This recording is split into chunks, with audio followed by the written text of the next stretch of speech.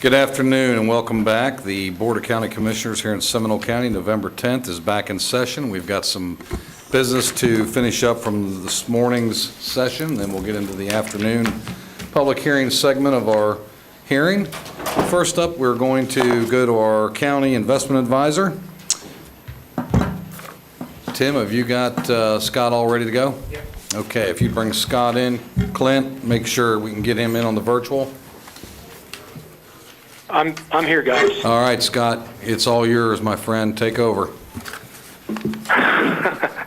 Thanks. Well, this is an update, so this is not going to include all the numbers that we normally run because it's been a couple weeks, I guess. Seems like much longer, but it's just been a couple weeks. So the events driving the market, these are all obvious to everybody. You know, Joe Biden was apparently elected the 46th president of the United States. The GOP gained House seats and apparently held its Senate majority, although, and this is huge, the Georgia runoff election in January could result in a split Senate if the Democratic nominees were able to win both seats. And, of course, President Trump has yet to concede. So I was telling somebody earlier today I had a call, and it felt like it was more certain the week of the election than it is now. For what that's worth. You know, on the COVID front, I read this morning that there were over a million new cases over the last 10 days, and there has been a pretty significant increase in the deaths. Biden did announce that he was going to form a virus task force, which is coming together now. You know, some of the analysts that I've been talking to don't necessarily see that as a good thing, although on the surface it is. But, you know, the thought is that that task force at the federal level could potentially, you know, mandate some shutdowns. And I'm not going to weigh in on that on either side. The positive is that we did get a vaccine announcement. You know, Pfizer and actually BioNTech, which is a Turkish-German biotech firm that was pairing with Pfizer, did announce what could be a game-changing vaccine candidate. It's 90% effective, apparently. Apparently, there are no significant side effects. You know, the big question is how quickly can the vaccine actually get rolled out? And the other question is, you know, will everybody take it? So, you know, the stock market rallied huge yesterday on this news, but I'm going to mention the stock market because it is kind of wild. You know, stocks rallied huge the week of the election, that entire week. The Dow was up roughly 1,900 points, with half of that coming before the election and half after. And, you know, the thought was that if the Democrats were going to have a blue wave and control the White House and Congress, that would pave the way for large-scale stimulus, you know, another 2 or 3 trillion, as well as infrastructure spending. And then, you know, the market rallied when it appeared that there would be gridlock and no tax increases. And then it rallied again the other day on the news of the vaccine. So, you know, oddly enough, I'm not in the habit of making calls on the stock market, but I do think that, you know, 2021, for a variety of reasons, looks a little bit better than it would have otherwise, you know, just for what it's worth. Now, that doesn't affect, obviously, the bond market, which the Fed is at zero on overnight rates, and that does affect really the market inside of 3 years. But I will tell you, over the course of the last couple of days, the 2-year Treasury note has actually moved higher to the point where it's the highest it's been since June 25th. So, you know, I would like to see it move a little bit higher, but, you know, we're moving in the right direction, and I think that yields, especially as the economy shows improvement and as inflation starts to creep into the picture, you know, you're going to see the curve start to you know, move a little bit higher, and that will, you know, hopefully give us some opportunities. We certainly haven't lost any opportunities. Economic growth, I think since the last time we were here, we did get third quarter GDP that was up 33%. I really need to add here that that's coming from a very, very deep hole, and GDP is calculated from point to point. So when you start out in a hole and climb out of that hole, you know, that number is pretty significant. It's also a quarterly, seasonally adjusted annualized number. And if you just look at the year-over-year advance, it actually year-over-year without annualizing the whole thing, it was up 7.4%. So still have some significant ground to make. We're still down 3.5% on the year. And if you think about it, we expected to grow 2.5% for the year. So, we can acknowledge, the improvement, which has been fantastic. At the same time, I think you sort of got to look out into, the future with COVID continuing to be the wild card and politics still very much up in the air, and recognize that 2021 still is going to show a lot of volatility. Moving on to the next slide, if we could. This is economic growth, and you can see the big drop and you can see the big recovery. I should mention that third quarter growth was double the previous record from back in 1950. I say previous record is post-war record because during World War II, there was evidence that we probably grew in excess of 30% on several occasions, but they didn't calculate it the same way they do now. And of course, that was a time when the entire nation was all gathered together and production was on everybody's mind. So, it has been a very good quarter. I don't want to diminish that, but again, we've got a ways to go. Employment, it's the same story as GDP. We have had a nice rebound. We're still short of where we want to be. So looking at that top graph with non-farm payrolls, 22 million jobs were lost in March and April. 12 million of those jobs have returned since then. The unemployment rate has dropped from what had been a record high or a post-war high of 14.7% down to, in the most recent October survey, 6.9. And the thing about that is the Fed thought in June that it was going to take all the way to the end of the year to get down close to 9%. So we're ahead of schedule.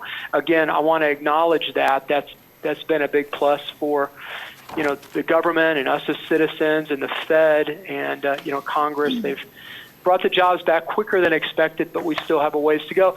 And I basically want to leave you at that. So, the update for the most part has to do with the election, which is still somewhat of an uncertainty. And, I think there is a degree of optimism going forward into 2021 despite all that uncertainty. And, there's some positives that are happening. That was a really good quarterly return. And, if we can keep some momentum going into the fourth quarter, which, so far some of the numbers we've seen early on indicate that although there's a tremendous amount of slowing, but in terms of positive momentum, in things like housing, in terms of auto sales, the savings rate nationwide is, the highest it's been in decades. So that's pent up savings that potentially could be, unleashed. But this is a K-shaped recovery. So there's the haves and the have-nots. And, I think, again, we're going to have to see how things unfold in 2021. But I think, coming to you today, I think there is some good news that's happened. And, we'll see what happens with going forward. Does anybody have any questions or anything I can get into any more detail on? Any inquiries from the board? No, sir. I think we're good, Mr. McIntyre. I will look for the board for action. Mr. Chairman, I'll move to adopt the recommendations of our financial officer based upon the report submitted today and direct the clerk to implement the board's adopted recommendations. Second. Motion and a second. Any discussion? Seeing none. All in favor? Aye. Opposed, like sign. Hearing none. Unanimous. Thank you, Mr. McIntyre. Be safe. Thank you, folks. You too. Bye-bye. Okay, next item up is items 46. Mr. Dredge will be providing a status update on the countywide drainage basin. Mr. Dredge, if you would come forward, please. Chairman, as they're moving forward, I'll just give you a little bit of context for this presentation. A couple of meetings ago, we had a presentation on the Lake Harney Drainage Basin Study. We presented a lot of improvements to you, but really not in the overall context of our countywide drainage improvements. So we wanted to take just a few minutes today, and Corey from Jacobs is going to chat with you about the prioritization process and how all of the different drainage basin studies that we are doing kind of fit together, and the process that they go through to help make recommendations to you on prioritizing drainage problems. And so we thought that might set the table for the next item on the agenda, which is the Midway Basin Study. Absolutely. Thank you very much for that explanation. I would also remind the public and all those in attendance, please turn your cell phones to mute so we don't have any interference with the presentations. Any other electronic devices you may have or have a need to utilize, make sure that they're silenced. If you're unable to silence them or mute them, please turn them off. Be courteous to those giving the presentation as well as the public that may want to make comments. Mr. Dredge, Corey, you're set to go. All right, thank you, Commissioner Zembauer, and thank you, Commissioners. I'm Corey Hooper with Jacobs, and appreciate the chance to present an update to the stormwater program as well as an update to the drainage basin studies. Make sure I get this right. There we go. So the goal of our presentation today is we want to give you an update on where we're at with the countywide drainage basin studies. Also give you an update of how the projects from the Midway and Lake Harney Basin studies have been incorporated into the stormwater program. Discuss a little bit of the changes to the evaluation criteria for flood hazard projects, and then also detail some of the process for incorporating the new projects into the program. So we will be quick with this. I don't want to take too much time. I do want to give some background of where we were and how we got to where we're at. So Seminole County Public Works partnership with Jacobs in 2017, we completed the Stormwater Master Plan, which identified the deficiencies and needs that needed to be addressed in the Stormwater Capital Program. The program consists of studies and projects. These studies are going to be continually updated, and new projects will get added in as projects get completed, so it's a dynamic program. It's not static. So where we were at in July of 2020, on the capital program side of stormwater, there are 85 projects that were identified, stormwater and water quality related. The budgeted need there was $64.1 million, which represented a deficit in funding of $13.3 million. Now that's just on the capital project side. Also, there's also the residential and rehabilitation side. And that program, if you combine it with that, there's a total of 244 projects when you put those two together with a need of $122.8 million with a deficit of 36.5. So that was where we were at in July of 2020. Obviously, there's been new studies done, new projects have been identified, which has added to that. There's been grants that have been received, which takes away from some of the financial burden. And then at the same time, there's continuing validation of the projects as things are changing. Some of the projects do come off the list, and we'll look at that in a minute here. So right now, the team, Seminole County and Public Works and Jacobs team is working on validating the stormwater list again. We go through an annual validation together. And then we're also standing up the project controls team to create the dashboards and deliver this as a program. So that's ongoing activities right now. So here I want to just highlight that the $122.8 million there at where we were at in July of 2020 is there on the left at the top. So there has been grant funding that's been received. There's been projects identified through the most recent basin master plans. There's been some projects that have been validated to come off the capital program list. And so where we're at today is that from where we were at in July is that there's an additional about $12.9 million of stormwater project needs identified. You can see on the table in the bottom, if you look at the complete stormwater program total, the red number there in column E is $49 million now. So that represents the total budget deficit that we have now. So on the previous slide, we saw in July 2020, it was 36.5, and now we're identified up to $49 million of deficit. So this just gives you a concept of what the planned spend is in the stormwater program in relation to some of the other categories in the referendum. So we got the box shown on the bottom. We have the residential, which is the rehab program, residential rehabilitation program, and then the stormwater capital needs. For the next 5 years, the planned expenditures are between $10 million and $20 million a year, depending on some of the larger capital construction costs moving forward in a given year. But that's the planned expenditure for the next 5 years. So moving over to looking at the drainage basin studies, this is just to orient us. We have 16 drainage basins in Seminole County. And with the Stormwater Master Plan, we went through a prioritization process to identify those studies that needed to be elevated and move forward. So an update of where we're at right now, you can see that the Big Econ and Little Econ projects are scheduled to start in 2021. That's a joint study, so that'll be one basin update. The blue highlighted projects, those are all tributary to the Lake Jessup Basin, and that's going to be a single basin study as well, and that's scheduled a little further out. The Lake Monroe and Lockhart Smith Canal Master Plan, that study is scheduled to start in 21 as well. And so obviously we have the Midway and Lake Harney studies that have been ongoing and are scheduled to complete this year. And then currently in progress, we have the Wekiva basins that are ongoing and in progress. So the next table here, just want to show these projects that are listed up here. These are projects that have not started. These are capital projects that are in the plan to get moving forward. So we have incorporated the projects that came out of the Lake Harney study as well as the Midway study to incorporate those and prioritize them. And this is part of the dynamic nature of the program, is as new projects are identified, they need to be scored and ranked and compared to move those forward. So just to get into a little bit of the process that goes into the scoring and incorporation of the projects. So the project management team with county staff really work hard to identify the correct funding category to move it forward. Then go through the scoring process with the county staff to score them. And then we move through to do the ranking, the forest ranking again. So they get scores 1 through 5 with the different weighted criteria, and those that's how it moves forward.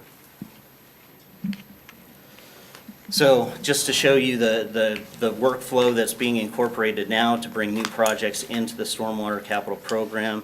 So if we start with a new recommendation, a study, it could be a stakeholder bringing forward a project.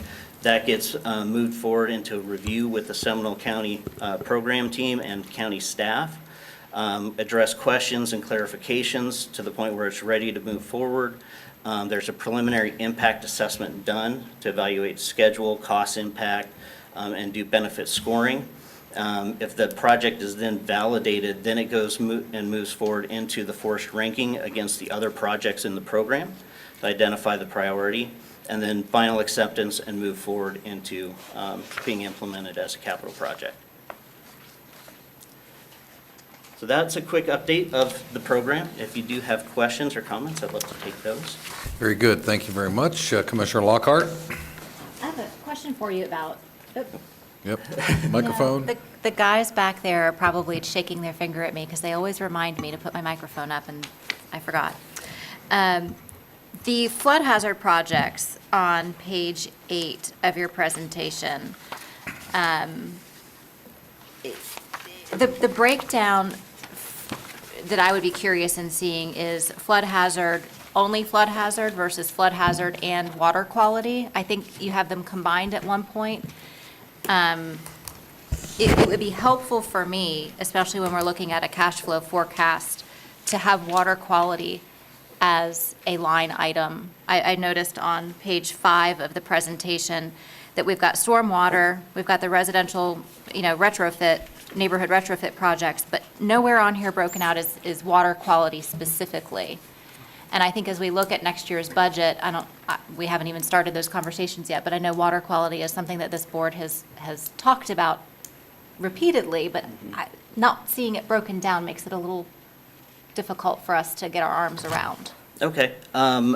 We tried to stay consistent with the way the funding was broken out in the referendum, which lumped them together as far as the pot of money goes. But all the projects are supposed to have a water quality component to them. So there should be some water quality improvements, even though their primary focus might be flood control. There still should be a water quality component. But I think that is something that getting that clarity between the flood control and the water quality is something that we can add into that to give some clarification on that. Yes.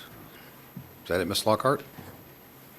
Yeah, well, I guess when you're doing your ranking, you are ranking based on, water quality is a component of your ranking on score 1 to 5, correct? Correct. So maybe there's a way that you could show it to us so that we know what portion of that ranking was water quality, Okay. rather than asking you to break it out completely, just highlight how you ranked it. I Yeah, don't know show, if that's I mean, we helpful. could show the projects and the scoring in the ranking and provide that as a table so you could see how the different projects scored by the team. Right. And if you have comments on that. That would be, I mean, don't do it just for me, certainly, I- if it's a benefit to anybody else. Piggybacking on Commissioner Lockhart's, it's important for me as well to understand, by example, if one project provides better water quality than another project, I think this board would like to know where those rank in the grand scheme of things. By example, if one project is going to give us a 5% betterment in water quality versus another project that may give us 30%, then we'd like to know that ranking in the overall picture, understanding this really is driven about, the basin studies. And secondary to that, if you can you identify, if not able to do now, but in the future, any of these studies that are going to trip for the property owners any possible increase in flood insurance costs based on the data that's been gathered from the basin study? If we're going to update the LOMARs for those areas and regions, the unintended consequences, which is you do a study, you gather the data, now you learn that what FEMA's flood map says is not reality, and moving forward with our project will now require updates to that, which may cause residents to incur expense with flood insurance. So I think, for me, I'd like to know what those impacts may or may not be as well. Commissioner Carey and then Commissioner Delory. Well, I think showing the ranking will be helpful when you put all the titles on it, because, if you have flooding in an area where there are residents, that's obviously should get higher on the list than flooding in an area that's out in the plains or, in the fields off of Lake Jessup somewhere. So, so I think showing that ranking on how they got to this ultimate ranking would probably help everybody understand it. Agreed. Commissioner Delory and then Commissioner Constantine. Thank you. Corey, Yes. water quality, TMDLs, is that what it is? Well, TMDLs is a portion of it, I but not understand that. everything, I because, understand yeah, that. yeah, So it's part of TMDLs, correct? yes. And for those in the public, that's Total total maximum maximum daily daily loads of load. pollutants. Yeah, okay, sorry, There's we a do reason- acronyms There's a reason why sometimes. I'm bringing it up, Corey. This county was chasing TMDLs in the late 2000s, and then, because there was a edict by the state of Florida, that by 2012 or 2013, maybe Commissioner Carey can validate that date, that we were actually doing everything the state told us to do. And we were going to meet our quorum, our number from TMDLs for the bitmap. And all of a sudden, the state basically said, well, it's too difficult to do, so we're going to push it out another 10 years. And so my first question is, from the TMDL side, where are we with the state of Florida, and where are we with stormwater? That is a question I'll have to get back to you on, Commissioner Delory. Because I- the I reason why don't I'm have, asking but this, yeah. Corey, I'm not trying to put you in a hot seat, even though No, you may I think know. I am, is because the state keeps on giving us numbers that we keep on going after. Mm-hmm. And then every time we get close to it, other counties are telling the state, well, we just can't get there. And then the state says, okay, we're going to push it out another 10 years. I want to make sure we're not chasing our tail. Understood. That's something we'll look into. Because That's, I think that's another issue we should be talking to our, not just our state legislators, but our lobbyists, that the state needs to, if they pick numbers, when it comes to water quality or whatever that number is, they need to keep people accountable, even though we're keeping ourselves accountable, and we're not getting credit for it. And that's truly a problem. Commissioner Constantine, then Commissioner Carey. Thank you. Corey, in our ordinance, each new development is supposed to, in theory, hold their own stormwater. Is that correct? well, yes, but there are some situations where there are releases, right? I mean, complete 100% storage, but. I understand, but yeah, I mean, by definition, Right. our deficit continues to grow in stormwater projects and costs, and I don't have to tell you, we have, I mean, not just in rainstorms like we had today, but even in normal rainstorms, we're get additional flooding, is, and you may not have looked at this or staff, but, could you have any recommendations as to maybe where our ordinances might be improved so that more water can be retained, in theory, on each project, as opposed to what is obviously occurring today, that we're still having, more outflow than it is, more water, more stormwater than it's actually holding, it looks like. Right. I will say that is a challenging, something that Florida as a whole is going to needing to look at, right? Because the ordinances that Seminole County has are consistent with what the water management districts and the state is guiding.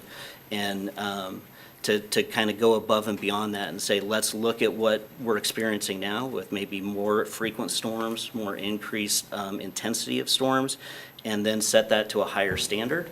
There's challenges that come in with implementing that, but I mean, it's a reality that Florida as a whole is facing. And it's something that, if the county wanted to be out on the forefront of that, we could start looking at that history. And definitely there are resiliency issues that come up with whether it's just even stormwater management, but how that flows over into utility and continuity of your roadway systems and things like that, of what are the impacts for those changing conditions. As a follow-up, that's what I just wanted to get on the table, because as Florida continues to grow, I can remember when it was 10 million people that lived here. We certainly didn't have the flooding concerns and the stormwater concerns that we did with 15 million and 20, and now it's 22. However, the ordinances have not necessarily followed through with the size and the depth and the increase in the capacity needs and the lack of surface opportunity. So I just, it's something for down the road, down the road, I think we really need to start looking at our stormwater requirements on development. Commissioner Carey? Well, I mean,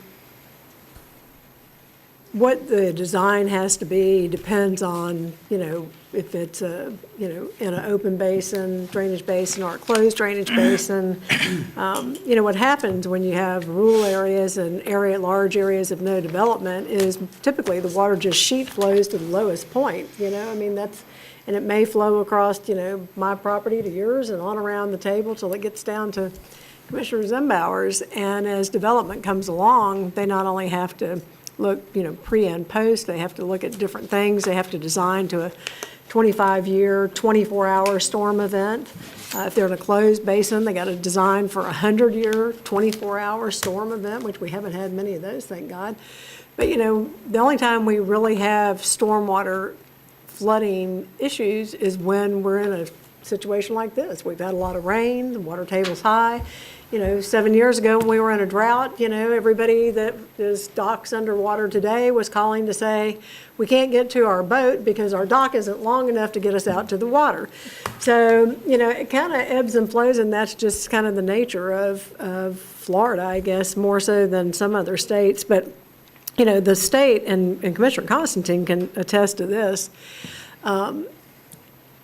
in the Florida 67 counties, when the counties in the South can't make the date, they have so much control and influence, so much more than many of the other counties combined, that they can push and get them to put these rules off, and so we as a responsible county, we keep trying to, live by the rules, make sure we have met all our TMDLs, make sure we've done everything as he mentioned, when he was serving in Tallahassee. We were following the rules, and then the South Florida counties can't get it done, and so they say, we need to lobby to push those dates out. There's more votes down there.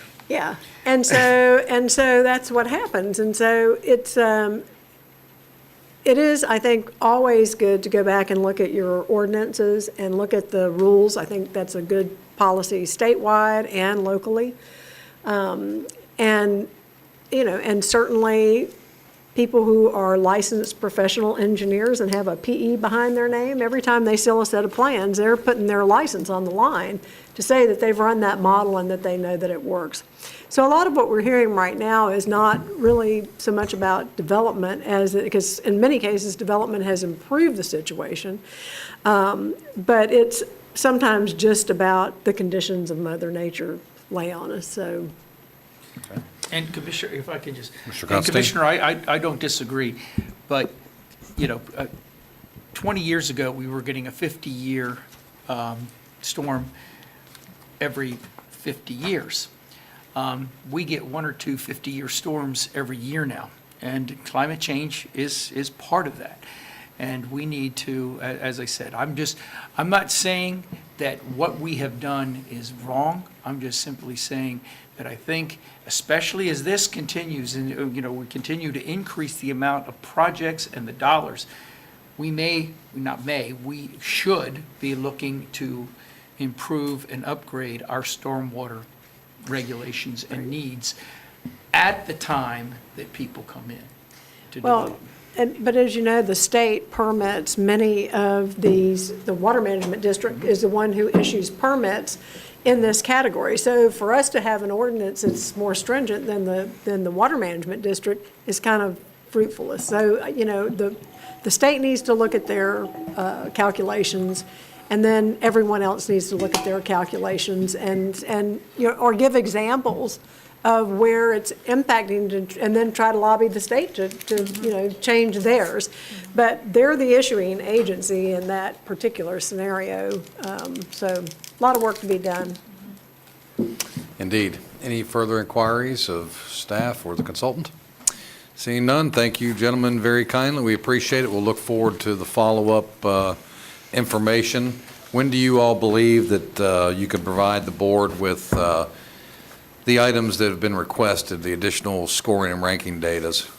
The scoring and ranking we can have ready for the next commission meeting. Great. Because we have the data, so we can Thank provide you. that pretty quickly. Great, fantastic. Looking into the floodplain information and the TMDLs, I need to get back with you on that. Okay, so sounds like part of it we could have like next week? Yeah. The other part, Yeah, we can work with what's- the team to get the tables to you for all the What's projects. a reasonable time frame on the other? Do you need, you think 30 days, 60 days, 120, 180? 10, Holidays are in there. Yeah, give me 60 days, 2 months. How about we get to the February, if February, everybody's okay with that, yep. February of 2021? That's a great date. Commissioner, the more you give them, the more they'll take, you know that. Well, no, I got that, but I want to give them plenty of rope. Yeah, no, that's good. Thank you, I appreciate it.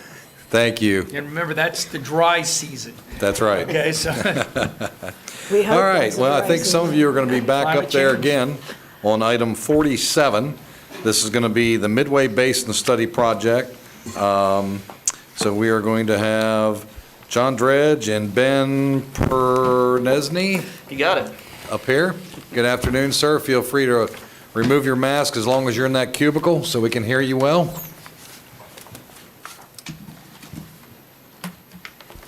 In the cubicle?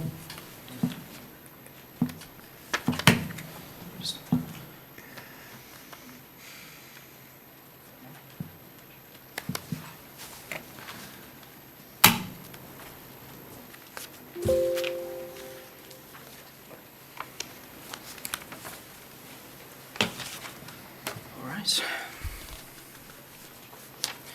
Mr. Chairman, Commissioners, ladies and gentlemen, thank you very much for the opportunity to speak with you today about the Midway Basin Engineering Study.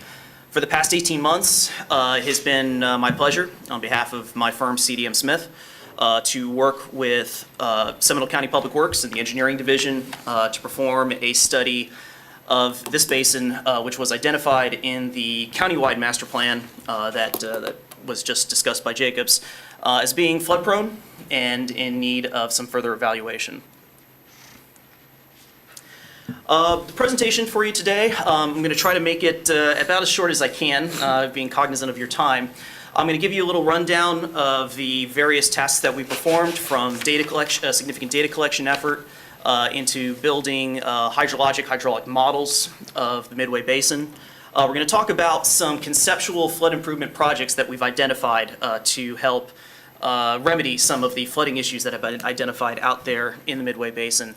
From there, we recently had a public meeting where we presented those draft alternatives to local residents and local resident groups like the Midway Coalition and got some very constructive feedback. And then from there, we've had further discussions with county staff and management on refining some of those potential projects.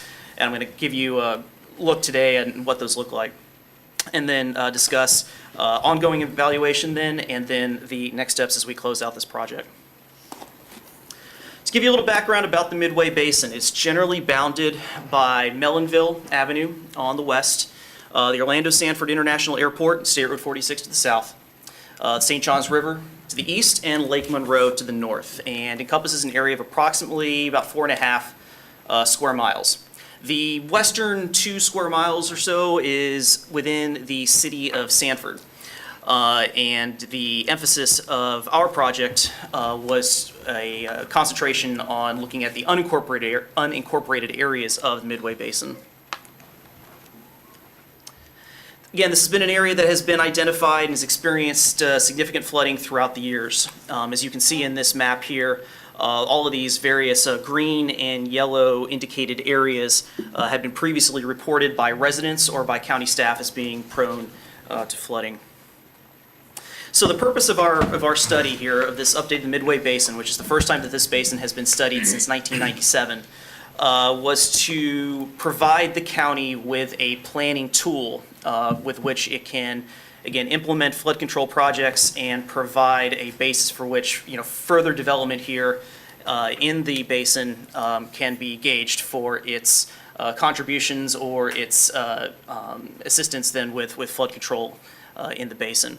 So we started by, again, performing a significant data collection effort to identify everything that had been built and everything that had been performed in the basin since that 1997 study. Updated the stormwater models that had been originally developed for that study to the latest industry standard tools and models. Again, I perform a level of service analysis to take those model results and be able to translate that into, real information, where are we expecting to see flooding. And then, again, use those models to first develop 100-year floodplains to give an idea of, what inundation is really going to look like here in the basin. It's very different from the way, perhaps, that the current FEMA flood maps look, and we'll get into that. As well, again, as be able to evaluate some potential flood control alternative projects that could be implemented to help provide some relief for the residents out in the Midway Basin. So as part of our data collection effort, I won't get into this too much, but the kind of information that we were looking to collect would be something along the lines of what you see here, which is the most recent topographic data that's available for the basin. This gives me a good opportunity here to kind of explain the general drainage patterns in the basin too. Basically anything to the west of Brisson Avenue and to the north of Huey Street is going to drain towards the north. It's going to drain from south to north through quite a few various ditches and outfalls, that some of which are maintained by the county, some of which are privately owned and maintained, up into Lake Monroe. The south eastern portions of the basin drain out to the St. Johns River to the east through 2 primary outfall ditches, one being along Washington Street and then the other one being along Huey Street. It should be noted that, again, topographic data, very important for developing the study, is going to help us to determine, where's the water going to go in our model.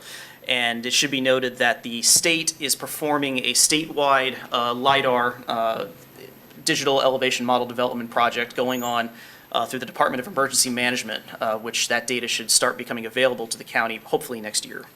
And it would be a good idea to update quite a bit of this information with that latest topo data when available. As mentioned before, we had this basin had last been studied in 1997.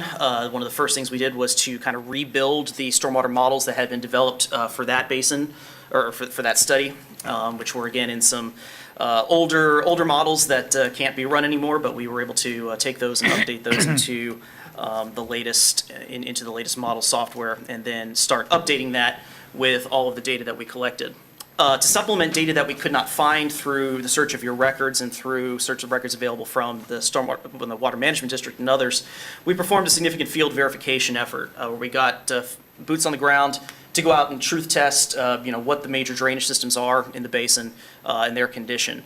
In addition to that, we were able to retain Southeastern surveying and mapping to help supplement, again, the available information with some real survey data of some of the major stormwater outfalls and systems, particularly in the areas that had been identified as flood prone. And you can see here in a map some of the general areas that we concentrated on for survey, which included the heart of the Midway community, particularly around the intersection of Kings and Center Street, as well as Kings and Midway, both of which have been identified as frequent flooding locations. The Huey Street outfall, and the area around Celery and Beardall Avenue, as well as the Indian Mound Village. So once we had all of that data in place, again, our big task here was to develop a comprehensive and a pretty detailed existing conditions hydraulic model to be able to simulate what was going to happen out in the Midway Basin when a certain storm would hit it. Again, we simulated this against synthetic design storms up to that 100-year, 24-hour storm. Of course, you hear about the 100-year storm and the 100-year flood elevation all throughout the media. Just to give you an idea of what that looks like in this part of Seminole County, we modeled that as a 10.6-inch storm over a 24-hour period. And for comparison, when Hurricane Irma came through in 2017, that dropped, and for another project that we were working on in the city of Winter Springs, they had some real gauge data where it received about 11 inches of rain in just over 24 hours, so almost exactly matching the 100-year storm here that we ran for this effort. One of the interesting things here, again, with the Midway Basin is that there is an awful lot of planned and ongoing development in the area, and we wanted to make sure that that was reflected in the evaluations that we performed. As such, we worked with the county and with the Water Management District really to identify all of the ongoing development, all of the development that's within the early planning phase that is intended to be constructed out there, so that we could incorporate the stormwater elements of those projects then into our overall stormwater model. And from that, we then constructed a what we call our build-out model that had all of the identified developments incorporated in there to determine, what the drainage patterns were going to look like, what the flooding extents were going to look like once all of that development was in place. So one of the first things we used with our model results, particularly those 100-year, 24-hour model results, was to develop an expected floodplain for the basin. And again, like I said, this is going to look a little bit different, or actually considerably different, from the current published FEMA flood maps for the Midway Basin. The FEMA flood maps really concentrate on the modeling of just the St. Johns River itself. And so as we'll see here in the next couple slides, most of the defined floodplain in this area from a statutory standpoint is all just right there around the St. Johns River and Lake Monroe. What we were able to do with the much higher resolution, much more detail that's provided within our model, is we have a much extended floodplain that shows inundation then throughout the basin, taking into account the capacity then, or lack thereof, of the internal drainage systems of the Midway Basin.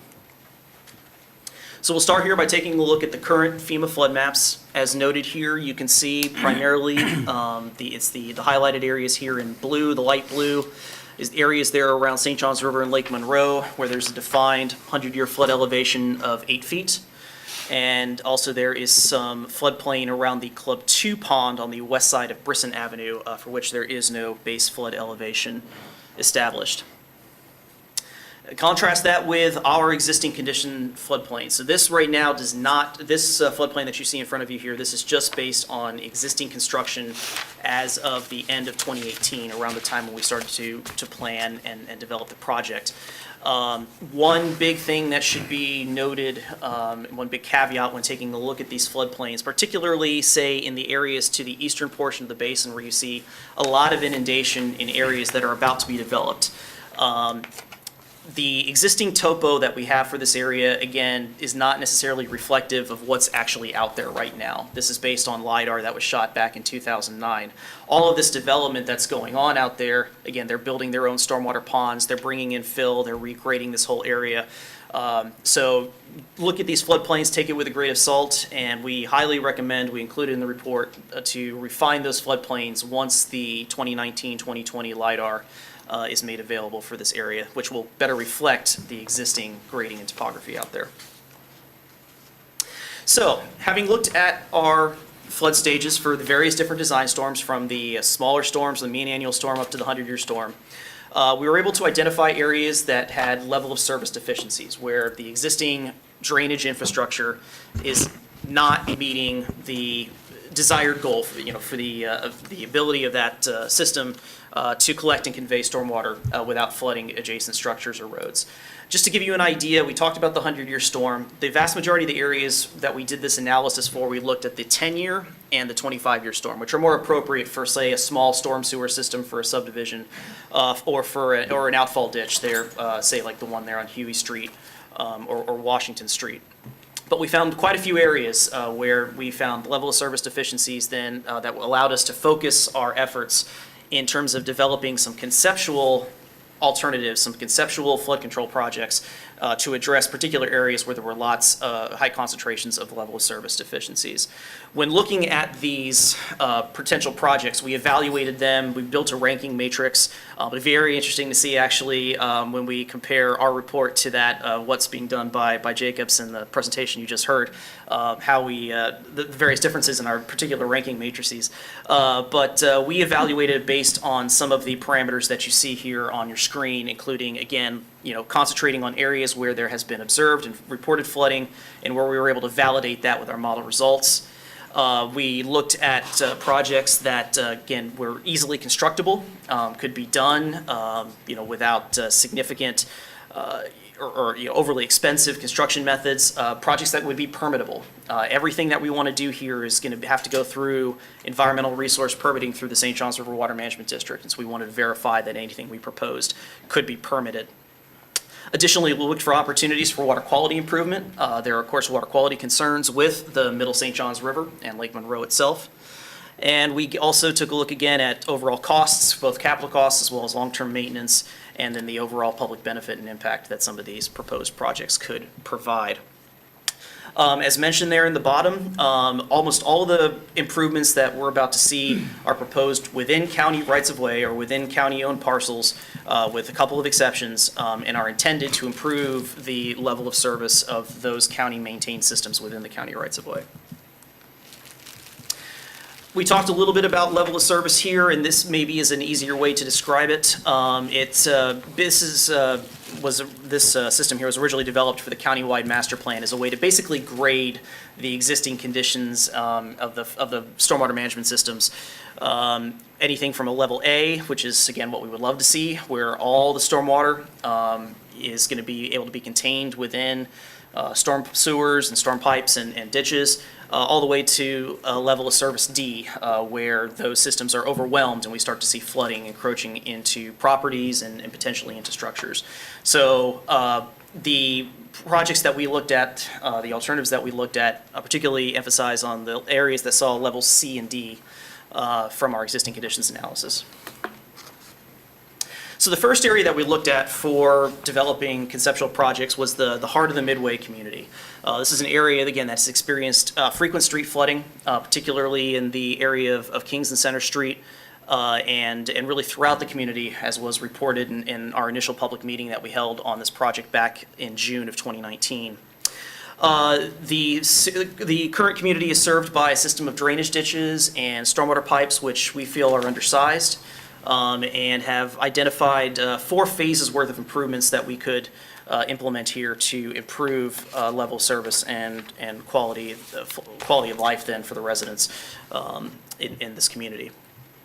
So it starts by adding some additional storage to the area. This is both going to provide flood control benefit, but one of the main reasons why we have included storage in this alternative and others is for permittability purposes.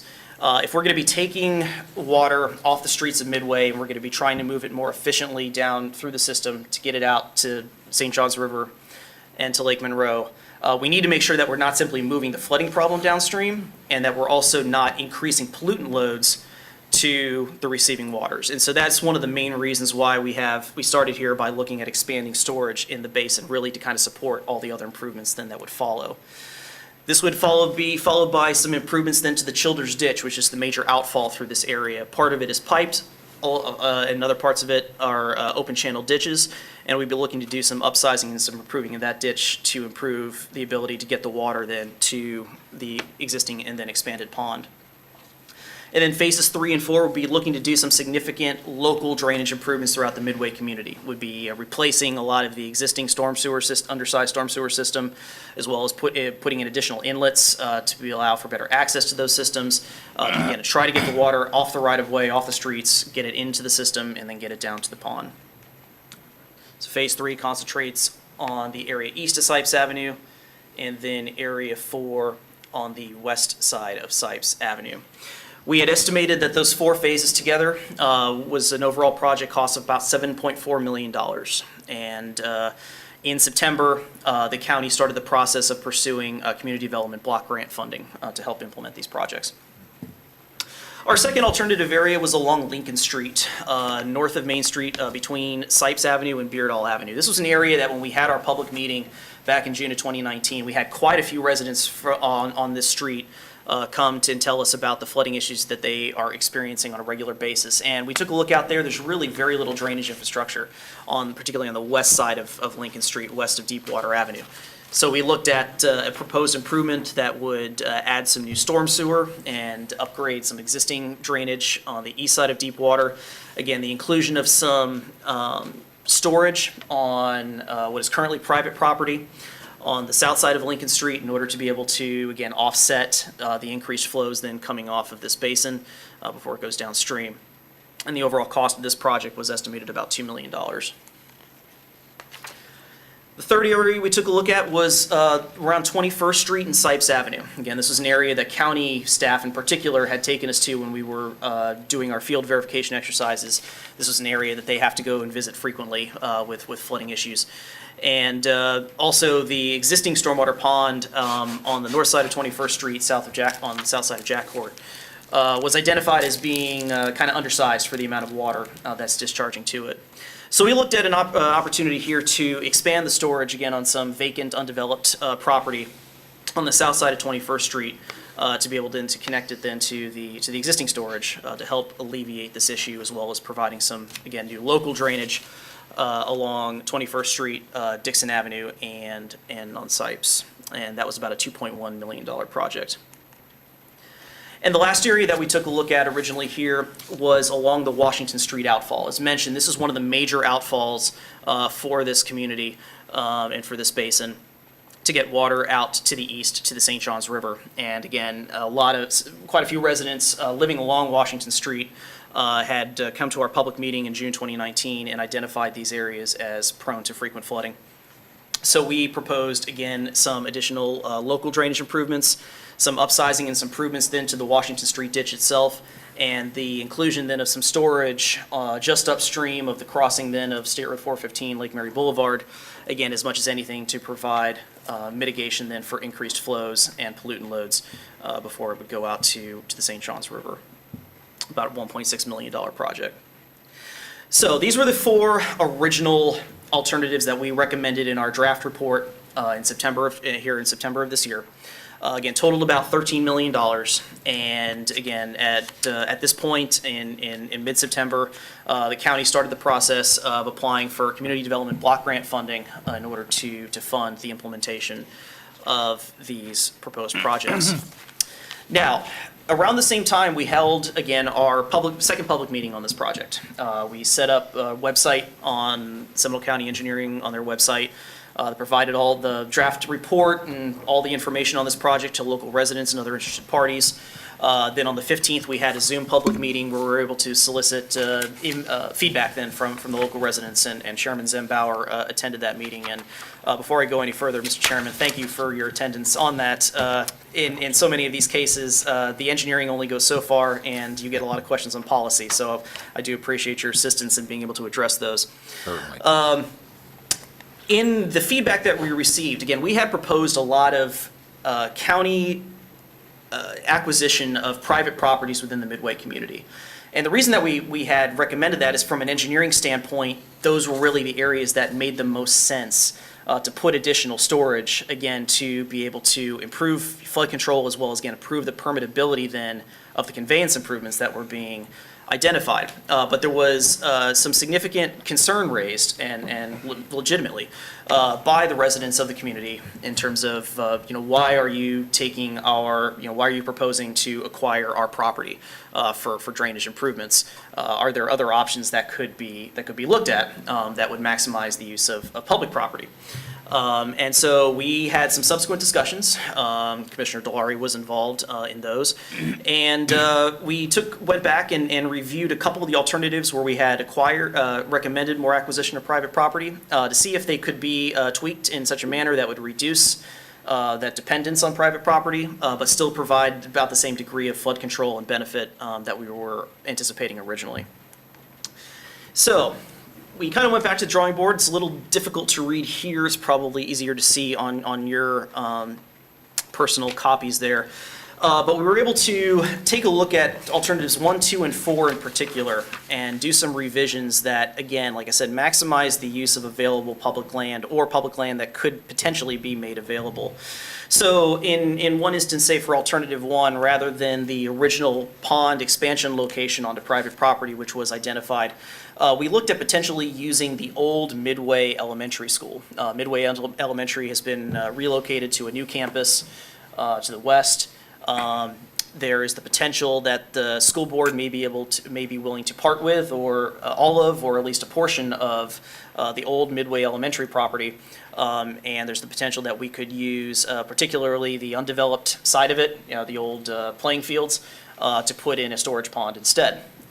We also were able to identify some additional county-owned land that we had not been previously aware of to replace the original alternative 4 pond site, as well as spend some time looking and rerouting some flow around here. Again, in particular, there's a lot of dependence on that big Washington Street outfall to get water out of the Midway community out to St. Johns River. So we looked at some opportunities for rerouting flow from the Midway community up to that Huey Street outfall, and then from there, performing some additional improvements then on the Huey Street outfall and the construction of a regional stormwater treatment facility on a large undeveloped parcel, which is currently not slated for any development, again, just upstream of Lake Mary Boulevard. Again, this is one that also would require some private property acquisition, but being outside of the community potentially could be more acceptable. We did some, again, just discussion on these revised alternatives from our original. Again, eliminates the acquisition of full private properties within the Midway community. There'll still be some need for some easement acquisition. We'll talk about that a little bit more. Again, maximizes the use of available public land. One of the interesting things is it could also potentially make alternative 5 unnecessary because of the potential to be able to reroute water away from that outfall to the other outfall. If we can make those improvements and demonstrate that all works, that we may be able to either completely remove alternative 5 or at least reduce the intensity of those improvements. So the status on that, we are working on revising our stormwater models to incorporate these revised alternatives, and we're going to prepare here in December a revised draft report that includes then the updated model results for county staff review. Before we look to finalize the report, ideally by the end of January of 2021. We put together some draft cost estimates on these revised alternatives, and these are subject to change based on how we end up refining the components based on the modeling. The alternative 1, about 6.1 million. Alternative 2 goes up a bit because of that, again, those new improvements and the new large regional treatment pond to about 5.9 million. Alternative 4, about 1.9 million. And in total, if all 4 recommended alternatives were to be implemented under these revised alternatives, it would be about a $15.5 million effort. A couple of caveats on this cost. Again, this is still subject to change as we refine this. We have not developed a cost estimate yet in terms of what it would be for the county to obtain land from the school board. Not Very quite as confident expensive. of that in terms of how that works. And then, again, potentially the fact that alternative 5 may be able to be eliminated based on the performance of those other alternatives. So we'll be providing an update that then with the revised draft report. Now, one of the challenges that the county has faced, again, since 1997, when this basin was last studied, there were quite a few alternatives and recommendations in that report that have not been able to be implemented over the last 23 years. And one of the big challenges that the county has faced in that regard is the lack of right-of-way in this area. There are certain corridors where the county right-of-way gets quite narrow, and then the ability to construct and maintain stormwater improvements is diminished. So like say here for alternative 1, this is the original alternative 1 in the Midway community. Most of that community is 40-foot county right-of-way. That's probably sufficient to be able to fit all of the recommended improvements in there. But you have a couple areas, say around Right Way on the west side and, on the east side, and Granby Street on the west side where it goes down to 25-foot right-of-way. That starts to get awfully tight. When we look at some of these other alternatives, say here in Lincoln Street west of Deepwater Avenue only has a 20-foot right-of-way available. Here, again, another example here on 21st Street, near 21st Street and Sipes Avenue, where there's only a 25-foot county right-of-way available. And then along Beardall Avenue as well, the county only has a 25-foot right-of-way for what is a pretty significant and major road in the area. Now, that limited county right-of-way presents challenges to the construction implementation of any of these projects. Is absolutely the intent of the county to construct the proposed improvements within the right-of-way wherever possible. In some of those situations, though, where there is limited right-of-way, the acquisition of either temporary or permanent drainage easements or temporary construction easements is going to have to be performed in order to be able to construct some of these improvements, and that's just one thing that just needs to be understood here as we conclude the project. So the overall project status here, again, we have completed the vast majority here of our efforts. We're getting towards the tail end of the project. Again, as mentioned, we're going to complete that reevaluation of those alternatives after following their revisions, and then we're anticipating our final report being published here by the end of January of 2021. This has been a team effort to get to this point. We'd like to thank the Board of County Commissioners here for all of your support and your advocacy for this project. The Midway Coalition, Mr. Emery Green is here. Particularly like to acknowledge his advocacy and his dedication to his community for making this happen. The Seminole County Public Works Department and the Engineering Division, we've worked with Public Works Director Jean Jaresh here and Mr. Ton Nguyen as our project manager. Thank them for their support, and then all of our staff at CDM Smith for bringing it to this point.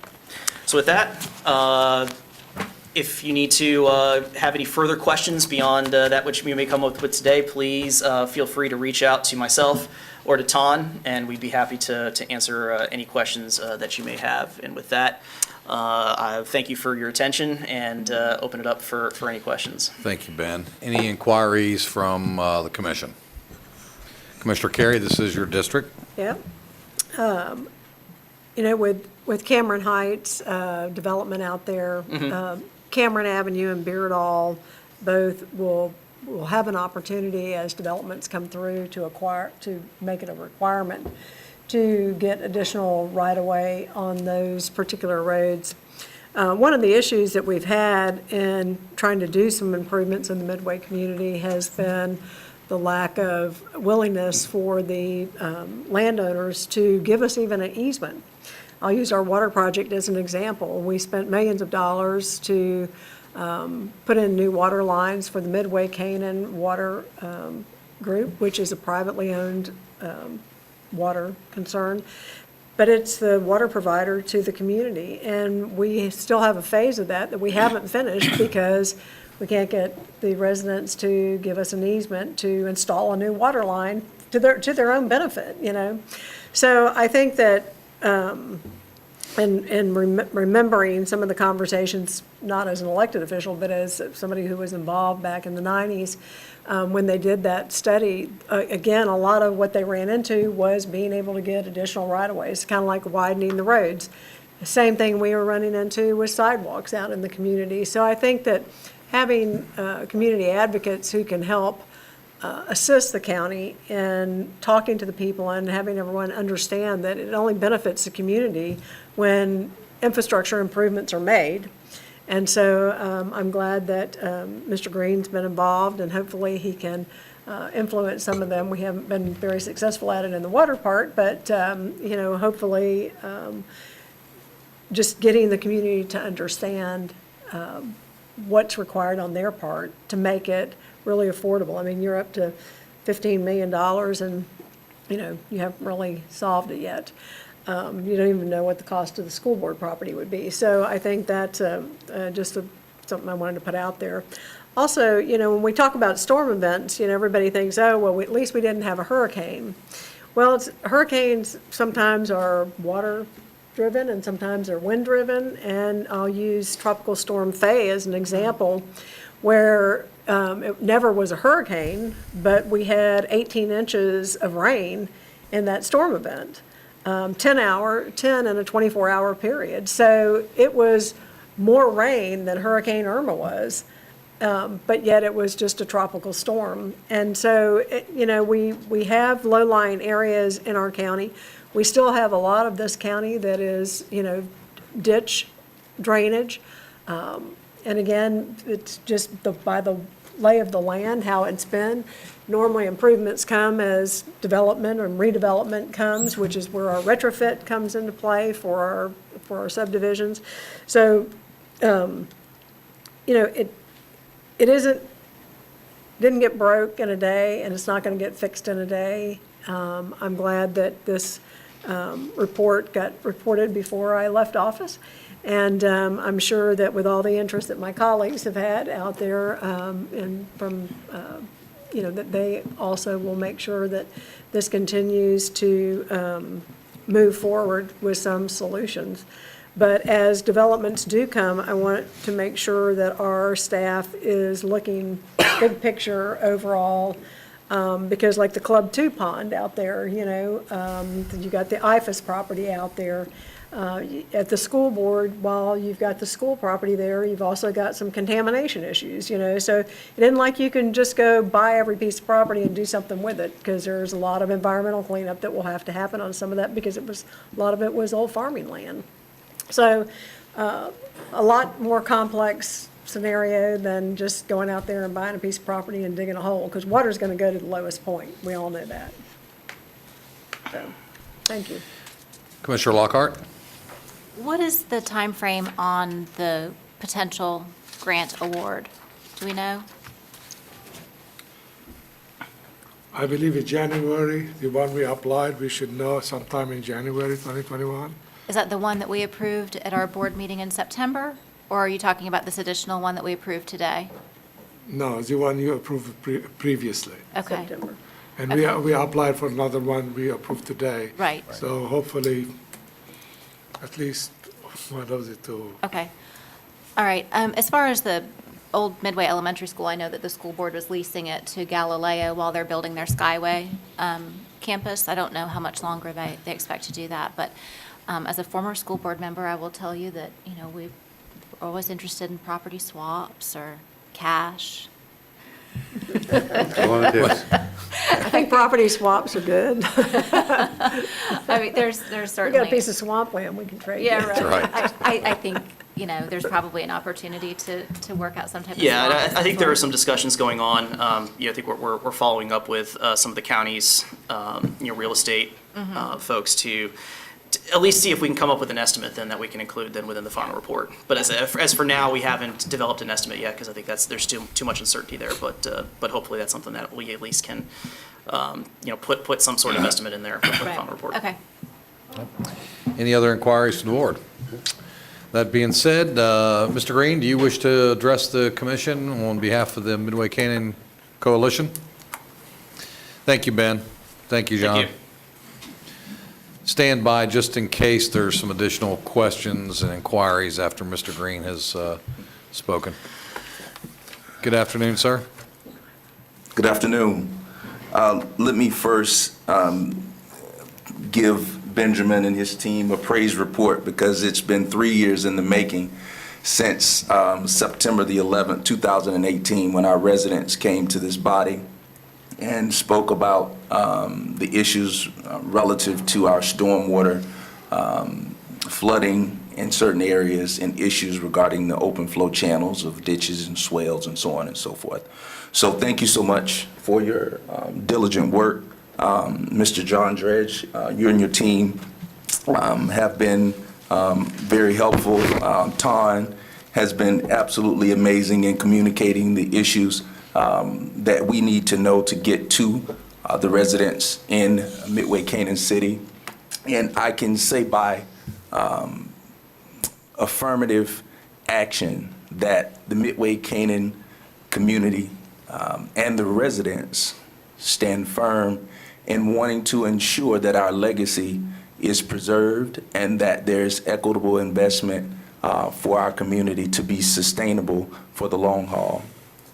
That is marked so vividly in the proclamation that was made earlier today. And I purposefully didn't say anything earlier because I wanted to comment on it this afternoon, because many of the contributions that a lot of the elders have made prior to me being in the position that I am in, which is a lead volunteer with the Midway Coalition, they have done so much, not only just here locally, but also nationally. Well, I won't go into many of the details, but we've had from the first graduate of the University of Law School is from Midway. One of the first city commissioners, African-American city commissioners, is from Midway. He was born based upon the information that I have read, and I didn't know this, Commissioner Bob Thomas, on Meriwether Farms, which was on Celery Avenue. Still is. So many of the things that has been brought to our attention that our community represents, not only just as a migrant city, but also as a city that has contributed so much to Seminole County and also Sanford's history as a whole. We want everyone to know that our residents are proud, we're committed, we're loyal, and we're willing to stand in the gap so long as the information that we have is prioritized or the information that we need to know is prioritized and is communicated to us. And I think we've exhibited that over the past 3 years to this body by working with your staff to get to this point. And we are very excited for the information that's been presented. And we look forward to working with staff as well as the newly elected or re-elected leadership and Commissioner-elect Andrea Herr as she comes to seat. We are very excited to working with everyone, Commissioner Lockhart, Chairman Zimbauer, as we move forward to really forge a bright future, to be that shining beacon of light that Dee Dee Schaffner talked about the Midway Safe Harbor. We have big plans. We have great ideas. We're putting some things in action, and I think together we can build a great future, not only just for our community, not only just for Midway Canaan City, but also for Seminole County as a whole. And I thank you so much. Thank you, Mr. Green. We appreciate you being here today.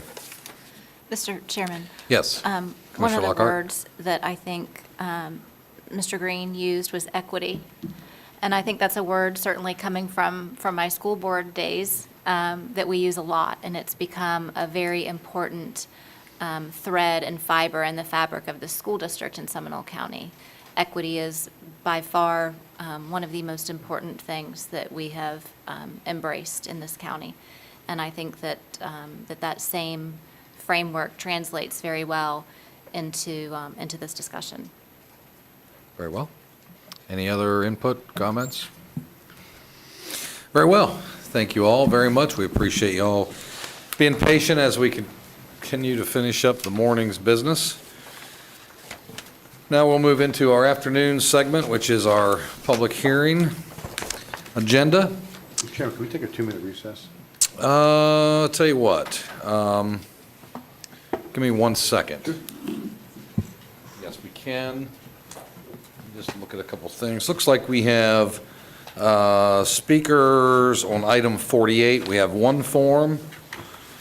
Looks like on item 50, we have, maybe a dozen. On item 51, looks like we have probably maybe close to 2 dozen. So we're going to take let's take a 15-minute break, restroom break. What I would do is ask that those that are present today, we want to take as much testimony. We don't want to reiterate testimony. We don't want to hear the same thing out of the same person over and over and over again. We'll try to accommodate that. We don't want you not to talk, but if you have the ability to get with some of your HOA members or fellow members that you want to appoint to speak on behalf of many people, that's fine. If you want to just speak each individual, that's fine as well. But we're only going to hear the same thing over and over and over, and we're going to limit that to a certain point. So let's take a 15-minute break, and let's get back at 3 o'clock.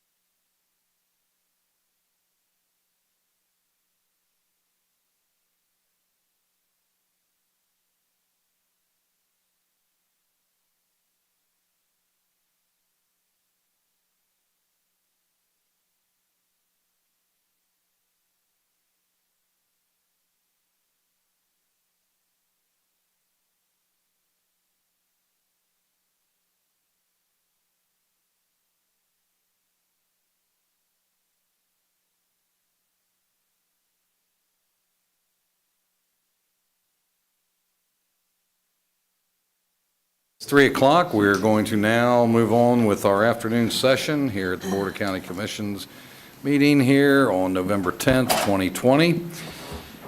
Public hearing agenda. I need proof of publication, please. So moved. Second. Motion and a second. All in favor? Aye. Opposed, like sign. Hearing none, accepted. Our staff will present each item for consideration with staff recommendation. The board will have an opportunity to ask questions of a staff when presentations have finished. The applicant will have an opportunity to make an audio presentation. The board will have a chance to ask questions once the presenter has finished. People interested in speaking either for or against a project issue may speak in person, or if virtual, they should register at the Seminole County website by going to the Board of County Commissioners page and clicking on the webinar registration link.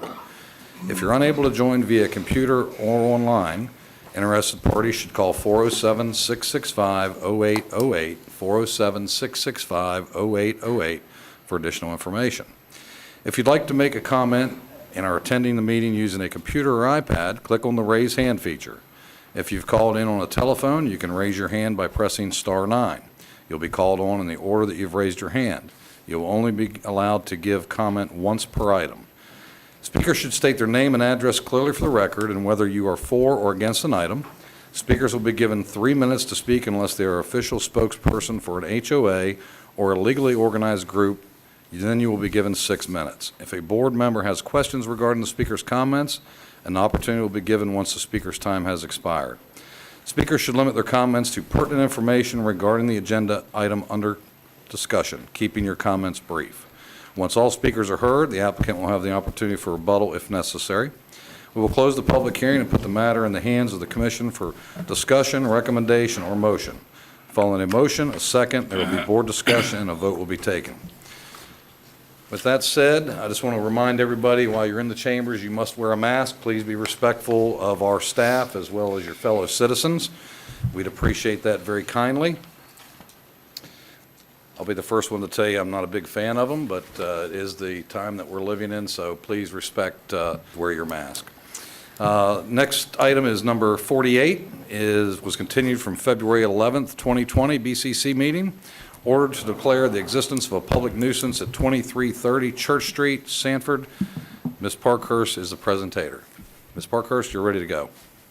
For the record, Liz Parkhurst, Building Division. Item number 48 is a request for an order to be imposed declaring an unoccupied structure located at 2330 Church Street, Sanford, a public nuisance and requiring corrective action be taken by the record property owner. On December 10, 2019, the board issued a notice of determination of public nuisance for the unoccupied structure. This notice ordered that the structure be rebuilt or repaired in compliance with the Florida Building Code or be abated through demolition. To date, no corrective action has been taken, and there continues to be a steady decline in the condition of the property. This item was continued from the February 11, 2020 Board of County Commissioners hearing to allow time for the relative of the deceased property owner to address the back taxes and to obtain ownership of the property. After confirmation with the tax collector's office, the back taxes have been paid and are now shown as current. Additionally, the relative of the property owner has continually updated staff as to the status of their legal options as to obtaining the ownership of the property. Also at the February 11th hearing, due to the condition of the structure, the board ordered the property be secured. Staff inspected the property in early March and confirmed the structure was boarded up. The property has been re-inspected and remains secured. The purpose of this public hearing is to provide the record property owner or their representative the opportunity to appear before the board to state why the structure does not create a public nuisance and why the property should not be abated. Staff recommends that the board issue an order declaring the property the unoccupied structure a public nuisance and require corrective action be taken by December 11th, 2020. In the event the record property owner does not take corrective action by December 11th, it is further recommended that the board direct staff to abate the nuisance. The building official, Bob Pike, is available for any questions, and that concludes my presentation. Thank you, Ms. Parkhurst. Any inquiries from Ms. Parkhurst? Any inquiries from anyone else on staff? Mr. Pike, does anybody have any inquiries to Mr. Pike? I do, Mr. Pike, have a question, if you be so kind.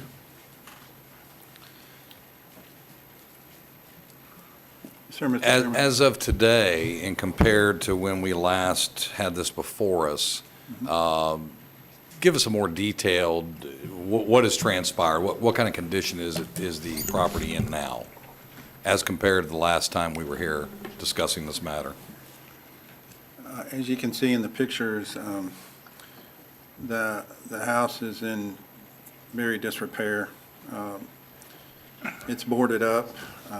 It's been in that same state, so I don't see any change other than just time has gone by. It's still in pretty disrepair. And it's remained boarded up currently, so it's not a safety issue as far as the public being able to go in there. But it's in pretty bad shape, but it's boarded up, so it's not a safety issue for anybody that's on the outside. Have never been able to go inside, but just from seeing the outside from areas that I could see, it's a pretty old structure that's in very dire need of extensive repair, and it would probably be cheaper to tear it down and rebuild a new structure there than it would to repair that one. Okay. Well, thank you very much. We appreciate it. sir. I don't know if anybody else has any additional questions. I would just say stand by in case some do. Absolutely. All right, it looks like we have Ms. Cheryl Smith who would like to address the board. Welcome, Ms. Smith. Please find your way to the podium. If you would, state your name and address for the record. Cheryl Smith, 1811 Harding Avenue in Sanford, Florida. Good afternoon and welcome. You have Good 3 afternoon. minutes. Okay, so in February, I came before the board and we discussed the possibility of me acquiring the property through adverse possession. Mr. Colbert suggested I contact the legal aid. I did. They got back with me in April and told me that was not an area that they would be able to assist me with. So I have since then acquired a private attorney who was familiar with the adverse possession, and I learned through them that I could not adversely possess the property because it's heir property. It had never been probated. He gave me 2 options.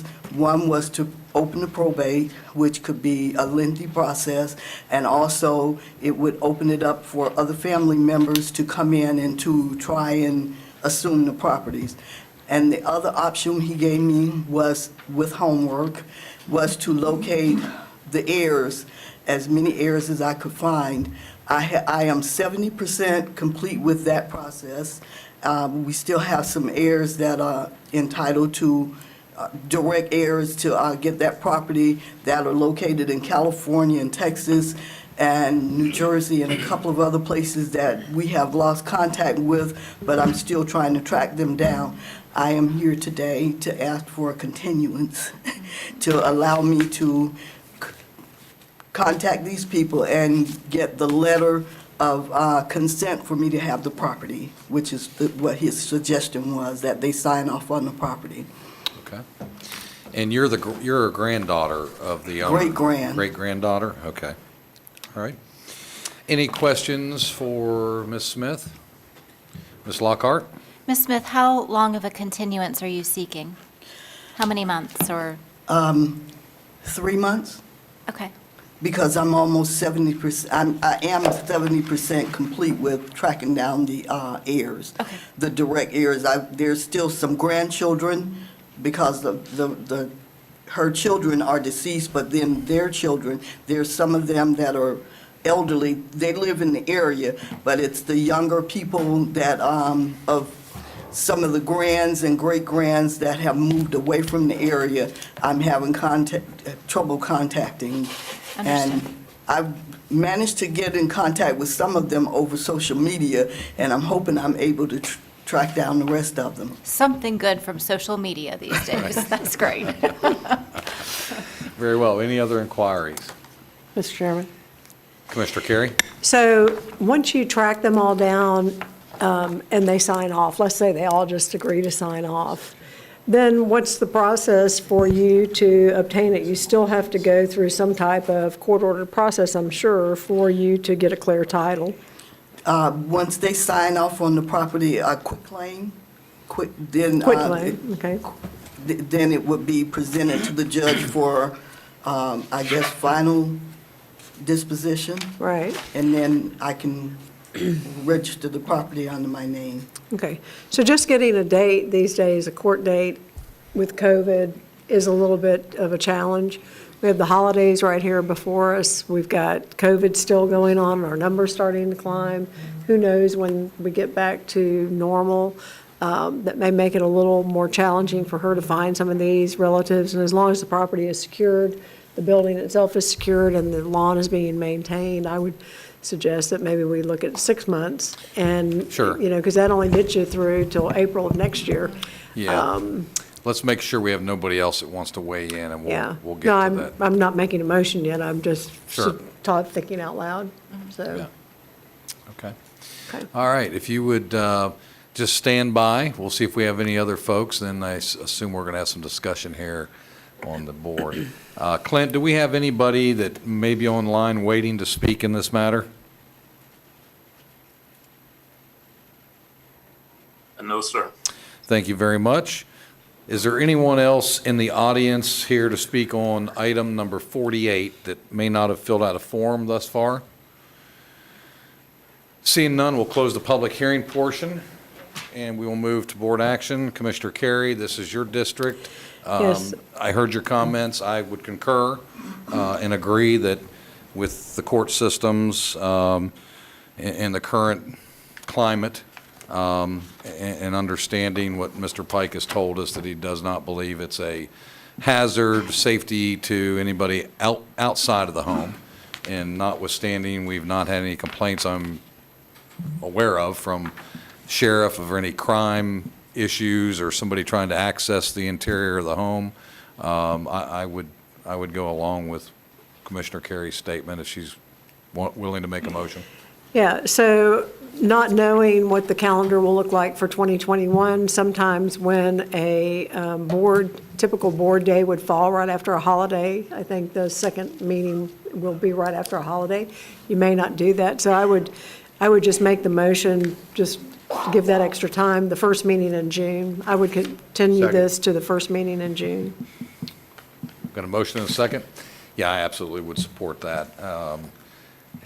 I'm dealing with court cases that are now pushed back 9, 10, 11, 2 years. Yeah. So, you know, this is a little bit of a different matter. Hopefully she can, you know, able to track down all the heirs and so forth. So we'll call the vote. All those in favor? Aye. Opposed, like sign? Seeing none, carries unanimous. And Mr. Chairman, I would just like to say that if she's able to resolve this prior to, by getting all of the heirs to sign off and bring the property into compliance, then there wouldn't be any reason for this to come back at all. So, Right. but, you know, just, Agreed. Yeah, that in Mrs. mind. Smith, you do understand what the board is stating at this point? Yes, sir, You've got till and- June? Yes, sir, and I will continue to keep Ms. Parkhurst apprised of my progress. I would think, just keep us apprised, you know, if you get it done sooner, if you by chance hit some kind of speed bump or hiccup in the court system, or your attorney, maybe it may be good just for you to have your attorney reach out to our staff and update them on what he or she may be challenged with, Yes. so that we have an understanding that what's may or may not be moving forward. just needs to remain in compliance as much as possible while you're getting all that done. Yes, ma'am. All right. Thank you all. Thank you very Thank much. you. Be well. Okay, next item on the agenda is item number 49, is an annual update of the 2021 CIP or Capital Improvement Project Schedule. Annie Silloway will be presenting. Good afternoon, Annie. Hi, good afternoon. For the record, I'm Annie Silloway, planner with Development Services. I'm presenting the 2021 Capital Improvements Project Schedule Annual Update. Just a little bit of background. In 2011, the Florida Legislature enacted legislation allowing the schedule of the capital improvements element to be updated by ordinance without amending the comp plan. The capital improvements element, or CIE, of the Seminole County Comprehensive Plan is required by the Community Planning Act, Chapter 163 of the Florida statutes. It is intended to enable implementation of the plan's goals, objectives, and policies. Each year, The adopted schedule of capital improvements is updated to ensure that the schedule matches the county's newly adopted fiscal year budget and the adopted 5-year capital improvements program.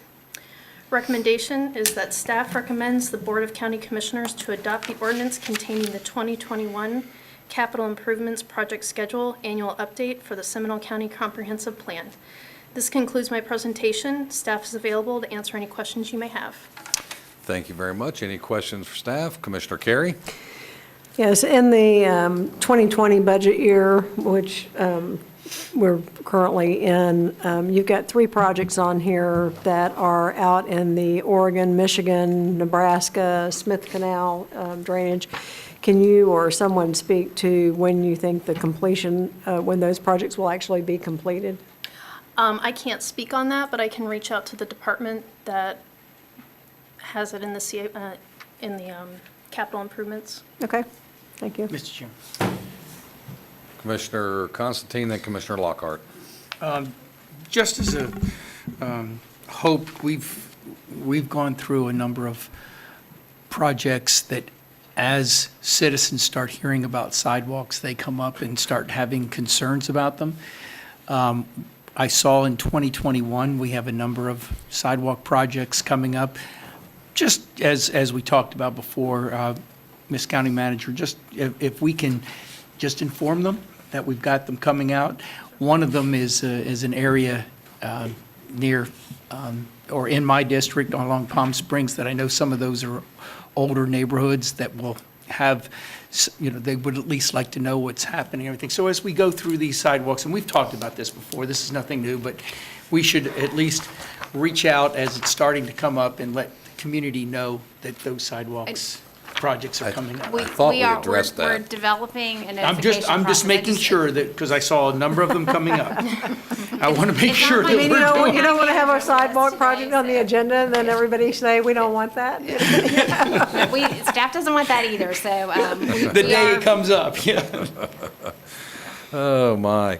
Any other inquiries, Commissioner Lockhart? Yeah, so I actually was able to speak with Tim Jex in finance about this a little bit yesterday, because I know, Ms. Silloway, you get the wonderful opportunity to present this to you, but none of these projects are your projects. Yes. So I feel for you. So I went ahead and called Mr. Jex, because I found it a little bit like looking for a needle in a haystack with some of the projects that are lumped under transportation. And so I asked if there might be an opportunity to, for reporting purposes, maybe next time, if we could at least, under transportation, separate out sidewalks, resurfacing, stormwater. We have an element of drainage, but there are drainage projects still listed under transportation. So, Some go hand in hand.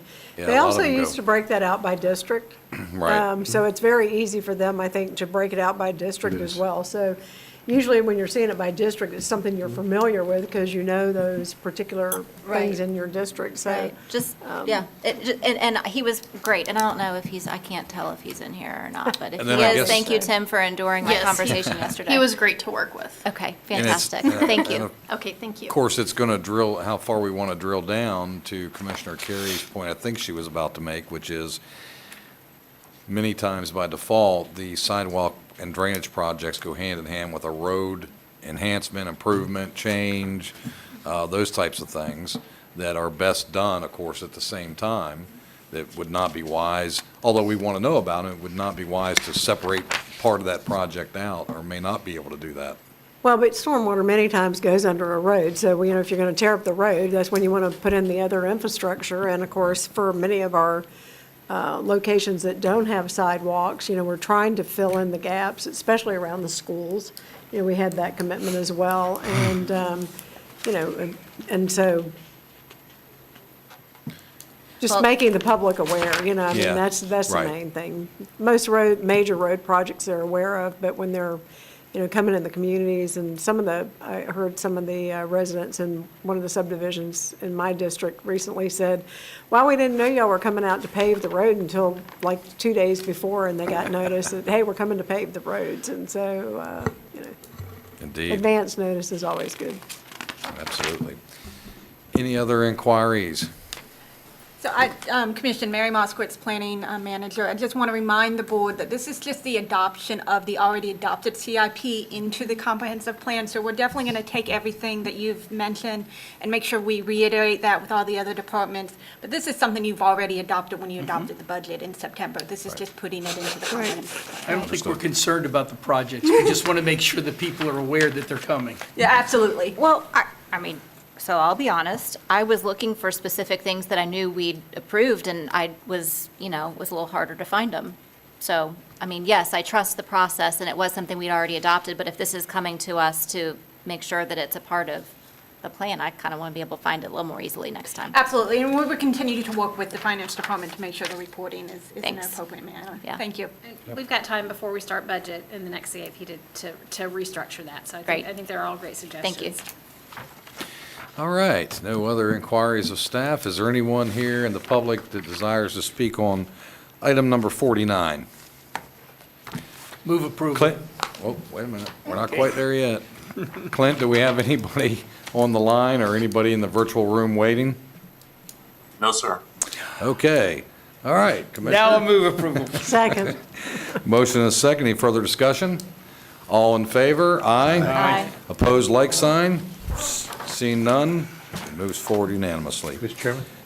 Commissioner Laurie? As we move forward, I'd like to submit all my ex parte communications for the public hearing. to the I clerk. was just getting there, so anybody has ex parte, pass it down to the clerk, please. Got it. There's really We'll give no it one at the to end of the pass it meeting. to, frankly. Oh, There's no all one right, here, look so at I'll that. just hold on to Electronically. it, and you can I'm hand going it to later. present it electronically. Why do we have a clerk in the morning and not in the afternoon? I don't know. They don't want to listen. Who's that They're clerk? recording the new technology, they don't necessarily have to be in the room Apparently. to do it, so, All right, I think it's more like they well, don't if everybody will want to be in make the sure room. we save it and get it turned in. yeah. Mr. Chairman, I have ex parte on all of the public hearing items today, and we'll transmit that electronically since clerk's not here. I'll be presenting it Yes. electronically.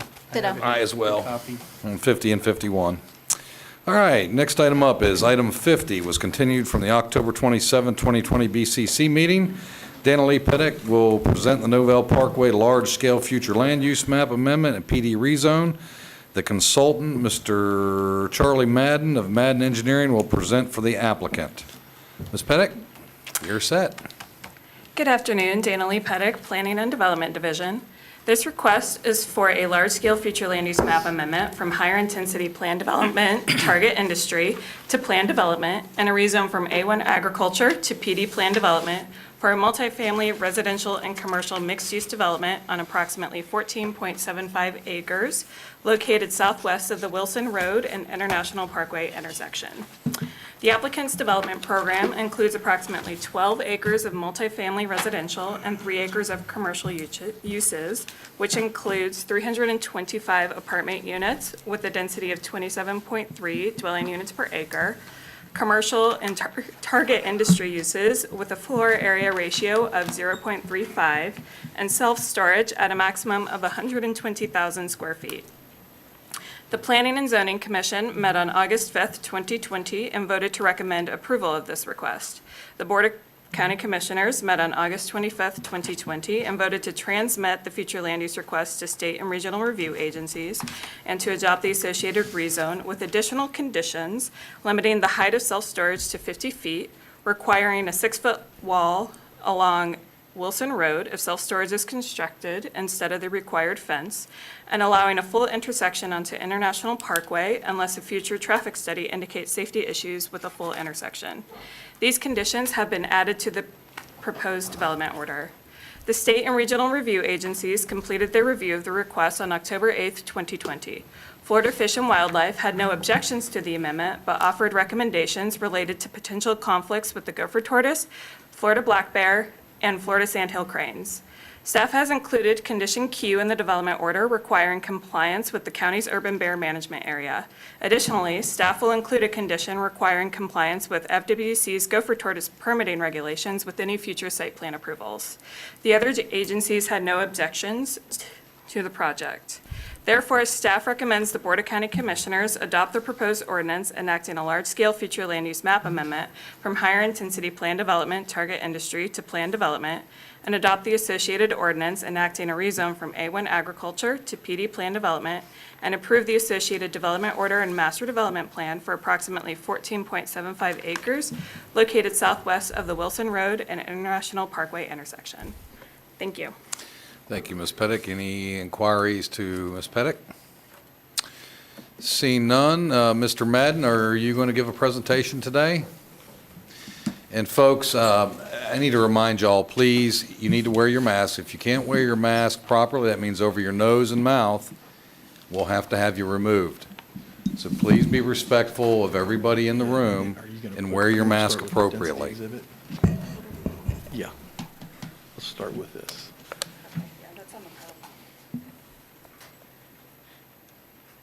I think it's in, yeah, it's in your staff report.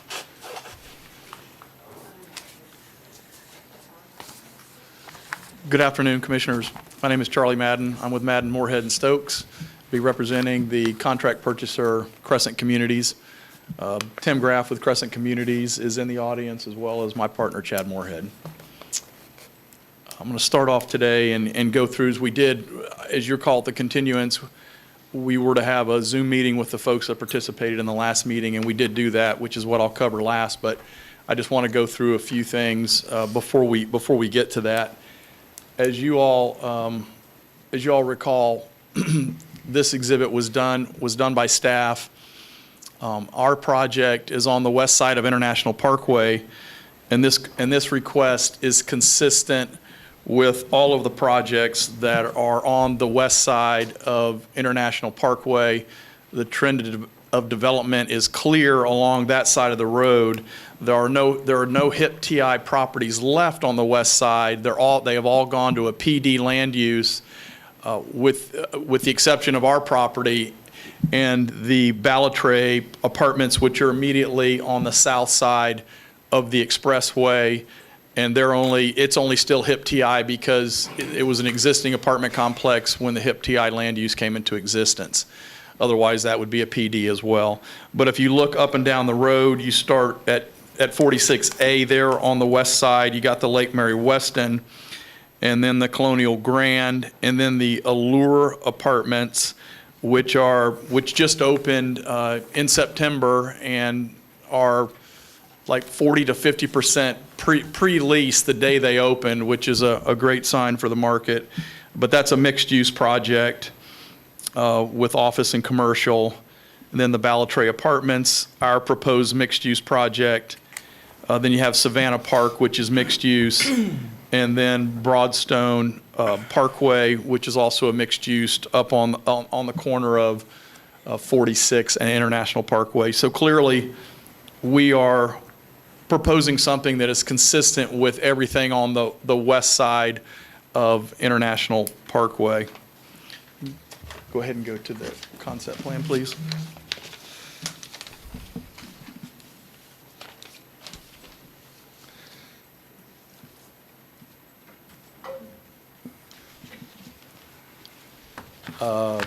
Okay, let's go to the concept. Not that. No, just keep going to the next one. That one. There you go. Thank you. So this is the concept plan that I showed you at the transmittal hearing, and a few highlights there are of note would be that, we originally, as we discussed before, we had 4-story buildings over by Wilson Road. When we got feedback from staff and neighbors, we switched and put the 3-story buildings by Wilson Road, and the distance separation between the nearest townhomes in Savannah Park and the 3-story buildings is 160 feet, which is actually 60 feet more than the separation between the townhomes and the 3-story apartments that are within Savannah Park.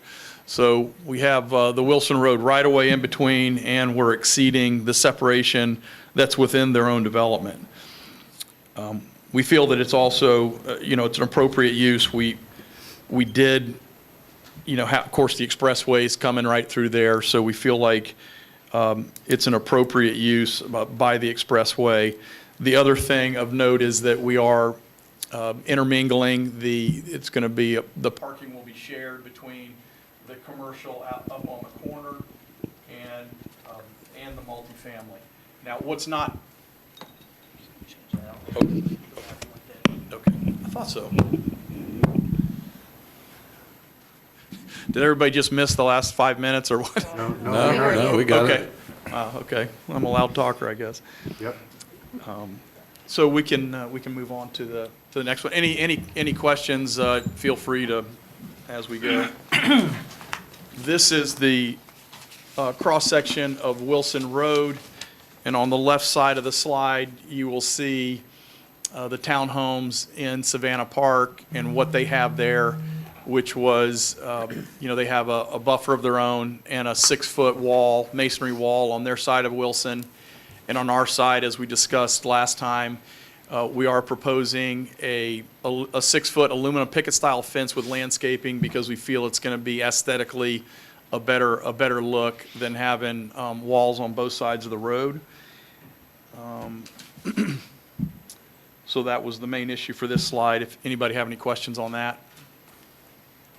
And again, you can see the 160-foot of separation from our nearest 3-story building to the townhomes in Savannah Park. Mr. Chairman, I have a question for the applicant. Yes. Certainly. What size tree, I mean, you see pretty significant trees there. Is that size trees you're putting in? Well, it's a concept, and your code does have requirements on the types of trees. Hopefully, in that buffer that we have, the 15-foot buffer, hopefully there'll be some, we're not to that stage yet, but hopefully there could possibly be some trees that we could save in that buffer. And, then of course, we're going to meet your code for, all of our proposed buffers in width meet the land development code, and whatever the code requirements are for tree plantings along there, we will certainly meet at a minimum.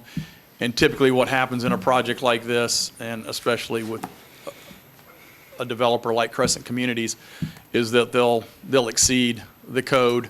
I don't know exactly what will be going in there right now today, but at a minimum, it meets the code, but I'm anticipating that it would exceed the code. Something that you all haven't seen, I know some market questions had come up, and if I could, can I use?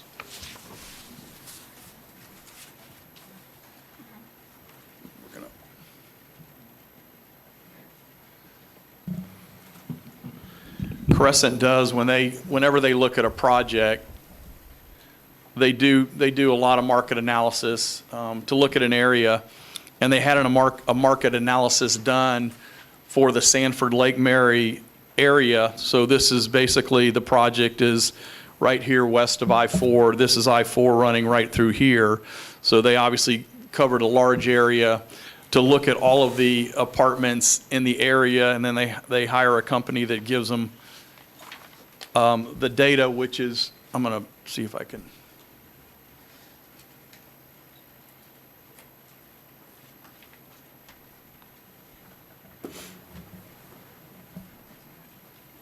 How do I zoom in? Oh, okay. Keep going till there you go. Okay. So what this is if you can read this, is it shows that all of the apartment complexes that were in that area that I showed you are at, they're all better than 90% occupied, and most of them are over 95% occupied, which with turnover in the apartment world is considered 100% because you got lease turnover and so forth. But every single apartment complex in that whole mapped area, which is a huge area, a lot of complexes, is over 95%.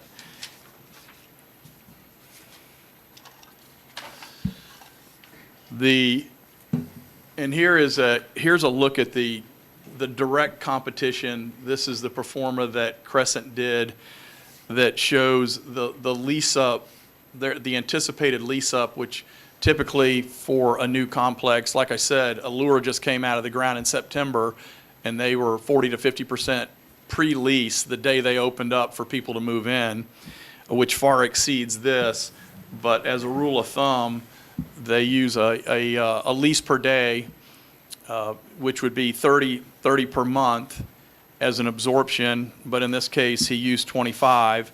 And what this is it shows the quarters moving forward, and it shows all the projects in the International Parkway corridor with, Allure on there, Broadstone Forest, Integra Crossings, Parkview Lake Mary, all of the newer projects. And it shows their lease up, and by the time Novell is built, those will have been leased up to their 95% or whatever, and that's when Novell would start leasing their units. So this is the kind of study that they do to ensure that their investors are throwing, money at a good thing.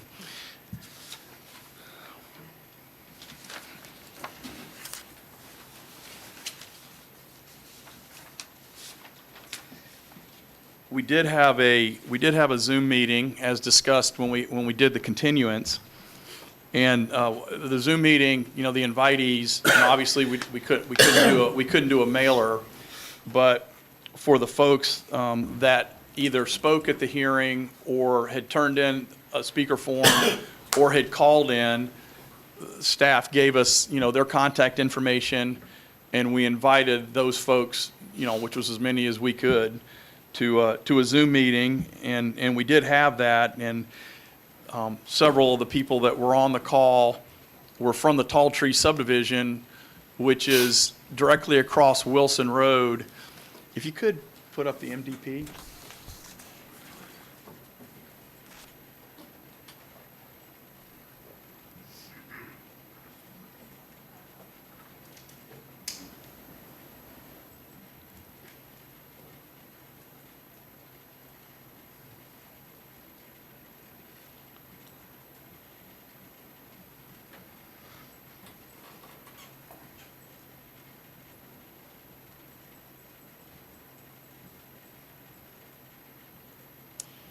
Okay, and if you see Lot 3 is that lot that's kind of bifurcate from the other lots, and as we explained before, it's because when the DOT, it was all one piece of property at one point. When the DOT came through and took and condemned the land for the expressway, it became bifurcated from the other property. So pretty much the Zoom meeting was about 45 minutes long, and I really feel like, 40 minutes of it was talking about Lot 3. And they were very, very concerned about the potential for a 5-story, 50-foot tall or a 50-foot tall building across Wilson from their homes that back up to Wilson. And having heard that and talking it over with my client, which is a little bit different, but it's something that we've agreed to prohibit that as a use. So, and you'll note that the other uses on Lot 3, they are limited to 35 feet in height, which is the same as a single-family house. So the 50-foot, that would be something that we would be agreeable to, obviously, if you did make a motion to approve to exclude or make that an additional prohibited use. The other thing that was discussed, but like I said, I'd say, the majority of the conversation was about that use in Lot 3.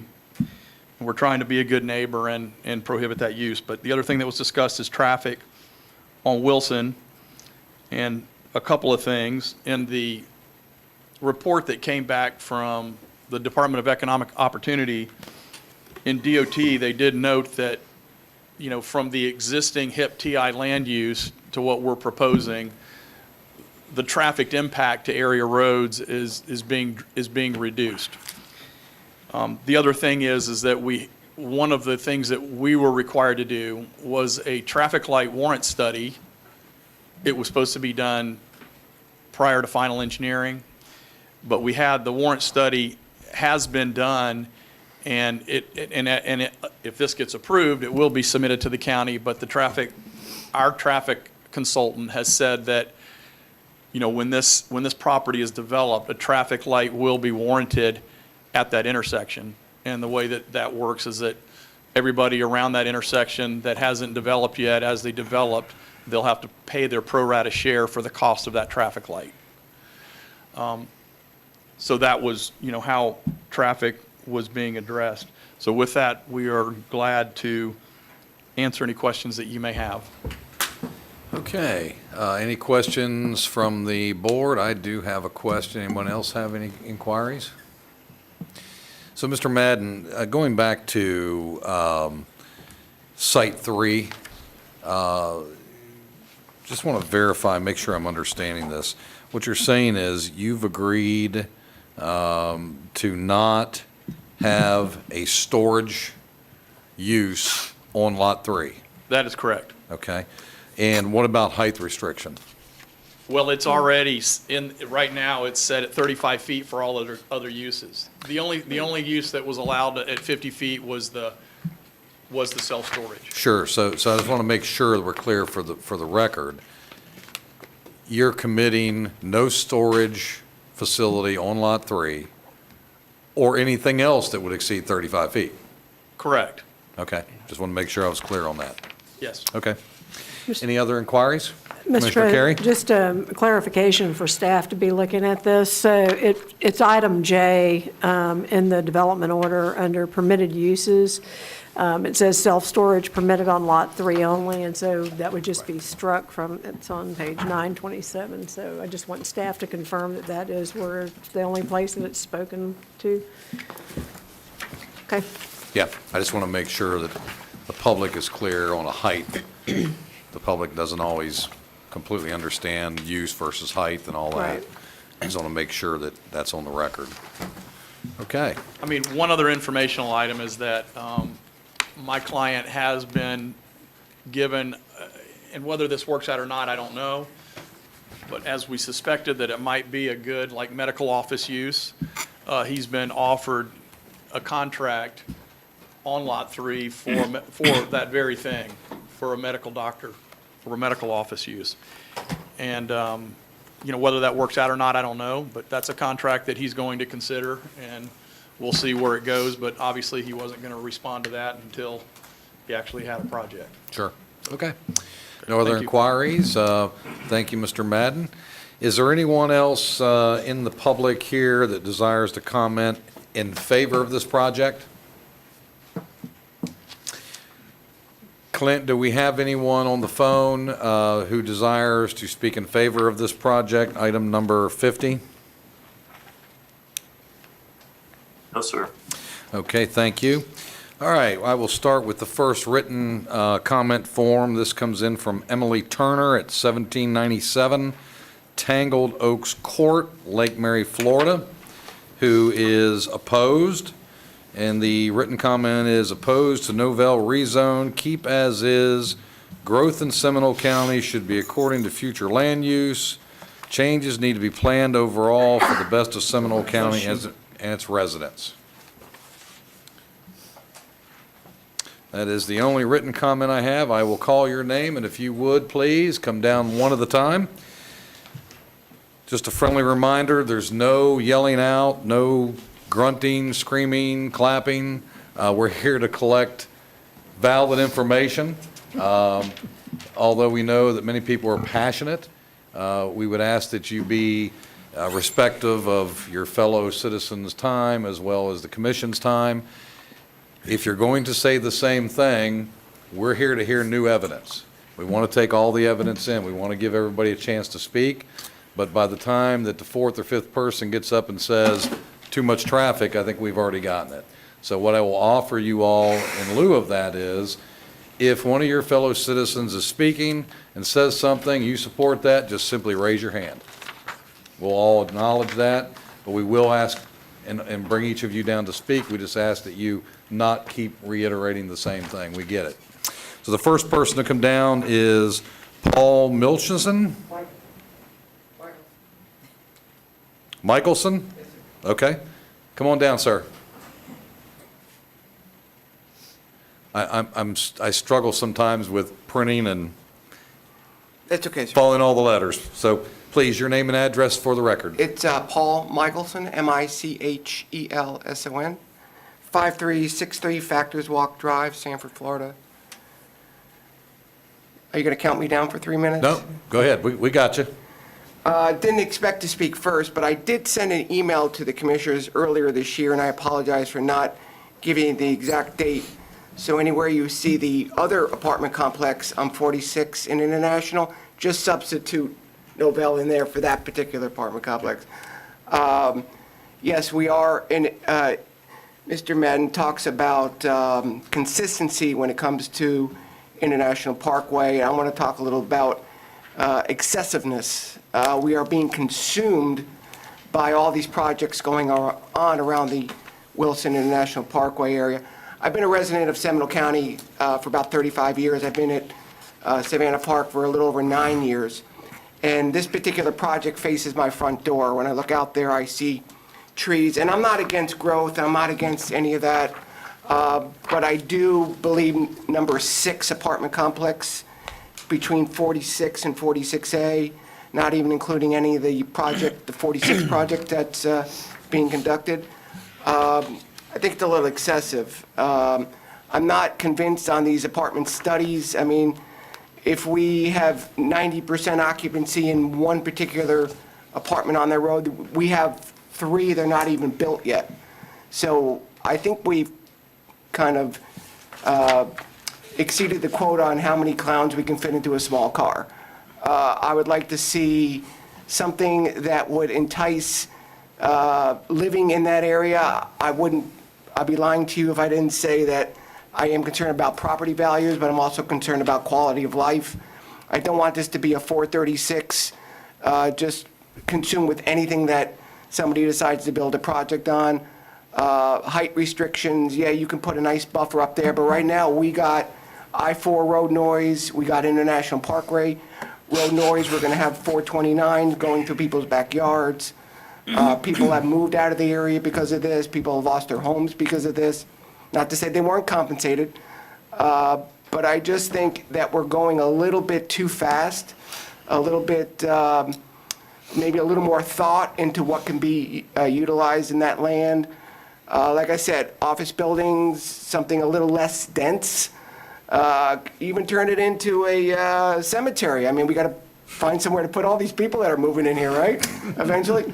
I just don't want to see it turning into, even though these apartments are nice, I have visited all of them, I checked them out, they're not 90% occupied by any means, trust me. I would like to see something with a little bit more enticement for people to want to move to that location other than convenience. It is a great location. I moved there when there was nothing really there in that intersection, but would like to see a little bit more thought and a little more slowing down of the progress in the county, for that area at least. Thank you. Thank you very much, Mr. Michelson. Thanks. Be well. Okay, the next speaker we have is Cindy Holler. Miss Cindy, welcome. Thank you. If I could have staff, could you bring the Novell Parkway presentation up with the map, if you would, please? It was used here a little bit earlier. Not that one, but the The one with all the The developments aerial. around it. the area map, color-coded area map. Keep going, Keep going, keep going, keep going, keep going. keep going, Getting closer. keep going. There.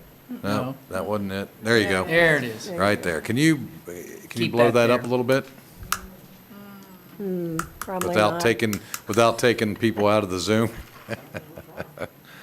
If not, that's good. We can see it on our screens. There you go. Hey, there you go. Perfect. All right. Miss Holler. Miss Holler, if you're ready to go, your name and address for the record, please. Okay. Okay. Eyeglasses. Okay. Cindy Holler, 1731 Beacon Drive, Sanford. First off, before I even start talking about Novell, I would like to thank my commissioner, Brenda Carey. So thank you, Commissioner Carey, for your service to the Board of County Commissioners. Not only have you been my commissioner while I've been living in Sanford, but also for many years when I lived off of Markham Woods Road. So thank you. Now, to Novell Parkway. Both the planning and zoning and the BCC meetings for this item, one of the last pieces of HIP-TI properties in Seminole County along International Parkway, were held via Zoom, and I participated in both of them. Planning and zoning heard this item on August 5th, and all area residents were opposed to the rezone to planned development. There was a long discussion about HIP-TI properties, and the board members seemed concerned about the use of Lot 3 especially. It was getting late, and they decided to transmit the item to the BCC. On August 25th, the BCC heard the item and decided to pass it 3-2, and it has returned for final approval with the conditions that were stated. However, I do not believe that rezone should be granted today. Lots 1 and 2 can be built out as an office park with a little commercial development, perhaps a doctor's office, real estate office, CPA office, hair salon, specialty restaurant, et cetera, to serve the local community. This area should be compatible with Savannah Park and would keep with the character of the area. Maybe the original HIP-TI land use designation should be re-examined if the area doesn't seem to be able to support it. The county did an economic analysis in 2017 in that more apartments were not called for, although HIP-TI still allows 49% to be apartments. So I want to show the picture. Thanks. Let me see how it goes like this. Okay. All right. Okay. All right. So in this picture, Lot 3, which is right here, is an orphan piece of land. It should be undisturbed buffer between tall trees and highways. If not kept totally undisturbed, then perhaps a small park for area residents in Mr. Gino Palucci's memory. Board of County Commissioners, I ask you to deny the applicant's request for the rezone from HIP-TI to plan development and send this back to the Planning Division for further discussion and to involve community leaders for input and guidance. Thank you for your time. Thank you, Ms. Holler. I have a question for Ms. Holler, if you don't mind. On that section you were showing, plot 3 there. Yeah, you regarding the picture? The orphan parcel. Yeah, that the you were referring isolated to. one. Yeah. So tell me about why it should be left natural? Well, I'm not sure I caught all that. Undisturbed To serve as a buffer, a noise buffer. on the applicant's side of the property, not anywhere else. To serve as a natural buffer between tall trees and the highways. Okay, and for the benefit of the folks here today, what kind of buffer is on the tall tree side? So right now, there's a piece of undisturbed land. How wide, maybe approximately, if you have an idea? So I'm not good with distances I like mean, is that, it from widths. that wall to that wall, or? Maybe 20 feet, but it's full of Okay. trees. All right, just wanted to make sure. Okay, all right. thank you. No problem. All right, next individual is Joseph Humphreys. Thank you, Ms. Holler. Yep.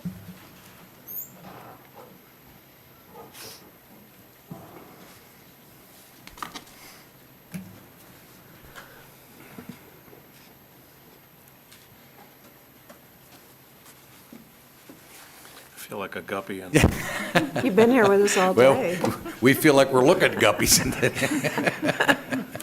Anyway, my name is Joseph Humphreys. I live at 883 Cardinal Point Cove, Sanford, Florida. And as the vice president of my HOA, Cardinal Point, like 6 minutes to speak. I don't know that I need them. So let me interrupt you there. So are you going to speak on behalf of the HOA and nobody else in the audience is going to speak? From my HOA. From your no. HOA That's as a correct. resident or otherwise? Is there anyone else here from this HOA that is a resident that's going to speak? Well, Okay, Mr. Chairman, please. I'd be curious to know, did your HOA actually take up this issue for a vote? I'm sorry? Did your homeowners association actually take up this issue for a vote? It's not something we voted on, no. So you're not here to Okay. speak on Point behalf So of... you wouldn't be speaking on behalf of the HOA? Yes, you're not speaking on behalf of the entire residents who ask you to speak at a certain... My board. Whether you're before or after, My for or board. against? So y'all Okay. voted on it? At your We board? we did not have a specific vote of the board on this. We Okay. had a discussion. So let's try to do this, in respect out of your time and everybody else. Let's go ahead and get you started. As long as you're adding new information, I'll give you some latitude. You can bring the hook up. That's right. So go right ahead. So, yeah, obviously, the concerns of the residents is pretty consistent anywhere in the county, compatibility. I'm looking at the Seminole County Comprehensive Plan, future land use element, issues and concerns. Issue number 1, neighborhood protection. One major issue that was analyzed during the evaluation and appraisal report process of 2006 involved ensuring the viability of existing neighborhoods or neighborhood protection. This major issue concerned both rural and urban neighborhoods in unincorporated Seminole County. In the rural areas, the concern focused upon preserving existing rural character and resistance to pressure to convert to suburban land use patterns. I think that has to do with trend of development. These concerns related to the key issue of countryside identified by the Central Florida Regional Growth Vision. For urban neighborhoods, the focus concerned the need for compatibility, again, key word, standards to guarantee that redevelopment and infill development fit well with existing neighborhoods while ensuring that needed revitalization occurs. This focus pertains to the key issue of ensuring viable centers as identified by the Central Florida Regional Growth Vision. The year 2006 findings identified the need for revisions to the county's plan to provide guidance for ensuring that redevelopment and infill development can peacefully coexist with adjacent neighborhoods. County plan amendments of 2008 addressed this issue. So in other words, the county commission for many years has recognized the need for compatibility of new developments with those people that have, in some cases, lived here for 30 or 40 or more years. That's the primary concern that I've heard and had conversations with all of the people along this area. Now, if you look at Wilson Road today, it's a very wooded, narrow, two-lane highway that, again, as Mr. Madden has brought up, whole concerns about traffic. Can I show this? And keep in mind, folks, any demonstrative aid that you use must leave a copy with us for the record. If you're bringing pictures or anything else, it has to remain with, Yeah. at least a copy has to remain with us. Right. This is Wilson Road today as it currently exists. The property in conversation is on the left-hand side, tall trees, and the others are on the right-hand side. This is looking west. This is what this road looks like today. It's very, very wooded, narrow two-lane road, very similar to Markham Road, very similar to Lake Markham Road, very similar to Longwood Markham Road. The interesting thing about those three corridors is that they all have an existing scenic corridor overlay on all three of those roads.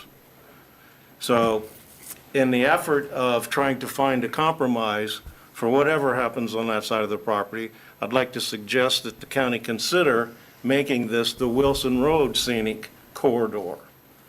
That would help provide the buffers that everybody has discussed.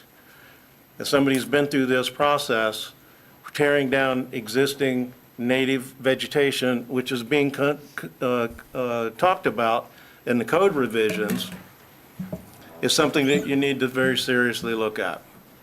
So, same way with the natural buffers they've talked about in the zoning hearings with the advisors about the possibility of eliminating metal fences, solid fences, and going to natural fences, which in my subdivision, we've had the conversation that if we have a problem with the brick wall that was put there years ago, it won't be replaced. It will be replaced with natural vegetation as opposed to solid, hard walls.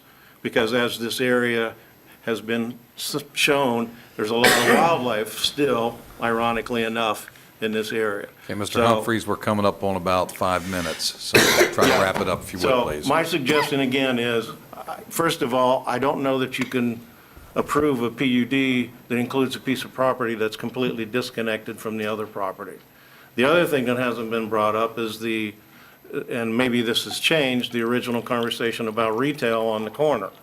And there was a conversation about sharing parking spaces Okay, between the Mr. Humphreys, retail. we're going to ask you to wrap it up now. Yeah, well, I've got 46 seconds. Well, So my point is, there are changes that can be made here, compromises that can be made between the existing residents and the developer in order to come up with a project that I think would be viable for the community and the residents could live with. Thank you. Thank you. Okay, next individual is Mr. Randall Turner. I would remind everyone, when you come up, keep your comments specific to the project. Although we love to hear your comments about other things that the county may or may not want to do in other areas, specific to this application. Welcome, Mr. Turner. Your name and address for the record, please. Thank you. Name is Randall Turner, 1797 Tangled Oaks Court, Lake Mary, Florida. So, I want to talk about the opposition of the plans here to do additional apartments in the segment. One thing that I haven't heard anybody mention is education.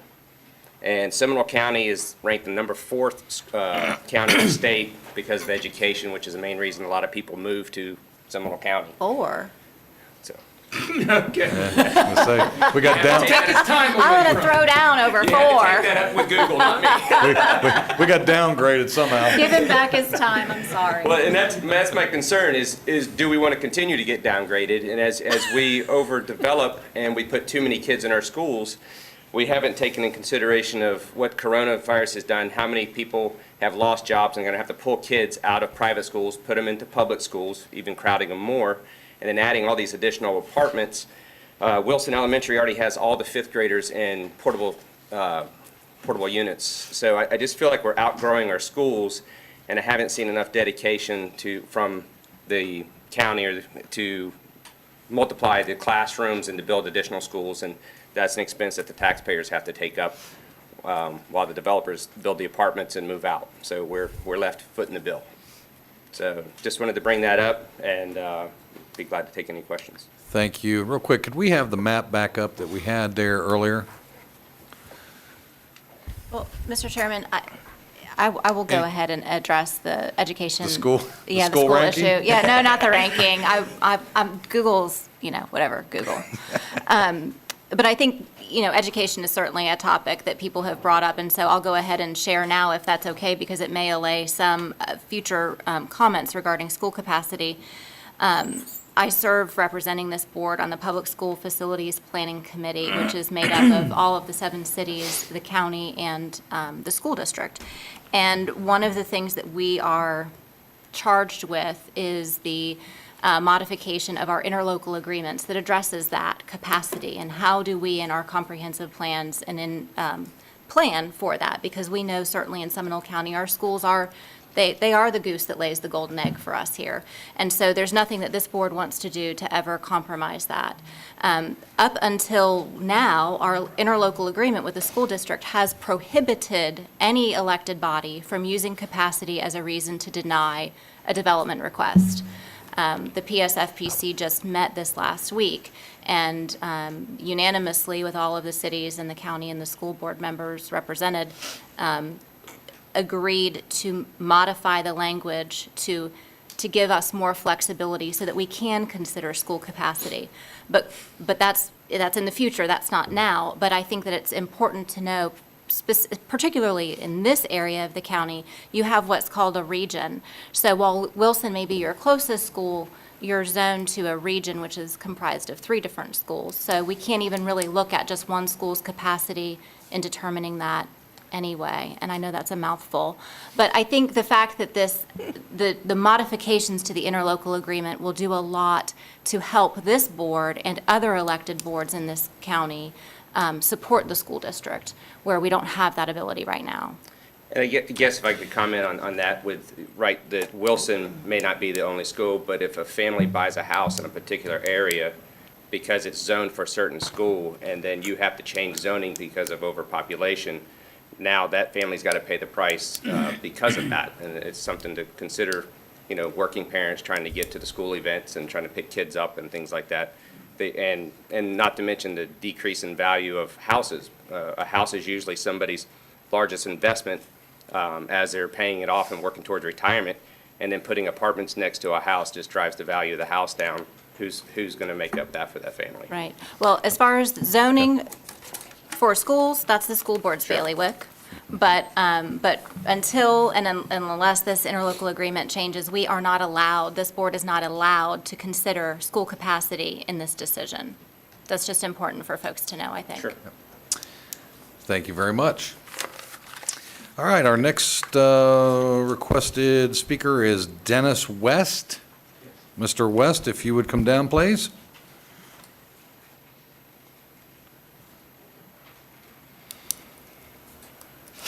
Good afternoon. My name is Dennis West. I live at 5336 Factors Walk Drive, Sanford, Florida. I'm within the 300-foot magic zone, so I'm at ground zero of this potential development. The developer took off the potential use as a self-storage, so stole a lot of my thunder, but I'm still very concerned about the remaining options of Lot 3. Lot 3 is a half-mile down on Wilson, and there's still a myriad of options available, including microbrewery, wine shop, restaurants with drive-through, pharmacies with medical marijuana dispensaries.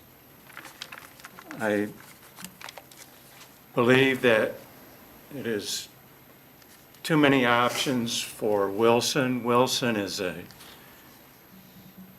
mile-long, 25-mile-an-hour, kind of a sleepy street. It is used extensively by bicyclists, walkers, including me, students going to Wilson Elementary. This project's going to add 3 egresses, and I haven't had the luxury to do a 104-page traffic study, but common sense says that traffic on Wilson will dramatically increase. People coming from Lake County use Wilson as a avoidance of 46 and International Parkway to get to Heathrow, and that's just going to be exponentially increased. So I thank you for your time, and I appreciate the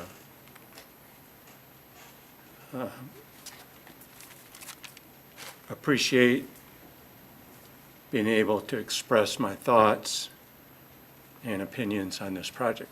Yes, sir. Thank you. We appreciate you being here. Be well, sir. Next up, we have Lizzie Holler.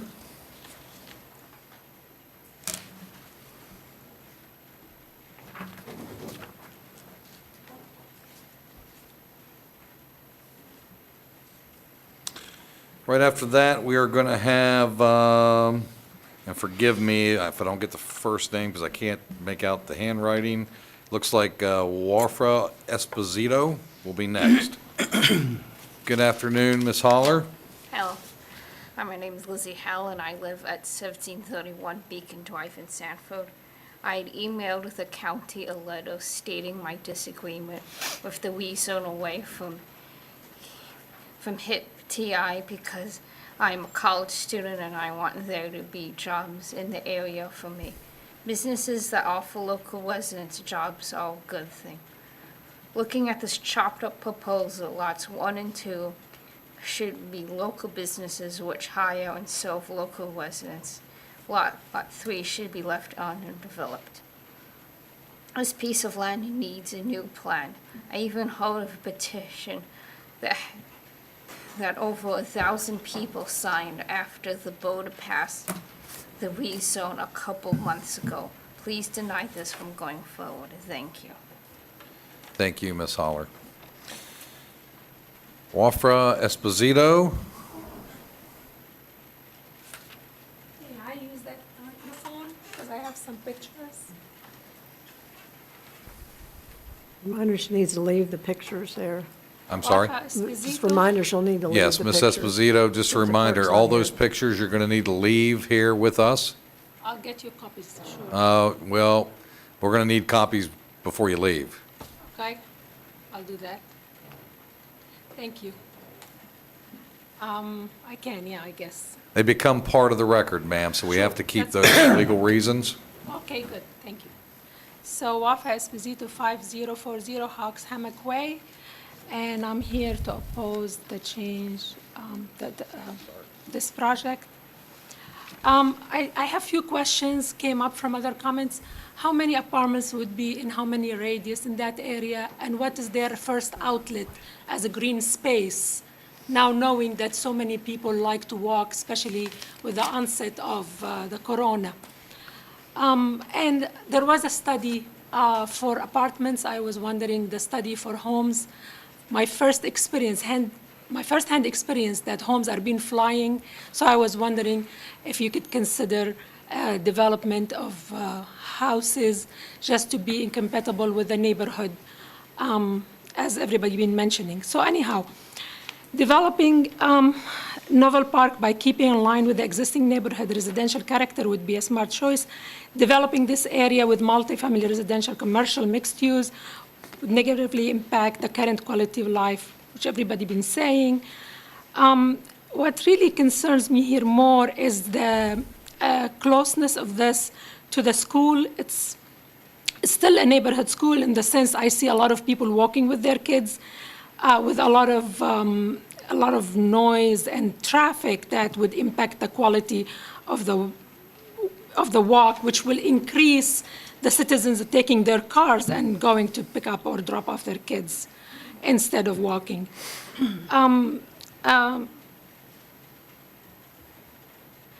The ratio of building to land is already very high in International Parkway in that section, at that end section, which is really in big contrast of the beginning of mid International Parkway. And this will just aggravate the traffic. Wouldn't we want to be seeing a little oasis there, maybe, of native trees and keeping it as it is? If not totally, at least for the section that is hard to get the ingress and access and entrance of exit to International Parkway.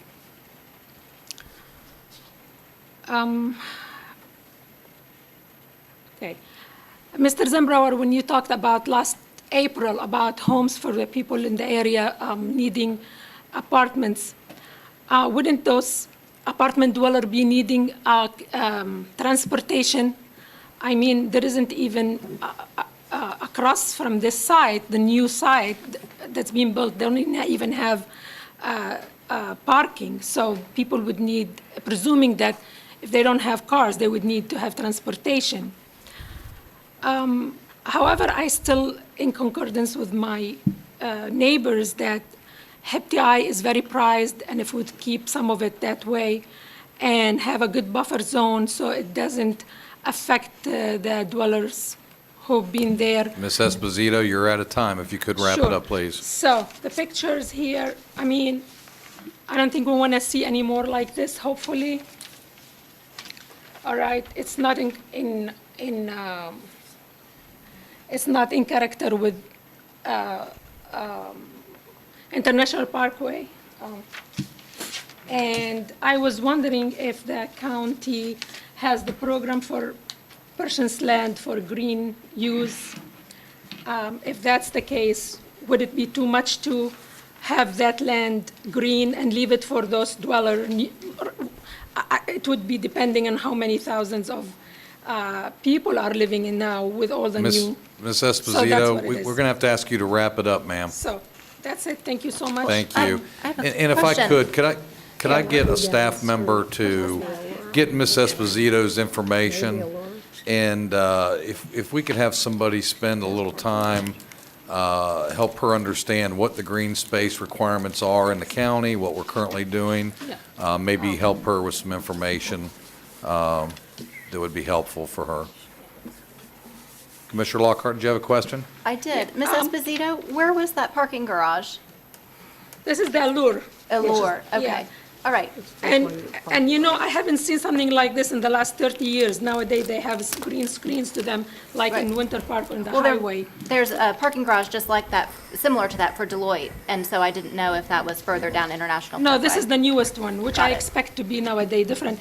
Here, this article here saying that the area of Ms. Sanford. Esposito, I think Yeah. we're out of time. We've got to Okay, get, thank you, but anyhow. Ms. Baker, Linda Baker, you're next. After Ms. Baker, we have Richard Creedon. After Mr. Creedon, we have George Sellen. Ms. Baker, welcome. Thank you. My name is Linda Baker. I live at 403 Still Forest Terrace. Mr. Madden and Crescent Properties stole what I was going to say because I was here to speak against Lot 3. I back up to Wilson Road and specifically to Lot 3. So obviously, the idea of a 5-story storage unit did not sit well, and that's not what I needed. This piece of land, it's the last buffer in the whole area between Wilson Place, Tall Trees, Savannah Park, and 429 and I-4. The traffic that's there now on Wilson Road, which you saw a picture of, it's a residential road with probably just 200 or 300 cars a day. That's going to increase dramatically after these apartments are built. It's going to be the last thing that will totally change the residential nature of Wilson Road and of that area. I don't know if you all ever make a trip to go and visit the developments that occur after your votes. If you haven't been to see the Broadstone at the corner of International and 446, you need to make a trip down there and stand at the AutoZone or the Ace Hardware and look up at that. It's a monstrosity, and it is ugly, and it's a blight on that corner.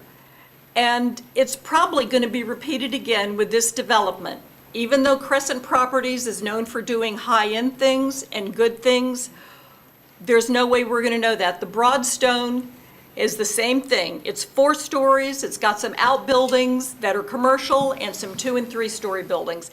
Pretty much what's planned for our corner. I don't know if you've heard, but there has been a petition that'll probably be presented to you that over 1,200 people have signed asking you to reconsider the development for this area. We would like to see it remain HIPTY and for you all to approve some kind of construction or design in that area that would stay within the comprehensive plan and maintain the HIPTY zoning. Just take a look around at the things you vote on and see what the results are. They say this is a property rights issue, and I think that's true because it's my right to continue to maintain my property with the character and the lifestyle that it's got. And your vote to approve this property is going to change all that. So I'm asking you to vote against it. Thank you. Thank you. Be well. Commissioner Since- Lockhart, you have yeah, an inquiry? Ma'am, would you mind coming Turner. back? I'm so sorry. I have a question for you because you are the first person who has spoken today who is actually directly impacted living as close to this property. And so I have a question for you about the HIP TI, since you Sure. mentioned it. I understand exactly your concerns about something being built directly in your backyard across the street from you and how that would impact you. And I also heard you say that you would like it to remain HIP TI. And I just want to make sure that that I know that you know that I know that we're all talking about the same thing here, because a HIP TI designation would be far more intense than a 35-foot high doctor's office. It would be many, many stories high and far more intense. And so I just want to make sure that when you say that you would prefer it remain HIP TI, that's really what you're saying. I'm a homeowner, and I'm not an authority on these things. I'm not talking about the medical office that's going to be on Lot 3. I'm talking about the development as a whole. To me, HIP TI is what has been done between 46 and Lake Mary Boulevard. I'm sorry, 46A and Lake Mary Boulevard on International Parkway. When you go south of that and get south of Colonial Town Center, now we've got the, I forgot, the Allure, the Aspire, the garage you just saw, that building. My Lord. I mean, what do they have? Some 6-inch bushes around that for landscaping? And so HIP TI that has been developed south of 46A, that is nice, well-integrated and planned commercial and retail areas. So to continue that, it seems to me, on up International would be the more appropriate thing than to build another Broadstone on our corner. Okay. I just wanted, Okay. yeah, okay. Thank Maybe you. we need to talk about what HIP TI Well, looks like. I'm going to though. get to that. Let's have Okay. staff Ms. maybe. Turner, Yeah, if you'd that be would so be kind, just Yeah. your mask when you go back. Okay. I thank appreciate you. that immensely, because honestly, I just, there are people who live directly next to this neighborhood, and there are people who have spoken today who live miles away from this neighborhood, so I appreciate you taking the time to interact.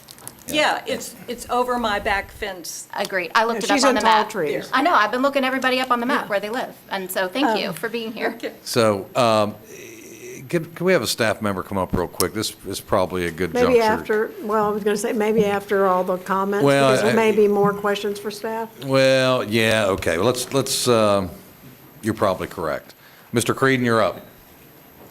Now, Mr. Creedon doesn't live anywhere near here. I Mr. don't even Creedon- have to look you up on the map. Mr. Creedon lives 33.24 miles from here, from this project.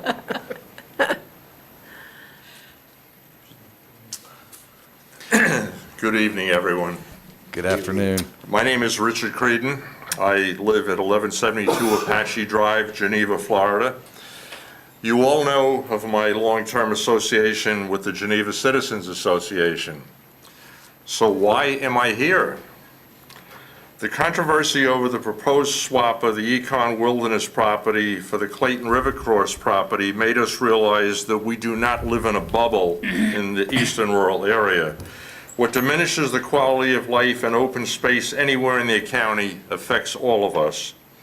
Accordingly, I am here to oppose the Novel Parkway rezoning, since the Gino Paolucci estate hardly needs more money at the expense of the quality of life of longtime residents of the area. At the very least, I would suggest that lot number 3 remain undeveloped and natural to act as a partial visual and sound barrier to the new interchange of I-4 and 429. Thank you. Thank you, Mr. Creedon. Be well. George Sellon, you are up, sir.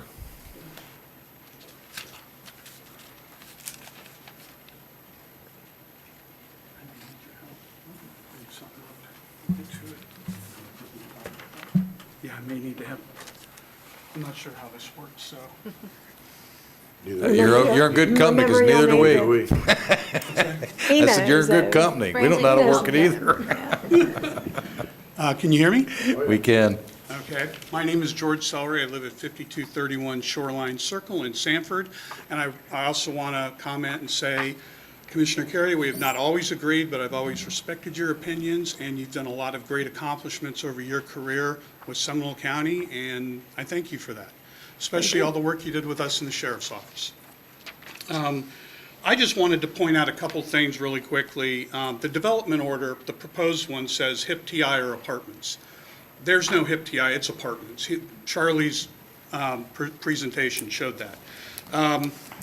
I guess one of my big questions is why do we pay for the basin studies? Why do we pay for all the studies, have staff recommend them and the board approve them, and then just kind of throw it away? I mean, we spent a lot of money just in 2017 to do the HIP TI study, and I'm not talking about HIP TI with 40-story buildings. I'm talking about the quality HIP TI that's going from 46A to Lake Mary Boulevard. Colonial Town Park is beautiful, and it's not anything that none of us would want. We would all want Colonial Town Park or their expansion. So HIP TI is not the worst of the worst. It's, you know, the hospital, all these other items that are there. So HIP TI is not all bad. Right now, we have over 900 apartments under construction between 46 and 46A. That's 2 miles. If these are approved, we will have over 2,100 apartments. So it's not HIP TI where we invested millions in infrastructure to support HIP TI according to our comp plan. It's all going to be apartments, which is really changing the entire demographics of our county, because those folks are transitional. They're not living here for 25 years. It's just a different animal compared to single family that are trying to send their kids to school. It's not a property rights issue because this was zoned ag and HIP TI, and I still don't understand how an orphan property can be included in a PUD or even be commercial when it dumps out onto Wilson, which is a residential road. I'm sorry that the 429 took that away, but that's, you know, the connection part, but that's not the issue here. The DEO letter to the board basically says that the county should act by choosing to adopt with changes, or not adopt the proposed amendment. And here's the one I wanted to put up there. I'm not sure how it works.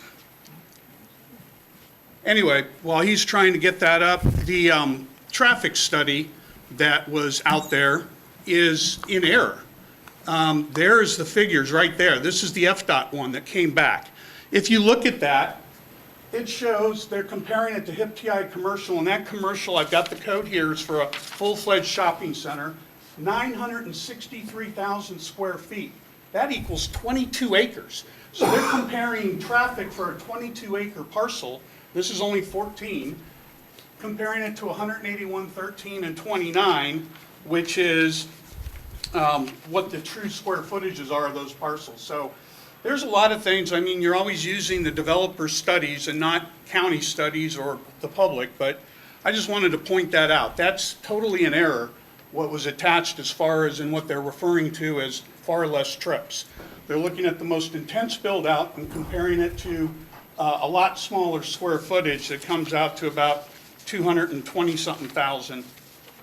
220, I've got that down here, 224,943. And thank you. Thank you, sir. All right. Is there anyone else in the public here to speak on this agenda item that has not filled out a form? Seeing none. Clint, do we have anyone on the virtual room with a hand raised on this item? Yes, sir.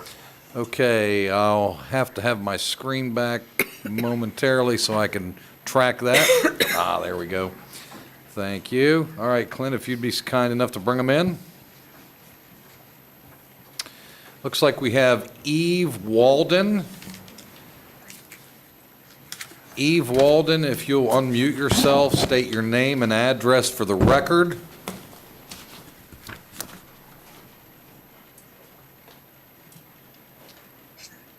Hi, this is Eve Walden. Address is 4775 Canes Wren Trail, Sanford, 32771. Okay. Please proceed.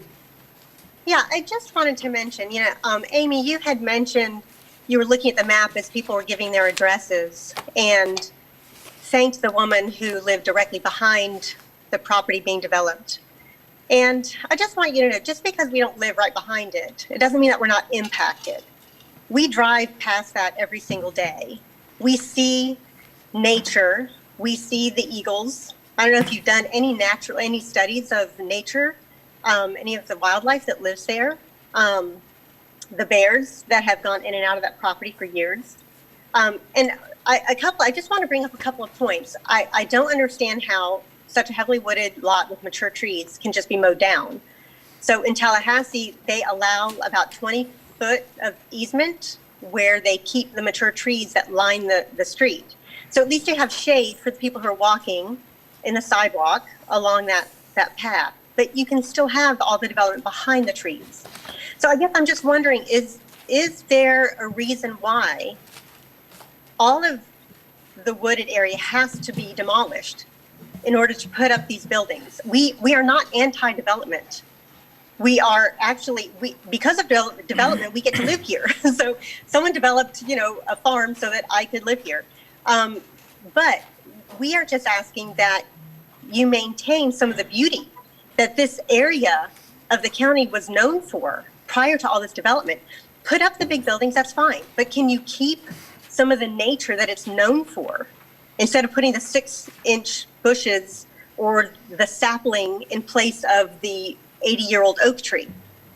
I just feel like that there's some responsible development that could happen here and I think that's why people get so offended, is because you just make it look like a blight. It's just not attractive. But if you could do it with some care and do it with some respect for the nature that has been here for so long, I think all of us would feel better about the development that's going in. So thank you so much for your time. Thank you for all the effort that everyone has put into this. And I hope that wisdom prevails. I hope that just common sense and beauty can kind of live hand in hand here. So thank you. Thank you, Ms. Walden. And Ms. Walden, I want to clarify. I pointed out that she was the most impacted person to have spoken today, to my knowledge. So that was important to me to point that out. But you're right, other people in the community certainly are impacted, including Mr. Creedon, apparently, from Geneva. So, no, we take everybody's input into consideration, and I do just like to see where people live, so I know how impacted they are going to be. But I take your comments to heart. Thank you. Thank you. Clint, bring the next individual in, please.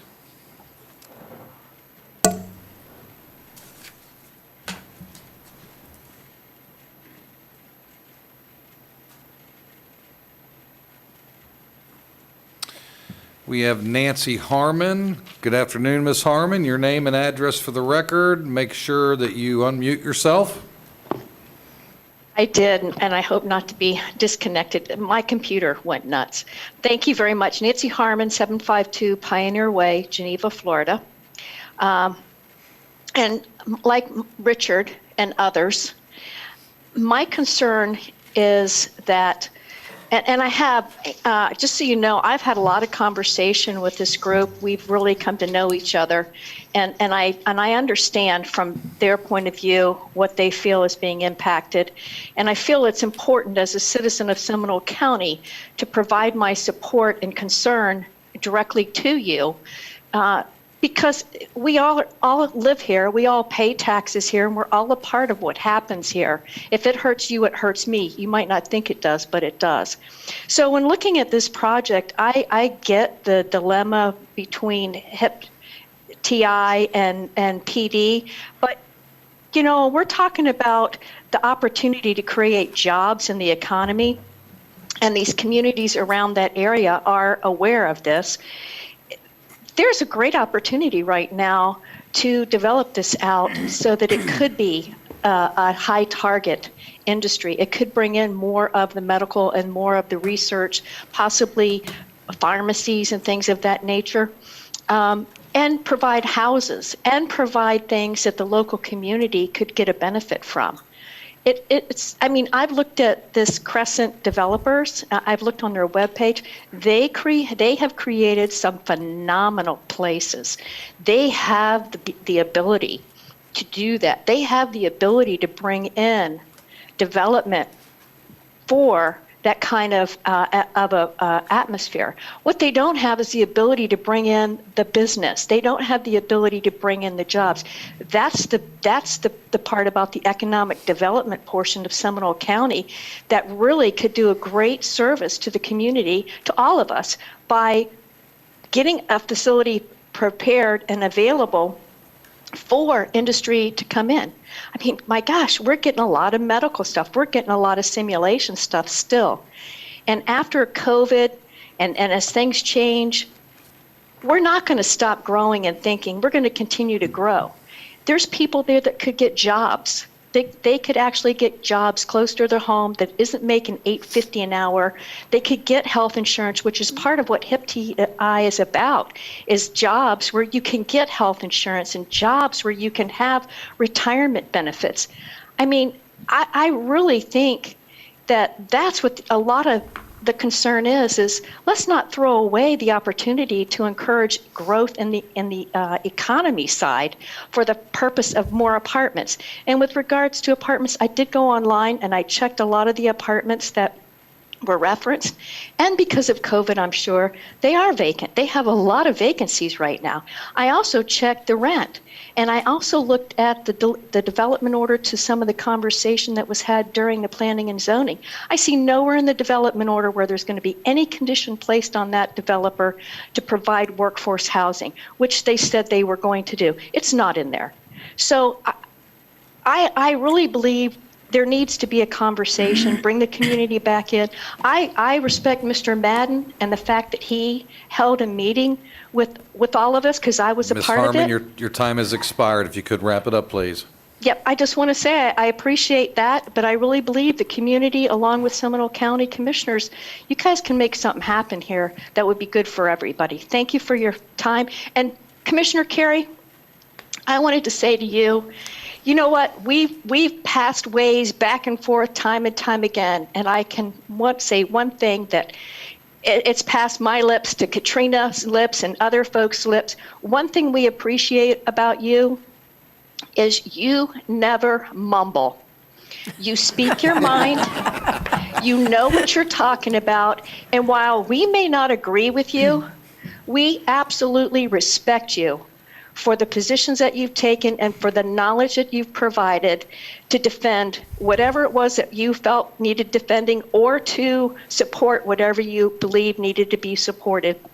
So I just want you to know I really appreciate you, and I appreciate all the efforts you've made to help Seminole County be what it is. You have a safe journey and Thanks, enjoy Ms. your new Harmon. life. Thank you so much, Thank Ms. you. Harmon. All right, Clint, if you would, be so kind to bring the next one in, please.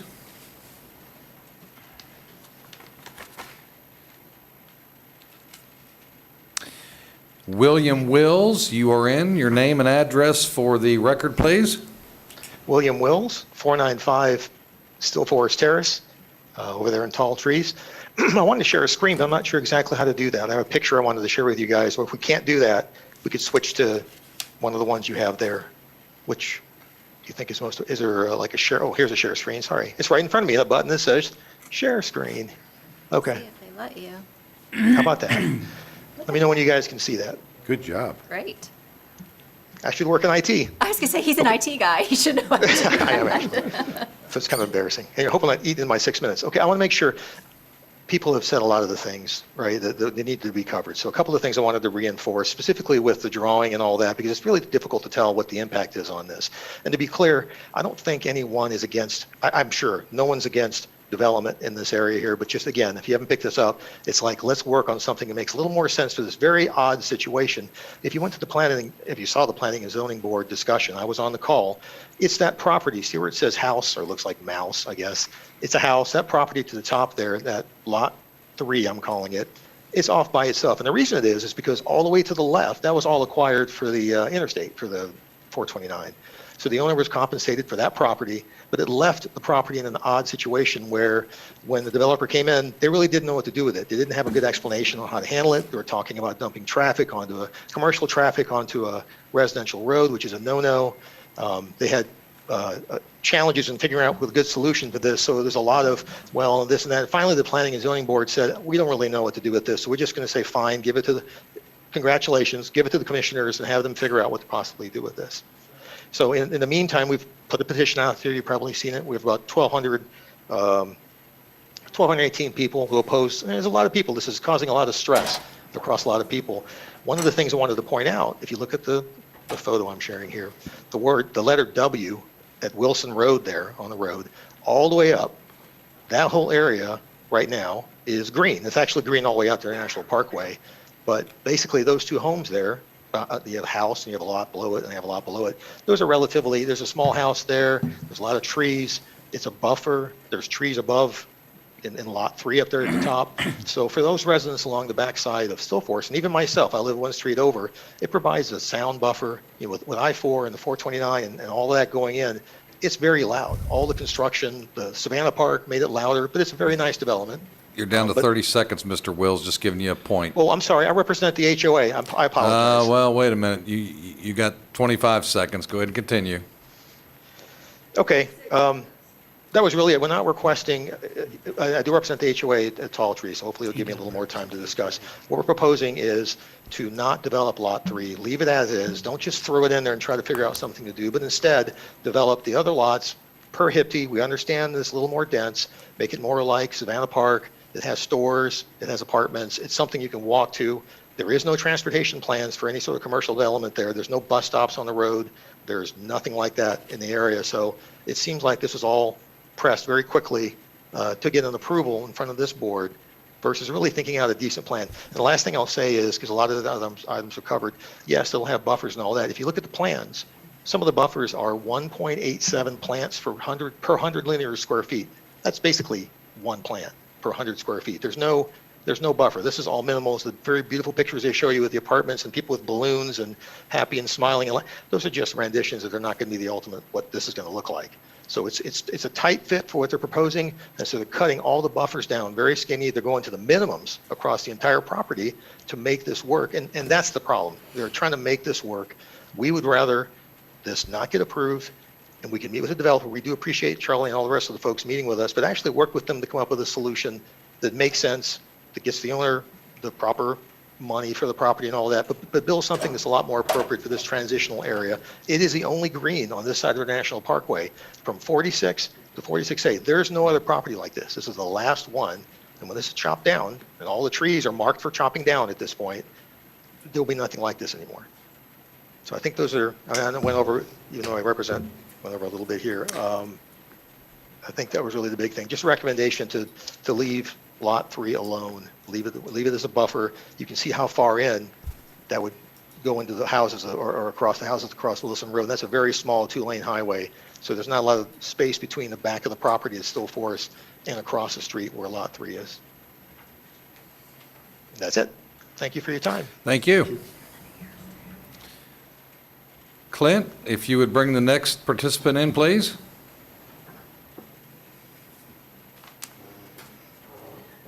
Looks like all the hands. I'm sorry? That looks like all the hands. Okay, thank you very much. The developer wish a rebuttal. If so, please come forward. And staff, I'm going to have you on standby here after Mr. Madden is completed. Could you go back to the drawing right there that you have? Yes, please.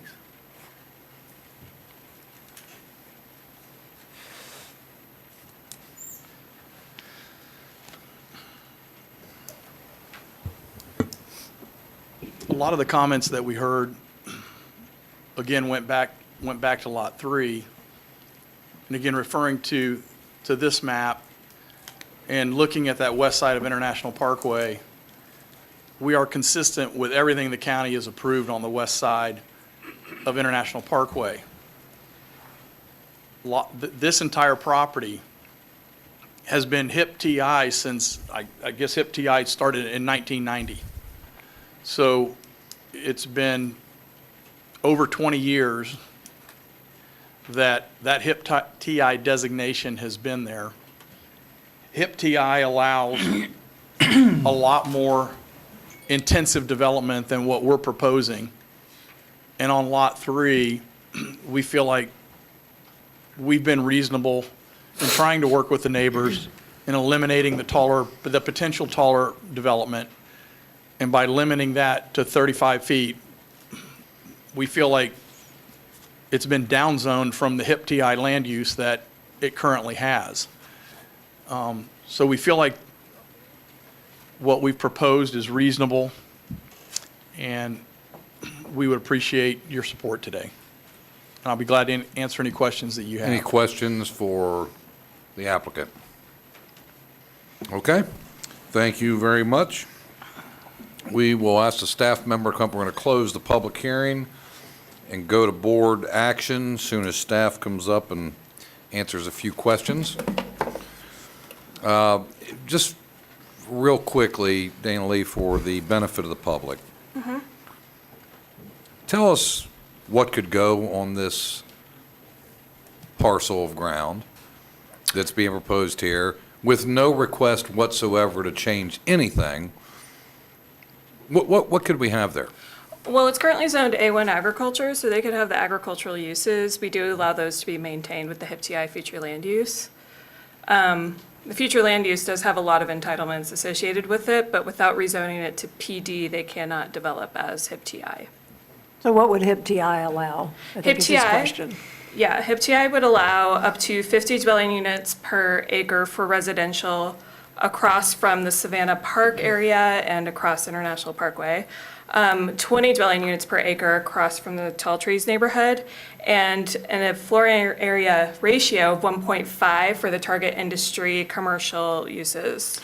So for the public, explain floor area ratio in layman's terms, because I will Yeah. assure you nobody understands what that means. Right, so this development is 14.75 acres. So you multiply that by the amount of square foot in an acre, which is 43,560, something like that. And then you multiply that by 1.5 to get your total allowed square footage for the target industry retail uses, which is over 900,000 square feet for this property. And does that explain Mr. Selland's comment on the 22-acre that the Department of, The DOT. DEO referenced in their analysis? Yes, it does. Because it is the existing entitlements under HIP TI if you're only looking at the floor area ratio, which is the target industry uses. Sure. Okay. Any further questions for staff? Commissioner Delary. Dana Lee, thank you. With HIP TI, if they go with HIP TI, only 50% of it can be used for apartments, correct? Yes, it would have to be 50% or less is limited to apartments. I did do a quick calculation. I believe they're at around 52% for the square footage for apartments, which is why they are requesting the PD. Another quick question. Yes. That partial 3, it's not connected. Right. So can you talk to us how you allow it to be part of this PUD if it's not connected? A PUD does not actually have to be adjacent to each other, and this is still one parcel. And it used to be squared off before they took it, so it's still one parcel, it's one property. And we've actually had plan developments approved in the past where they're not actually physically connected. I believe the most recent one was the Morningstar self-storage. Yeah, so they don't have to be physically connected in order to be under the same development. Thank you. You're welcome. But just to make sure they were originally part of the same track. Yeah. Yeah, the original track goes all the way down. Correct, you can see it to on the where it map. says HIP TI. Correct. Commissioner Carey? You know, I hear a lot of people say a lot of different things, and kind of goes back to Nancy Harmon's comment, you know, about, you know, to respect the fact that I do know what I'm talking about most of the time. So I'm going to talk about a couple of things. Heathrow started out as 1,200 acres. It's a DRI, a Development of Regional Impact, which we don't have DRIs anymore, but it dropped a whole city into a wooded area that looks just like Wilson Road. In fact, Lake Mary Boulevard wasn't even paved at the time that that started. And so what you see there today is a plan where if you are one owner of one huge parcel of land, you can plan it all out exactly like you want it to. And it was planned just like Gino Palucci's vision, where there was commercial and mixes of use along International Parkway and a mix of residential in Heathrow. There are, condominiums, 1,100 square foot condominiums in Heathrow. There are apartments in there. There's, estate homes. There's a little bit of everything, something for everyone in Heathrow. 46A was the back exit. There was no I-4 ramp at 46A. Again, things have changed drastically. International Parkway didn't used to go from 46A to 46. That's a road that the county purchased. It was heavily wooded, just like the Wilson Road piece looks today, to put in International Parkway to make that connection, because we all know that we have to plan for the future. When you look at Savannah Park, the hospital, the Highway Patrol building, all the things that have been built out there, none of them are HIP TI. They all had to come in and get a zoning classification that would be suitable for what they were trying to apply there. Putting 900,000 square feet of anything on a 14-acre lot doesn't make any sense. We have preserved 1/3 of this county as a rural area where Mr. Creedon and others live, because that's their life choice. And what we will see, and you will see, I won't see anymore, what you will see as this continues, our county continues to grow, because people want to live here. And it's going to continue to grow whether you want it to or not, and the question is, how does it happen? And most of it is going to be infill developments, and that's exactly what this is. This is an infill development, 14-acre parcel of land. It's too bad that we can't plan it to be, everything that we want it to be. So as I look at this, and I mean, where Allure is used to be Max Gunner's pig farm. You had to get to it from Orange Boulevard because there was no International Parkway there. Everything came off of Orange Boulevard to the interstate. Wilson Road used to be a dirt road, and it dead-ended into the interstate because the interstate bisected it in 1958. So as we look at this, as I look at this, I look at from 46A to 46 along International Parkway and say, okay, if this were one big development, what would you have to have here? We already have Colonial Town Park, where we've got grocery stores and some good retail. We've got high-end hotels. The Westin's 100 foot tall. We've got 900,000 square feet of office that's approved that isn't even built yet today. We've got a new connection coming to make our road connection there. Originally, the connection for the Wekiva Parkway was where the old railroad right-of-way is. So you can't just pick every little piece and say, okay, well, maybe y'all can, but from my perspective, I look at it as, so what else is going to be needed in here? And you go from high density to the low density that exists on Orange Boulevard. The endangered species that was mentioned, there has to be an endangered species study. And yes, it would be nice if we, could protect the whole county, but that is not realistic. And when you have a small county like our county, where 1/3 of it is protected, I mean, the bears continue to live out there. I just saw the bear last week in my backyard. So you have to apply a little common sense. And I just, when I heard the comment about Crescent, they should be bringing jobs. So I'll take another one. Primera. How many of you know where Primera is? Look how beautiful Primera is. Well, guess what? That's this Crescent Communities development. It was all woods also. And so that's a mix of office, residential. They bring it all together. Now that we have all these jobs here, The idea is to put a place close by it that people can live. A choice of living styles, housing product, because the worst thing that can happen is we keep having people drive from Volusia County to Seminole to Orlando to try to get to work. So it always comes back to the age-old question, which comes first, the road or the, development? The roads are all there. This county put International Parkway, a 4-lane highway, right from 46 to 46A, with the intent of having high-density development. And I don't think that 900,000 square feet on 14 acres is appropriate. And I think that this is a more reasonable request.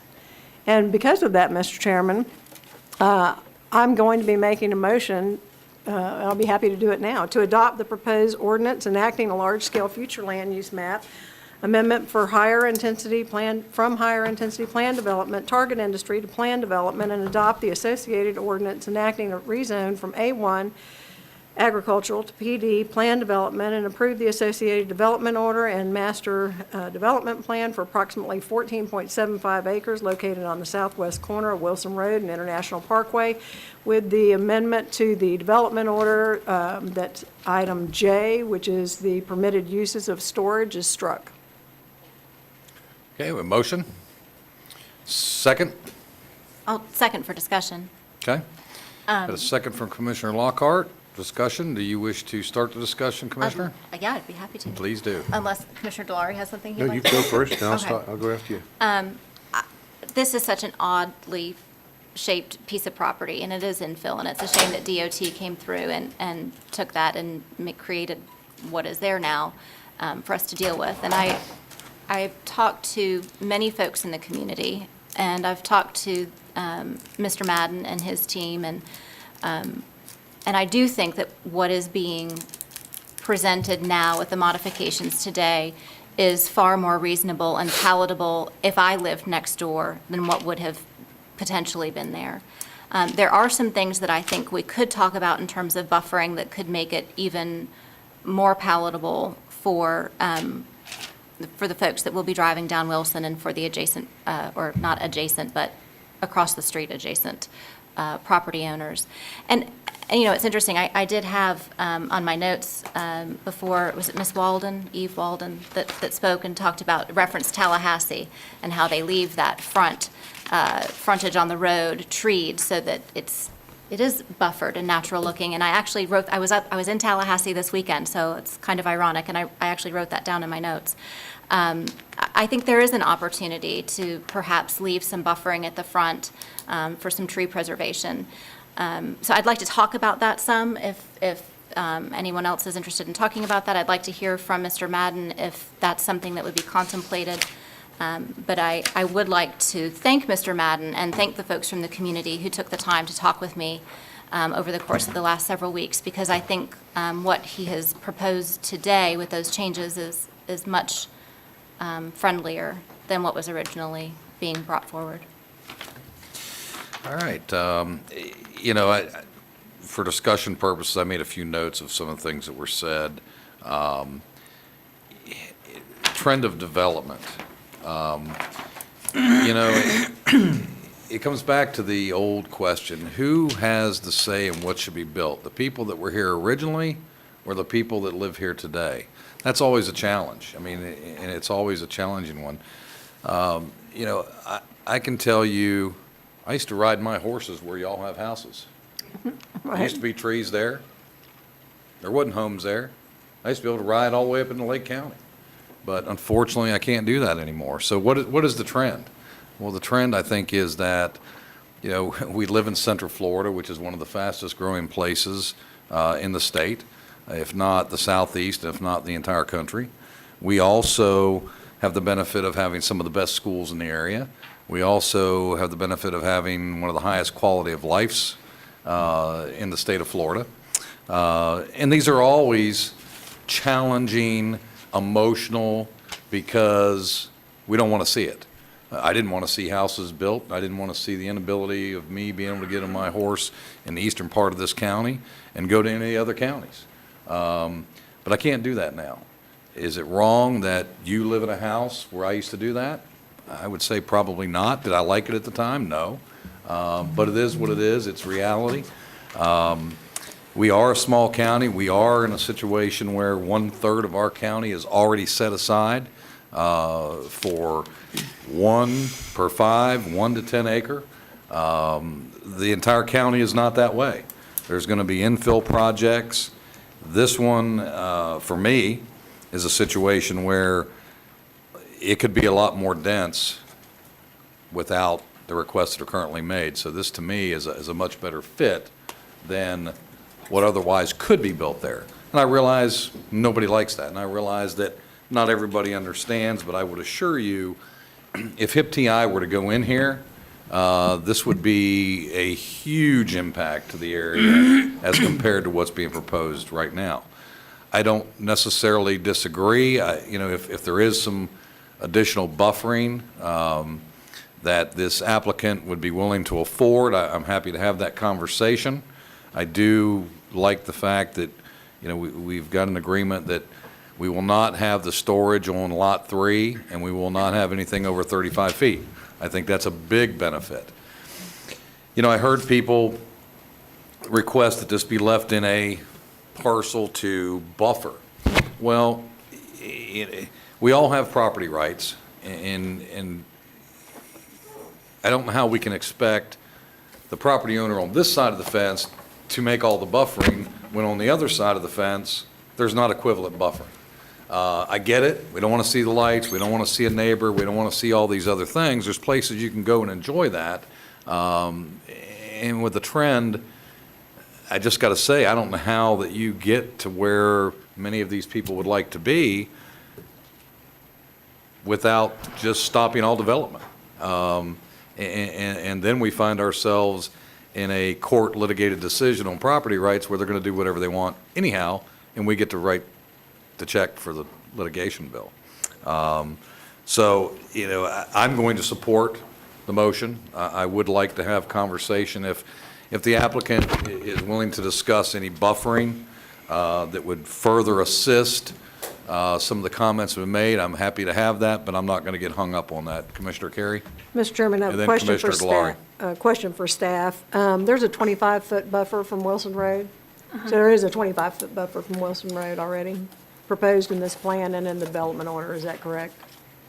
Yeah, it looks like it's 10 foot on Lot 3, and then on Lot 1, it's 15 foot, and then for Lot 2, it bumps out to 25 foot. Well, so the request for the waiver for the metal fence is only in the 25-foot section, or is the entire distance? It is under the 15 foot and 10 foot sections. So that's Lot 1, which is the multifamily, and Lot 3, which was the self-storage, but now it's just commercial. Okay. Well, the development order says that they're requesting the 6-foot masonry wall variance for metal fence within the 25-foot buffers. And while, even with my glasses, it's hard to see this little plan, but the plan that I'm looking at, what I can call out, says there's a 25-foot buffer on Wilson Road. Oh, yeah, now I lost my place. Yeah, it says Lot 2, North Wilson Road, 25-foot buffer. What page are you on, Mr. Madden, if you want to come forward, I'm just on verify. G, condition G on the development order.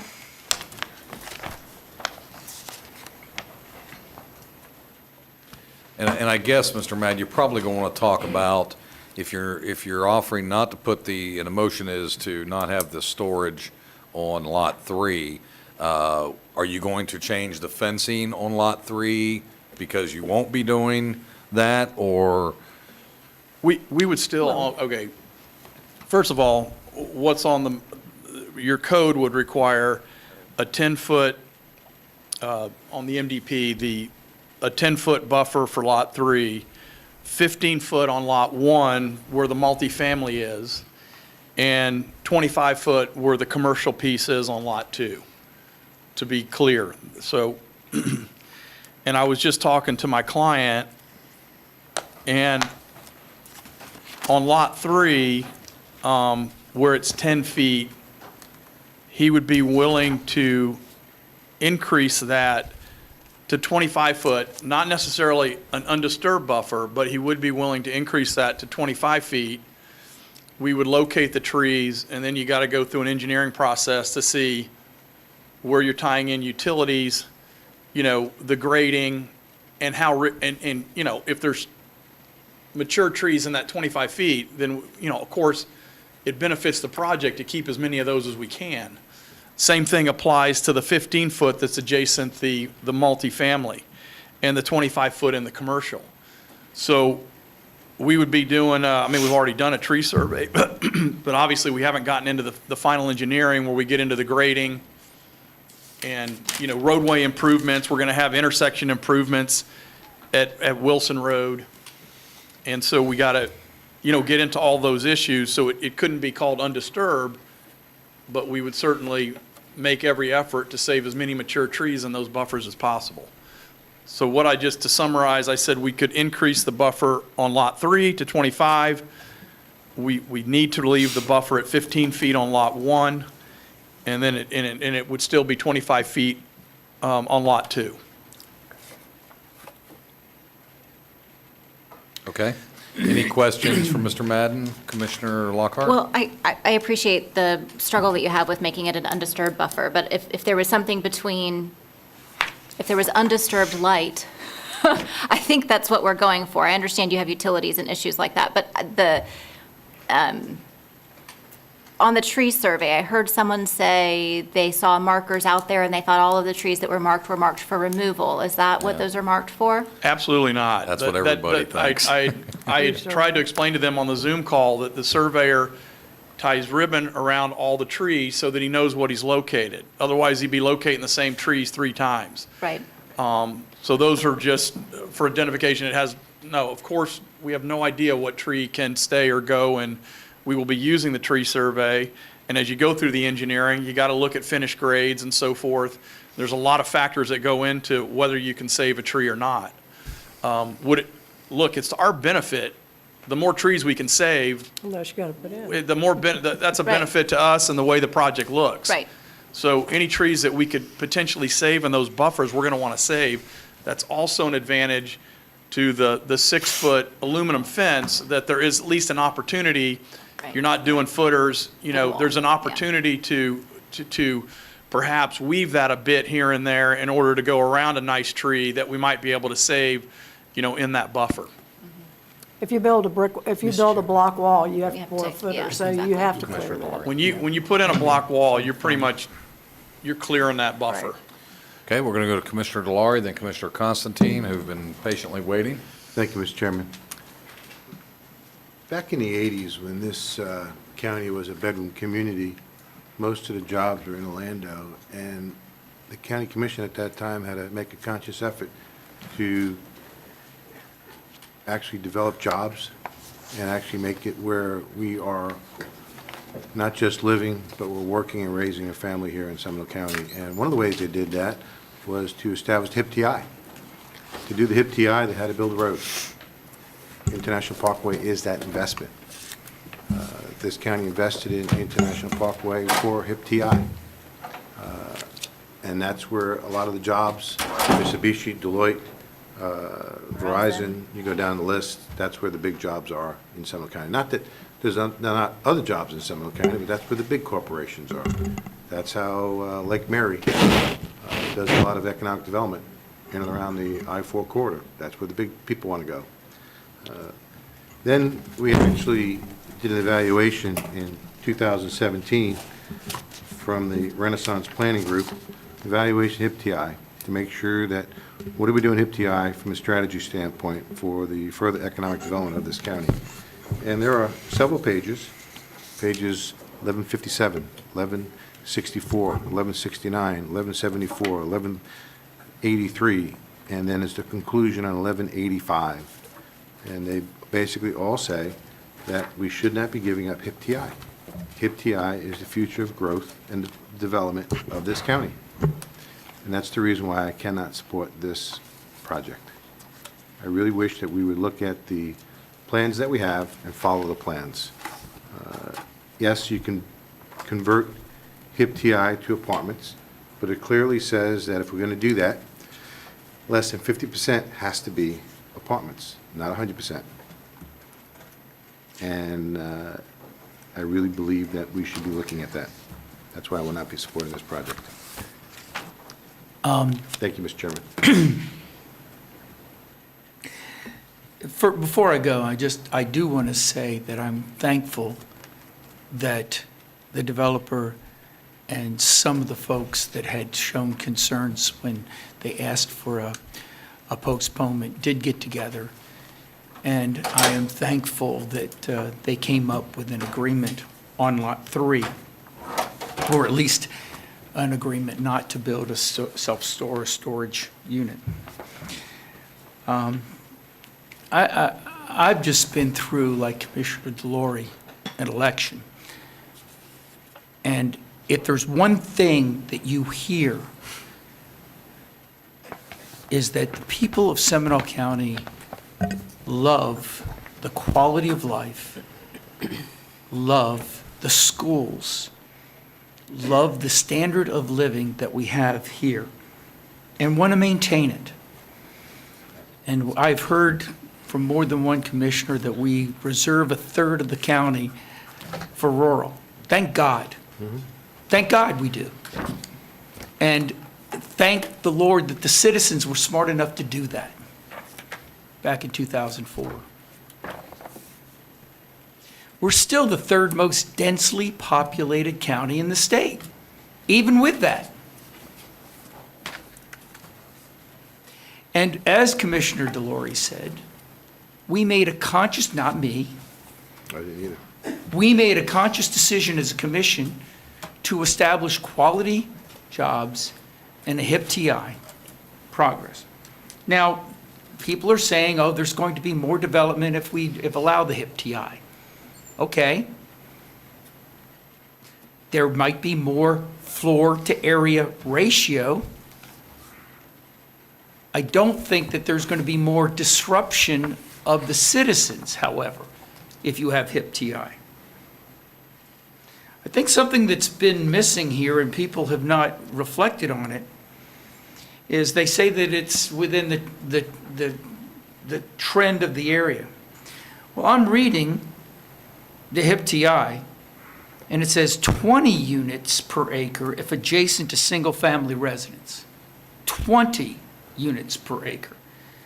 Now, when I think of adjacent, I think across the street. And tall trees is across the street, or twin trees, or, I'm sorry, I can't, remember at this moment, it's been a long day, but it's across the street. They're not asking for 21 units an acre, or 12 units an acre, or, that is next door. They're asking for 27.3 units an acre. The difference in 11.9 acres is 325, which they're asking for. It's 238. 238. Now, if they came up here and said, okay, we're going to use lot 3 for commercial and 238, I may consider that. But they're not. They're not only asking to change the HIP TI, and don't talk about private property rights, they're getting more than they're allowed. And the fact, and so there is no private property rights discussion here. The question here is very simple. Do we stick to the zoning and the comp plan and the long-term planning that we had? Or do we just every single time, because it's the development du jour, which is apartments, that we just go to that because somebody's coming in and saying that's what we want? Again, if they were asking for 238, okay, maybe that would be the right number. I don't know what the right number is, but at least it would be within the context of what we are asking for within the zoning. But they're asking for 27.3, and then you know, and an off-site, or in another site for other commercial. At some point, folks, we have to stick to our guns. At some point, we have to say, we're going to do what the comp plan says, and not every time somebody comes in and wants something different and wants something more, we're going to give it to them because it sounds nice.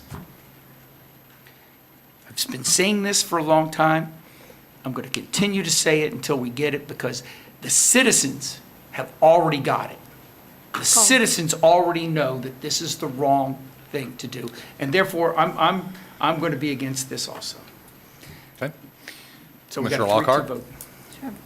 I read the Renaissance report, and I actually talked with Rebecca Hammock about it because I was a little concerned, because some of the things that were in the report I didn't think were actually reflective of how the county has developed in that area. And so I don't know, Dana Lee, if you or Rebecca could maybe, my biggest concern was that we had a report that was put into this agenda item for us to use for decision-making purposes that in actuality doesn't reflect how things have developed. So can you address that and the need to have this redone because it's not reflective?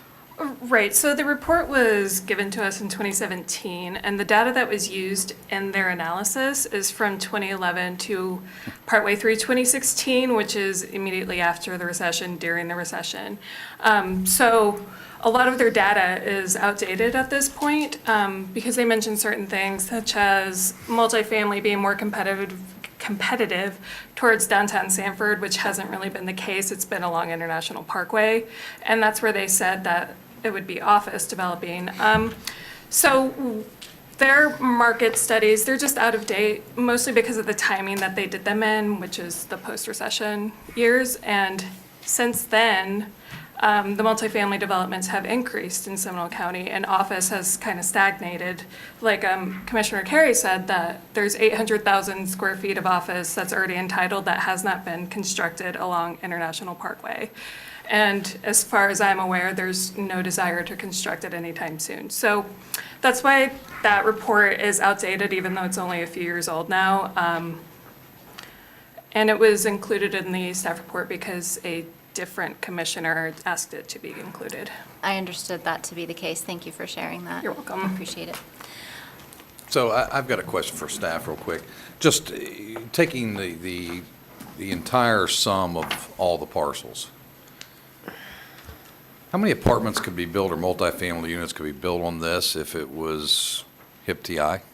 Have we run that calculation? Yeah. On this property? Yeah. Yeah, it would be 14.75. I don't have a calculator on me. Mary Moskowitz has your back. How many physical units?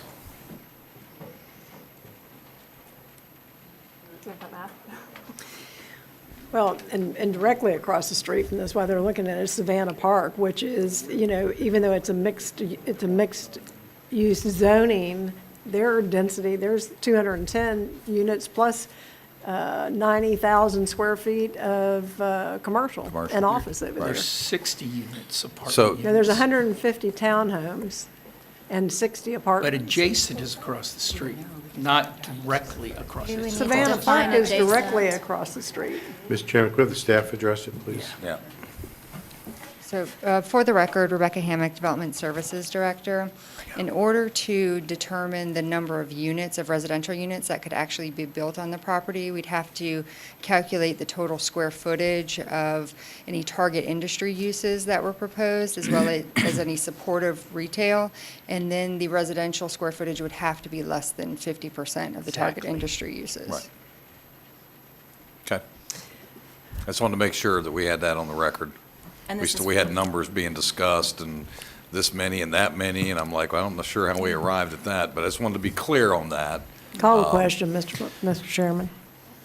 Okay, so I have no further questions for staff. We have a motion and a second. We have some discussion of possibly some changes in the setback. Does anybody want to make a amendment to their Friendly amendment to the, Would you change the buffers on Lot 3?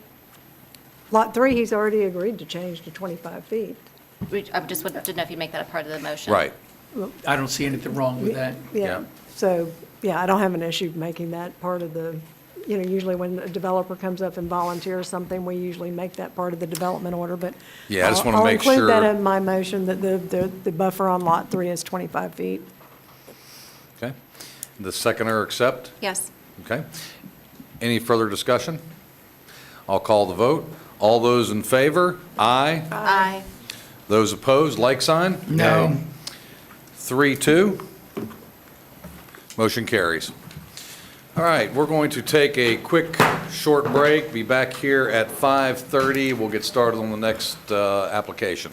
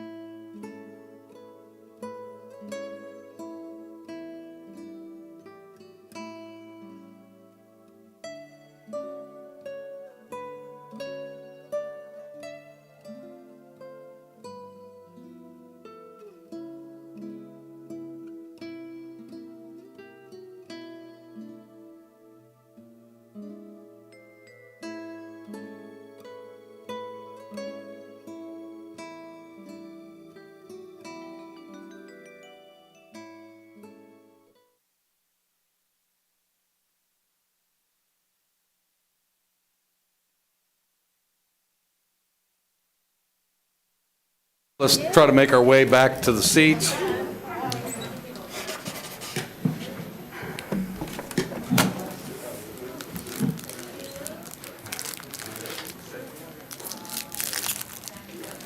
And in the event that you're hearing what you think is a cell phone tone, it's actually our friendly tree frog that's somewhere back here behind us, probably on the outside of the door, grumbling. Maybe it's getting late in the day for him, but We are Florida's natural choice. we've got the wildlife out here talking right now. All right. Everyone good to go on the dais? Ready to go. Staff all good? Good to go. Good to go. All right. Is the public all good to go? Yay, all right, good stuff. Next one up is item number 51, was continued from October 27, 2020, BCC meeting. Joy Giles will present Bartram's Landing at St. John's Small Scale Future Land Use Amendment and PD Rezone. The consultant, Mr. Charlie Madden of Madden Engineering, will present for the applicant. Ms. Giles, you're ready to go. Yes, good afternoon. Joy Giles, Senior Planner for the Planning and Development Division. This request is for a small-scale future land use map amendment from suburban estates to planned development and rezone from A1 agriculture to PD planned development on 8.85 acres located on the north side of Orange Boulevard, 1 mile west of Monroe Road. The applicant proposes to develop a single-family residential subdivision with a density of 3.75 units per net buildable acre for a maximum of 31 lots, with a minimum lot size of 6,000 square feet. A 10-foot buffer is proposed along the south, east, and west perimeter, with a 15-foot buffer along the north perimeter adjacent to the existing single-family residence. The site will be accessed from North Oregon Street, which is classified as a local road. The developer will be required to dedicate 20 feet of right-of-way along North Oregon Street and improve the road to county standards for width, pavement, and sidewalk. A 25-foot right-of-way dedication will also be required along the frontage of Orange Boulevard, with the construction of a sidewalk required.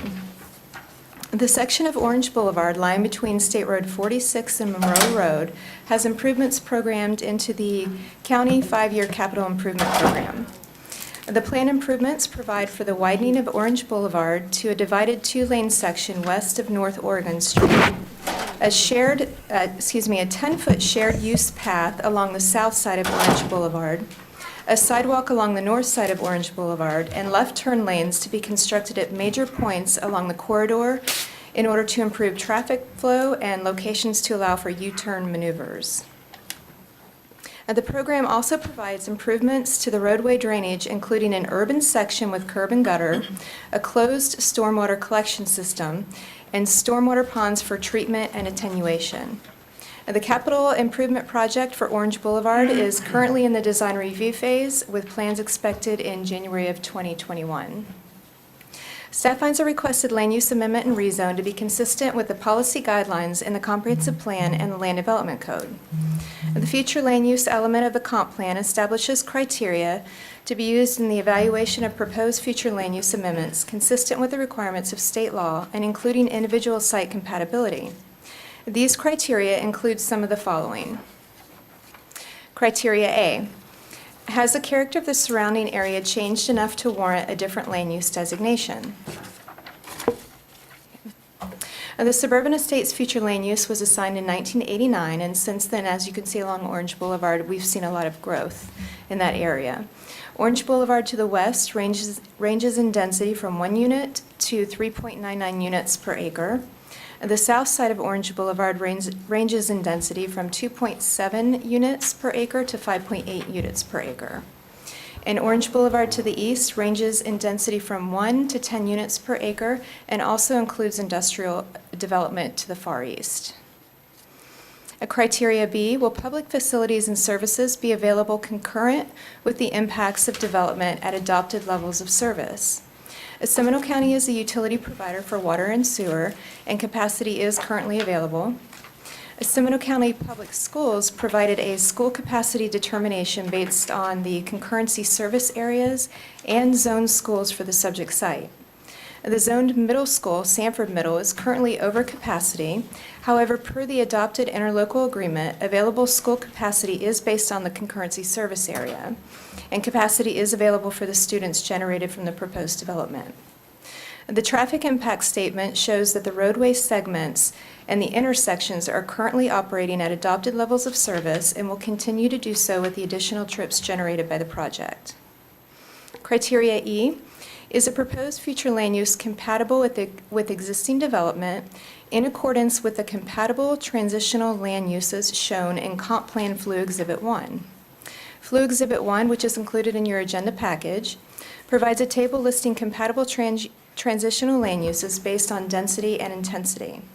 The table shows that suburban estates and low-density residential, which allows a maximum of 4 units per acre, are compatible transitional land uses. In addition, the property adjacent to the west of the subject site is developed as a single-family residential subdivision with a density of 3.99 units per acre and a minimum lot size of 5,500 square feet.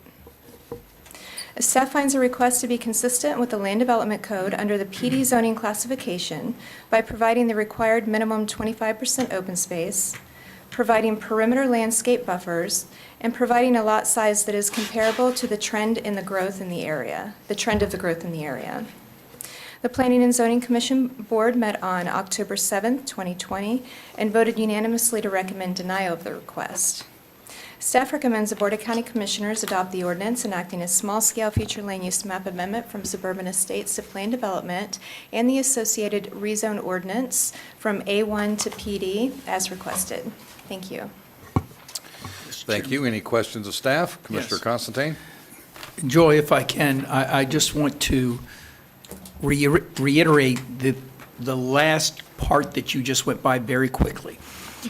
At the Planning and Zoning Board meeting what was the vote? The Planning and Zoning Board voted unanimously to recommend denial of the request. Thank you. Did you hear it? Yep, I heard it now.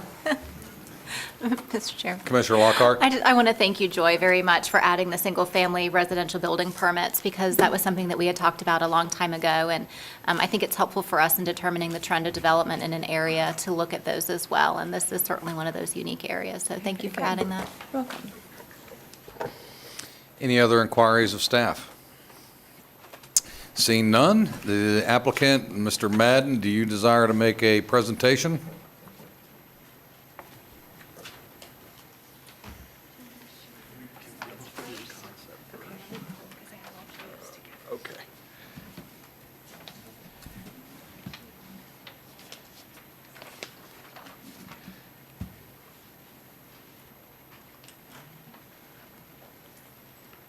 So when Charlie Madden, Moorhead and Stokes, representing the contract purchaser MI Homes, when we continued this at the last one, we were asked to, to have a Zoom meeting with the folks that had showed up or, wanted to be included, who came here or whatever, just like we did on the previous one. So we did have a Zoom meeting on this as well. I'm going to put up a concept plan that shows what we sent out for the Zoom meeting, so you all have it, and kind of discuss.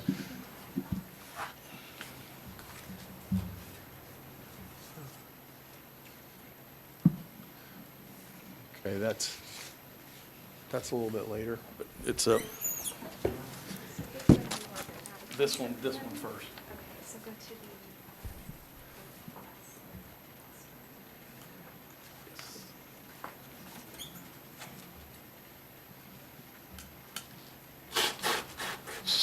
So this is the concept for the project, and we had sent this to everybody who was on the Zoom call. And a couple of the issues that came up, a big issue out here for many people involved. And by the way, we've tried to consolidate this project to people that are impacted by this project. There's many people that you're going to hear from tonight that are in the area that have drainage issues that don't have anything to do with this project. And I think at Planning and Zoning, it was very difficult to decipher where everyone lived and what was going on. And I think at some point, they threw their hands up and decided to vote against the project. But to look at the specifics of the drainage for this particular project, is you can see up on the screen, there's an existing pipe that goes under North Oregon Street, and there's a ditch that runs over to the Smith Canal. The Smith Canal is on the far right-hand side, and that's the main drainage way that pretty much drains. Lake Forest, for example, drains into that. I mean, it's a major drainage way canal that goes to the St. Johns River. So the drainage on the subject property, the front half pretty much collects and drains through that pipe, through that ditch over to the Smith Canal. The back half sheet flows to the north. We proposed a retention pond where we did, there you can see by the cul-de-sac there and by North Oregon, in order to run an outfall pipe underground from our pond directly to the Smith Canal. And what does that do? Well, number one, the north half of the property that would sheet flow into the man's property to the north is now going to be diverted to the retention pond. And the front half of the property that did drain overland through those ditches is now going to be piped underground via an easement. The man that is the seller of this property also owns the nursery across the street, which, by the way, this was at one time part of the nursery operation. It no longer is. It's kind of an overgrown grassy field now that's not being utilized. But he is going to grant MI Homes a drainage easement in order to do an underground pipe that runs from our retention pond to there. What does that do? One, it takes the drainage that is currently sheet flowing onto the man's property to the north, and it puts it in our retention pond, which, by the way, any concerns about the capacity of Smith Canal, we will still be held to the pre-post rates that are for the front half. So the retention pond holds water back in order to make sure that the amount that goes to the peak discharge rates that go to the Smith Canal do not exceed the pre-development. Additionally, and one of the neighbors lives above the ditch there, I think he's a couple hundred feet east of North Oregon. He has a long driveway that goes back there. The drainage from our property that did go through that ditch, that's now going to be piped underground, the ditch would still be there, but it would only be accepting the drainage that's around the ditch and not collecting that half from our property, because it's now going to bypass that ditch via an underground pipe and go directly to the Smith Canal. So although a lot of the folks that are back down on Michigan and Nebraska that are down near the floodplain or within the floodplain, I know they get some flooding of their roads and so forth there. It's not from this property. And so I think it's important to clarify, where everyone lives as we look at this, because we actually have two neighbors. We have one to the north, and his house is 265 feet from our north property line. Keep in mind that North Oregon tees into Ohio, and then when Ohio tees to the east and west, Ohio is a dead-end road. It doesn't connect to any other roads. And so there's, Ohio does pick up again over to the west, but there's a break in it. It's not a continuous road. So back behind us, there's approximately, the best I can tell, there's about 8 residents that live up North Oregon and on the T part of Ohio that dead ends to the east and west. The other part that we discussed on the Zoom call was traffic and the concerns of, coming out of there now. North Oregon Avenue is a current 30-foot right-of-way with a very small paved road. I don't know exactly how wide it is. It appears to me to be maybe 16, 18 feet. but it's one of the, kind of old county roads that's substandard. There's always just been a 30-foot right-of-way. As Joy said, we're dedicating 20 feet on our side to make it a full 50-foot right-of-way. We will be improving to county standards to our entrance. And then we were also responsible for running a sidewalk, the full length on North Oregon. A discussion did come out that, near the northern end on the right-of-way there are some nice trees. And so regarding that sidewalk, rather than just, mowing the trees down for that sidewalk, I think there was a lady on the Zoom call that said, hey, can we look at trying to save those trees that might be in the way of the sidewalk? So, we would like the flexibility to work with staff on that issue. We don't, I don't have a tree survey. We're not at that level yet. But I would like to be able to work with them if this project gets approved. Orange Boulevard is being improved. I'd like to show you a cross-section that kind of is a picture of what Joy was talking about.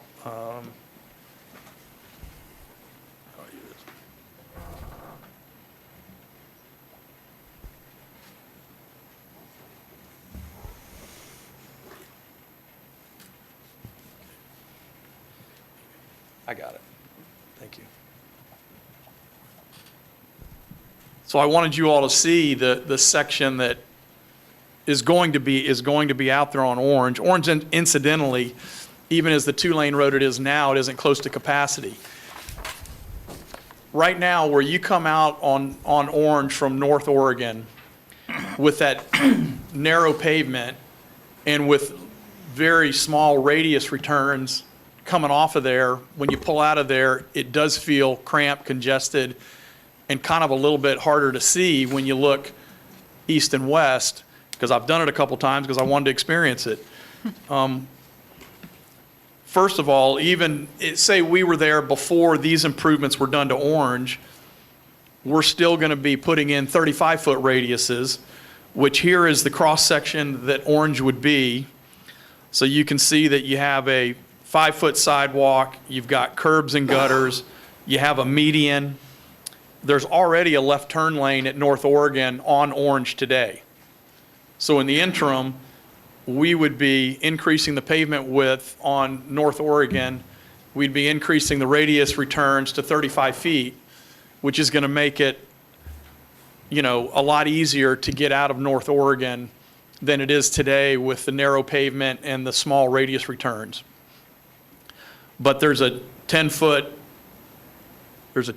path, asphalt path here, and then you're going to have the turn lanes and medians built in with curbs on both sides of that. So that will be the future with a 5-foot sidewalk on our side of the road. Looking at the plan view,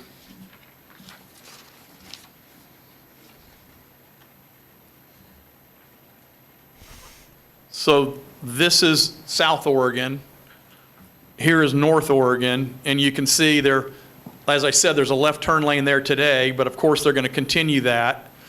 And then there'll be a median here, and then they'll be implementing 35-foot radius returns into that, which if we beat the county to building this road, then we would be putting that in the interim until Orange was, what we'd be doing is kind of building this part of North Oregon ahead of schedule, if you will, to make it, a lot better, exiting North Oregon. In an ideal world, the spacing is it is what it is. We even looked at one point at even trying to reroute North Oregon to line up with South Oregon. And unfortunately, the gas company said that's a no-go, that you're not crossing there's a gas line that goes down there, and everybody knows about that happened down there by the river. The gas line did explode. And so when they first told me that, I thought, oh, they're being bureaucratic. Why won't they let us do that? And then that thing exploded, and I'm like, okay. Maybe that is a legitimate concern. So they don't want, they will let you cross gas lines at 90 degrees with like utilities and even a road at a perfect 90-degree angle. but there's no way to do that here. You'd have the road on top of it for a good ways, and they're just absolutely not going to let us do that. Incidentally, the gas line does run, it runs on the west side of South Oregon Avenue, and it's, it gets within, the gas easement is like 50 feet. So that's the rights they have. And, they're probably within 100 feet of some homes that back up to there, and, if talking about the explosion and all. So anyway, our closest house would be a couple hundred feet away, which is double what the houses that are on South Oregon are today. So hopefully that won't happen again, and everybody will be okay on that, but we're plenty far away from that. They are also, to go up the road just a little bit, and you can see it's closed drainage. This is moving a little more west. This is the Lansdowne entrance, and they'll have a dedicated left turn lane as well, with a median out there in the middle. The other thing as part of that is that, and I'll show you in a minute, but the county does have some county land along the Smith Canal further to the north, and they're going to be building a retention pond for the Orange Boulevard improvement. And in fact, there's several retention ponds planned for the Orange Boulevard improvement that are on the north side that should help some of the drainage problems that the people are experiencing out there that are closer to the river.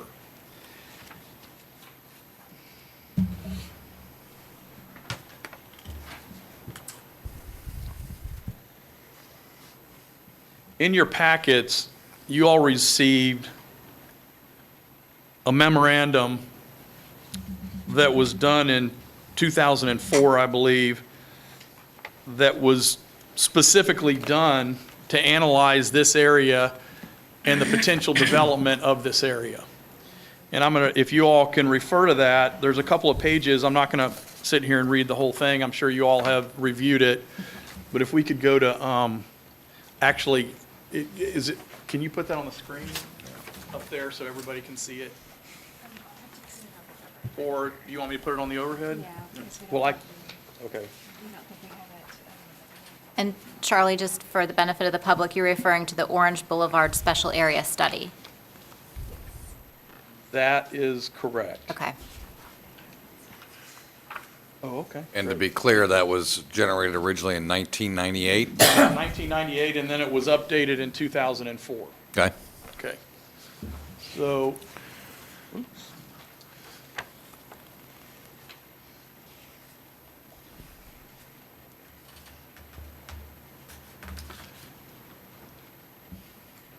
So just a few things that I would like to, maybe you can zoom in a little bit. What page you want, Charlie? I just want to be able to see this good. What number is that? Yeah, please reference the Amy? page number for the Okay, record. on page You number always one. know what number it is. One. It,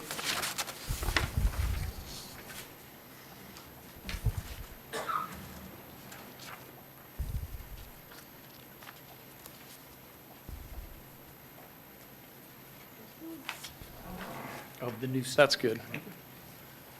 So page number one, in the study objectives, the last two paragraphs, this study reviews two scenarios, one with the suburban estates in place, and the second assumes the suburban estate lands are amended to low-density residential using up to 4 units per acre, except for build out of 5 dwelling units per acre between Retreat at Wekiva and Missouri Avenue on vacant or underutilized parcels.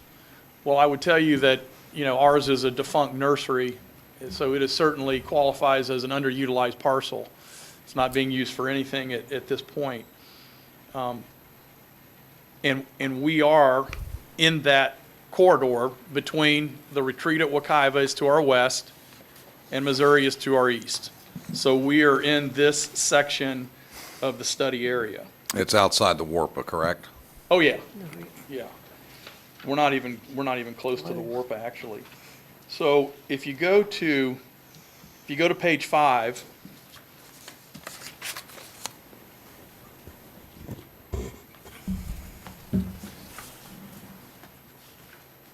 For those that don't know, while we're doing this, WARPA is the Wekiva Parkway and Protection Act. I hate that WARPA. God. You started it. I know, I started the Wekiva Parkway and Protection Act, not WARPA. Well, you could have named it something else. We would have acronymed it different. Oh, dear So- Lord. So on page 5, the last paragraph being this here, I'm going to review what this says regarding that area if it were to be, if changed from suburban estates. And it talks about policy 2.5, transitional land uses, and the accompanying exhibit to appropriate transitional land uses. The plan indicates that parcels with a low-density residential land use are compatible adjacent land area with parcels designated as suburban estates, minimum 1 dwelling per unit. It says, however, urbanization is dependent on the availability of urban services as reflected in future land use element 6.3. Infrastructure and phasing requirements which require new development to provide urban services. Both the potable water element, policy 4.5, and sewer 4.4 require that new development fund the cost of extending water and sewer lines to serve that development. Well, water and sewer lines and reuse have all been extended already out into this area. So that has been addressed. The drainage element in policy 5.1 and 5.2 require new development or redevelopment to meet design criteria for stormwater quantity and quality. Well, as I just reviewed with you, we'll be doing a retention pond to meet quality and quantity, and reviewed how we're going to get it directly over to the Smith Canal so that it's not impacting the neighbors to the north. And one of the ladies on the Zoom call, incidentally, that lived up right on the Smith Canal, she was concerned about that, about us taking our pipe over to the Smith Canal, because she said that's what keeps her property dry at all times. And that's when I told her that we're going to be required to not increase the peak discharge rates to the canal as to what's going there today.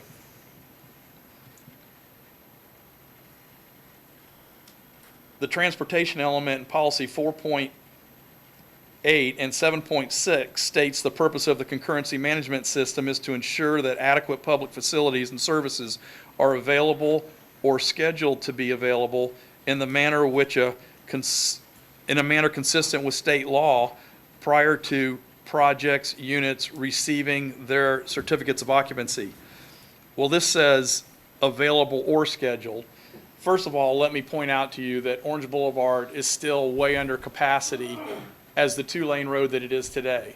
However, scheduled and in your capital improvements program and already funded are going to be these improvements. And as it's in your staff report, all the acquisitions of the land is going to happen in 2021, and then the road improvements will be in 2022. Now, again, our project is not reliant on that happening, but it is scheduled and planned for, so it's meeting this part of this study as well. And then the rest of that doesn't pertain to it. And then if you go over to the conclusions, it states that. Just reference page number, I'm please. sorry, and on page 17, which I have here.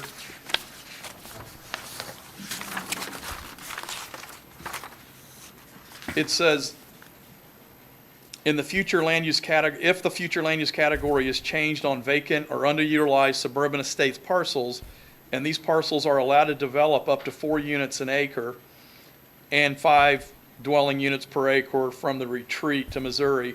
I think at one time the LDR allowed up to 5, and so they're referencing that. But again, they're referencing our property between the retreat at Wekiva to our west and Missouri to our east. A funding scheme would need to be set up to fund needed roadway and drainage improvements. The funding is in place because the county just funded it, and also they're going to be buying right-of-way from people along Orange, and in our case, I think as Commissioner Carey indicated on the other one, you know, we're dedicating our 25 feet that they need for this roadway project at no cost to the county. We're also dedicating the 20 feet, the full length of the property along North Oregon, to increase that to 50. It says, in addition, negotiations would need to occur with developers to fund the needed potable water reclaimed sewer lines for the area. That's already been done. So this study tells us that the county, and specifically to this section of Orange Boulevard, the north side of it, has always anticipated that this parcel specifically, along with the other ones between here and to the east, could be, with, if these things happen, which they all have happened, could be a change of land use to LDR. In our case, because everything else has been a PD along there, we did PD as well, because that's what the other projects in that corridor did. One difference incidentally, between a PD and LDR and a PD land use is that if it was a PD and LDR, a PD zoning and an LDR land use, you would only be required to have 15% open space. If you are a PD land use and a PD zoning, you're required to do 25% open space. So we are subject to the 25% open space by doing that PD.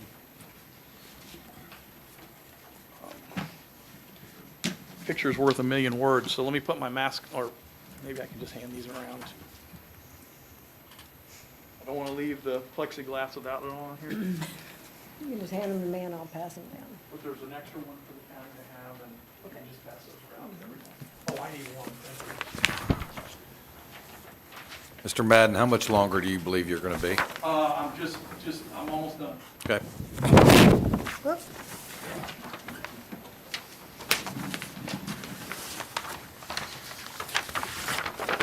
If you want, this one you do have, I know, on there, just had it a minute ago.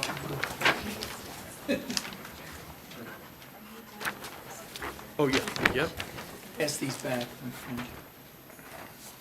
Bob? Pass these back,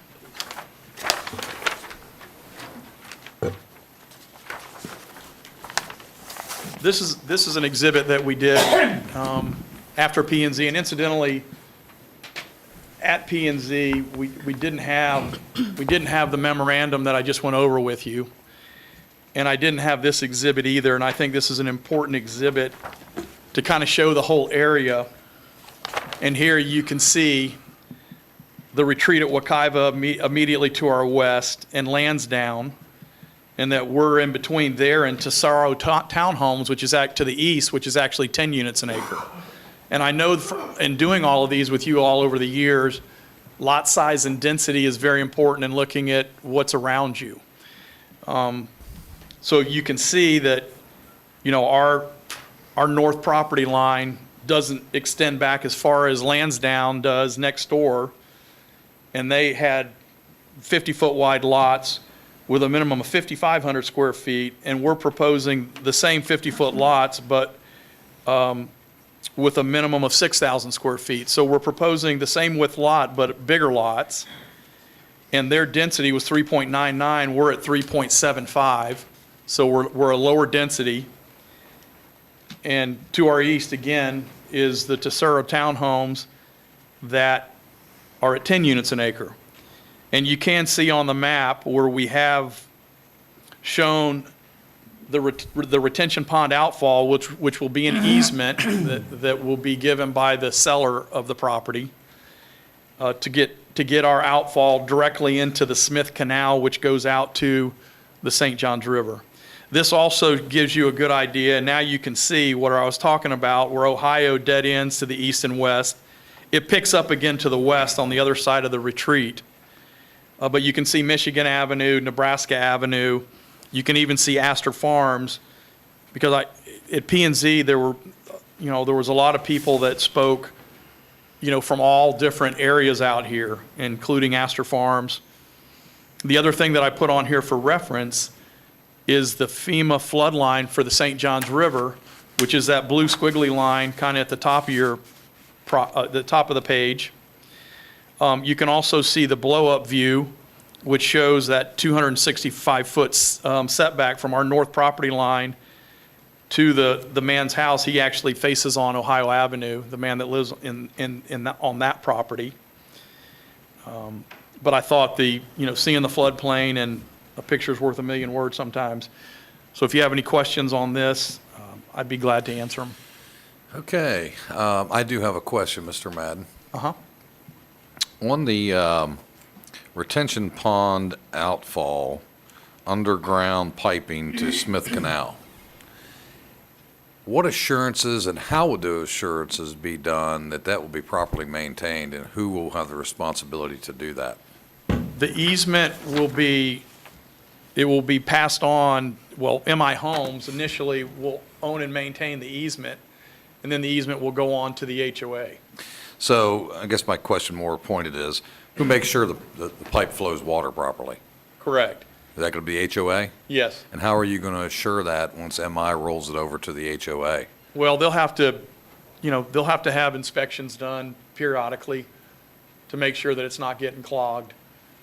Okay. And we also try to design the Just like pipe any other. with a certain feet per second on it. And, I'm assuming that the HOA will own that easement, and there is a possibility the county would want the easement. But, I don't, Yeah, I think that's probably should be pretty well worked out before we well, would either ever way. break and ground. It should be Either approved. way, somebody's going to be on the hook to maintain that. And if Right. if the county would take the easement, then obviously Why we'd would be glad, we? we'd be glad to give it to them.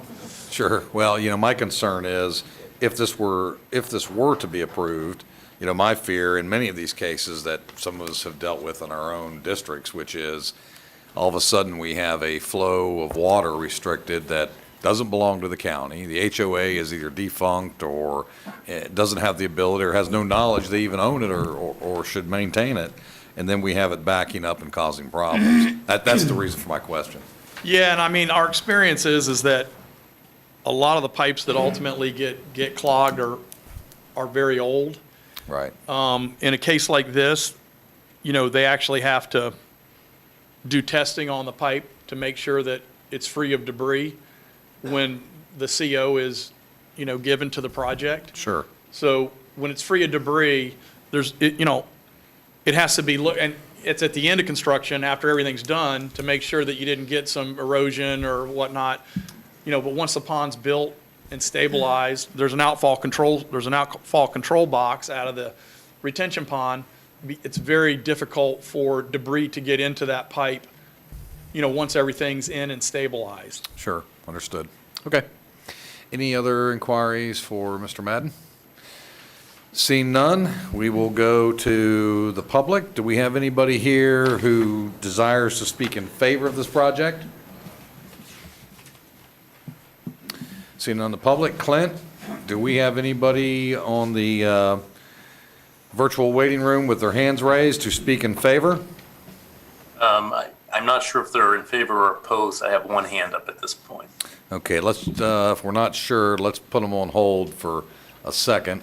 All right, I'm going to go to, we have 1, 2, 3, 4 written comment forms. First is from Emily Turner at 1797 Tangled Oaks Court, Lake Mary, Florida. In opposition, it says, fix infrastructure before adding more rezoning changes, not right to flood current homeowners. Next one is from a Mary McClure at 1751 Beacon Drive, Sanford. In opposition, says Bartram's Landing is inappropriate for Sanford Farms. Please deny it. Thank you, Mary. Next one is an opposition. It is from, it's like Shireen Hamsheller at 540 South Ohio Avenue, Sanford, Florida. No comments, just says opposed. Next one is Tammy Hamsaloon at 4755 Ohio Avenue. No comments, just opposition, opposed. All right, I will call the names for those that are here to speak in opposition. I will try to stage in threes. I want, just so you're on point to come down. I want to remind everyone a couple things. Whatever comments you have, keep specific to this request and this application, not something that's on the other side of the county or something that is not relevant. Keep it directly to the comment on this project. You'll be limited to 3 minutes. If you are here to represent an HOA, we will expect that you have been given permission by your HOA. You've taken an appropriate vote to represent the HOA and representing that on the record as such. If you are representing an HOA and you have residents from your HOA that are here that are going to speak in the same manner in opposition with the same things, we would ask that you coordinate and ask your representative from your HOA to speak on behalf of the HOA if that vote has been taken properly by your HOA. With that said, we are going to first call Stacy McMangle, if I've got that right? McMonigal, okay, my apologies. George Sellen will be next. Crystal Marmo will be after that.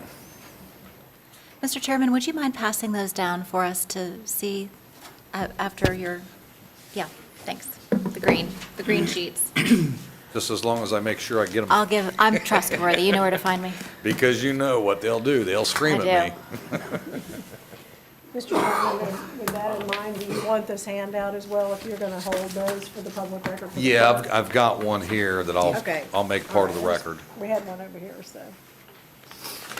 Miss Stacy, welcome. Your name and address for the record, please. Stacy McMonigal, 5121 Michigan Avenue, Sanford. I just wanted to speak on a few things. I'm not going to go into detail on any of them because I know other people will speak. The flooding issue. I understand that the attorney who doesn't know a lot about our area says that it's not relevant to us who live on Michigan Avenue, but it is. Lately, it's been worse than some of the hurricanes just after a heavy rainstorm. The retreat at Wekiva has a retention pond, and they had a lot of work done, you know, when they were constructing that neighborhood to be sure they had good storm water runoff. However, after a heavy rainfall, there is a waterfall flowing into the retention pond on Michigan Avenue. So clearly, their retention pond and drainage system is not working the way it was supposed to. Also, the wildlife in the area. This is why we moved here. We chose, those of us who live here chose to live in a rural area. I love the wildlife. Just in the past 2 weeks, I have seen 6 bald eagles, either on, I've seen them on Orange Boulevard, on Oregon, Nebraska, on Michigan Avenue, like I said, and right by Lansdowne as well. And bald eagles are still protected. They're no longer endangered, but they're still a protected species. And this is the nesting time when they, build nests. And so clearly there's some bald eagles in the area. And construction, loud noises, and other things like that disrupting the environment do disturb, their nesting and, procreation. Also, I've seen bobcats, bears, turkey, boar, coyotes, hawks, any number of animals, wildlife. And this is their area. This is why we chose to live here. What's been mentioned before, there are a lot of safety issues, the gas leak, traffic, accidents, poor visibility right at Oregon and Orange.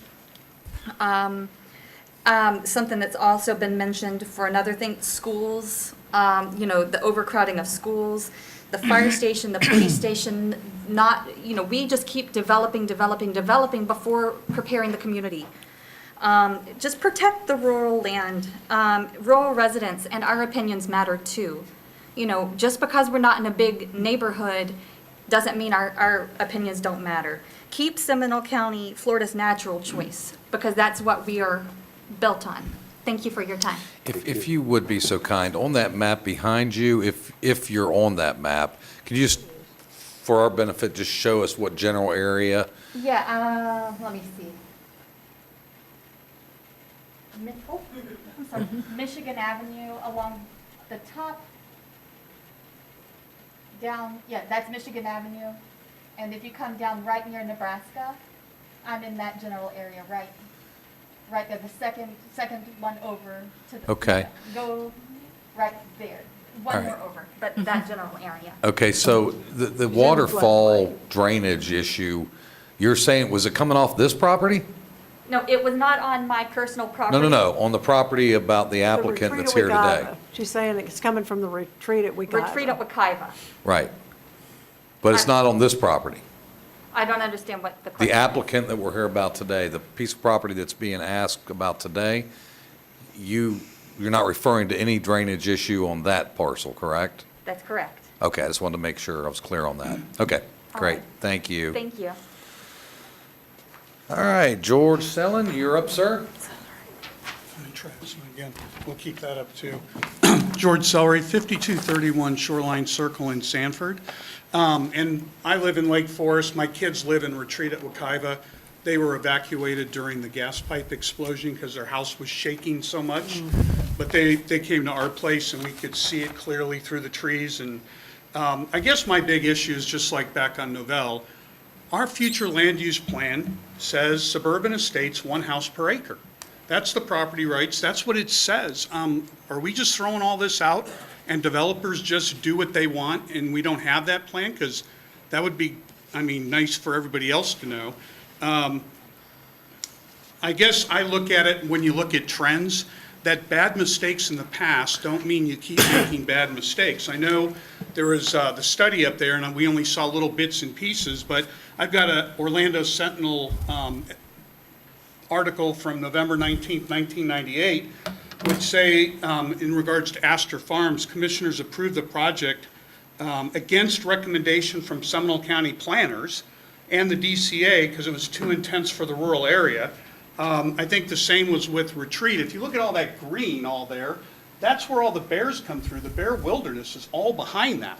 They're getting so blocked in that it's hard for them to get around, and wildlife in general. The flooding issues, and I'm sure people are going to be talking about that, but we run into, Lake Forest runs into the Smith Canal. If the Smith Canal, if the St. Johns River, and we know it flows north, but if the St. Johns River, like during Fay, goes above flood stage, doesn't it back up into the Smith Canal? And then wouldn't it continue to back up? That's what happened around the Sanford waterfront and all along 17 going around Lake Monroe by the hospital and everything. So I guess the final thing that I wanted to mention, and see if we can put this up, while he's doing that, I wanted to make note that during the Paola discussion back in February, we'll do this one first. During the Paola development discussion, which planning and zoning turned down and this board turned down, and which was less intense, the issues came up about, the wilderness area and keeping that area as close as we can to suburban estates. Again, this is on the other side, and again, I'm talking about north of Orange is where the Bear Wilderness area is at, and west of Oregon. This is east. This is what it used to look like. Wildlife crossing, it used to look great. That's what it looks like now. Bears can't get through there, wildlife can't get through there. I think the speed limit sign took its place. But is that the way we're gonna go? Most of these ones that we've talked about, Retreat at Wekiva was built in 2000. Astor Farms was built in 1998 through 2000. Lansdowne was 2004. And again, in the Paola discussion, and I'll give that to him. In the Paola discussion, it was 2.93 per dwelling acre on that agenda item. So now it's 3.99. I'm not sure how that happened, but maybe it was an error back in the day. But Somerset was 2015, and that was basically, everybody agreed that was wrong, shouldn't have been done. Paola was just brought up just back in February of this year. And again, planning and zoning said no, and it didn't get approved by the board here, 3-2 if I recall. And so we're just saying, let's stick with the future land use plan. Let's wait for these basin studies to come in. And let's try and keep that rural way of life in that rural area by the Bear Wilderness area. Thank you again for your time, and I'll leave these with you. Thank you. Okay, we have Crystal Marmo, then we have Joseph Humphreys, and then we have Randall Turner. Good afternoon. Hello. I think we're into evening now. Yes. I'll keep it short because, everybody keeps saying the same things and it's all on my No, paper. we appreciate it. Oh, We sorry, it's hear Crystal y'all. Marmo, 1511 North New York Street in Sanford. Thank you. 22771. You know what is not the only thing that runs downhill? Water also runs downhill, which is where we are. You talk about earlier about the Midway and fixing that and how it runs into the St. John. Well, when it runs into the St. John, we're not up to date yet. So that all goes to where we're at. I hear a lot about your staff talk about, well, this is precedence because this one's here and this one's here. But if you look around it, that is the precedence, not what we're talking about today. That's not the precedence. The land and the people who have the acreage, that was set long ago. Everybody's for growth, I get it, but if you look at that square right there and everything around it, you've stuck these things in the middle of open areas that should have stayed open areas and taken acreage that should have stayed people's acreage. He talks about ponds and, you talk about the drainage and you put the infrastructure into that specific little spot that they're building on, but there's something called surcharging. When you put heavy things on the ground, that's great that you're attracting the water that comes out and it's not gonna go around, but when you put heavy stuff on the ground, the water that's under the ground goes out. And where does that water go to? It goes to us. And we don't have the infrastructure for that. It's not all Mother Nature. Some of it is the surcharging. I think that we need to really think about what we're putting where and what the precedence was to begin with.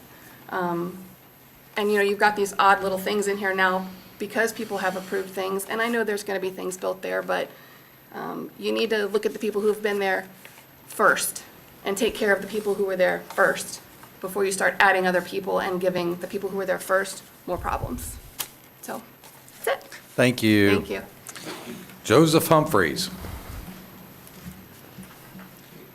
Then Randall Turner. Then will be Cindy Holler. Joseph Humphreys, 883 Cardinal Point Cove, Sanford, Florida. I'm reading from the Seminole County Comprehensive Plan. Seminole County has an abundance of significant natural resource areas. Most notable are the Wekiva, the St. Johns, the Yukon, that are of statewide significance.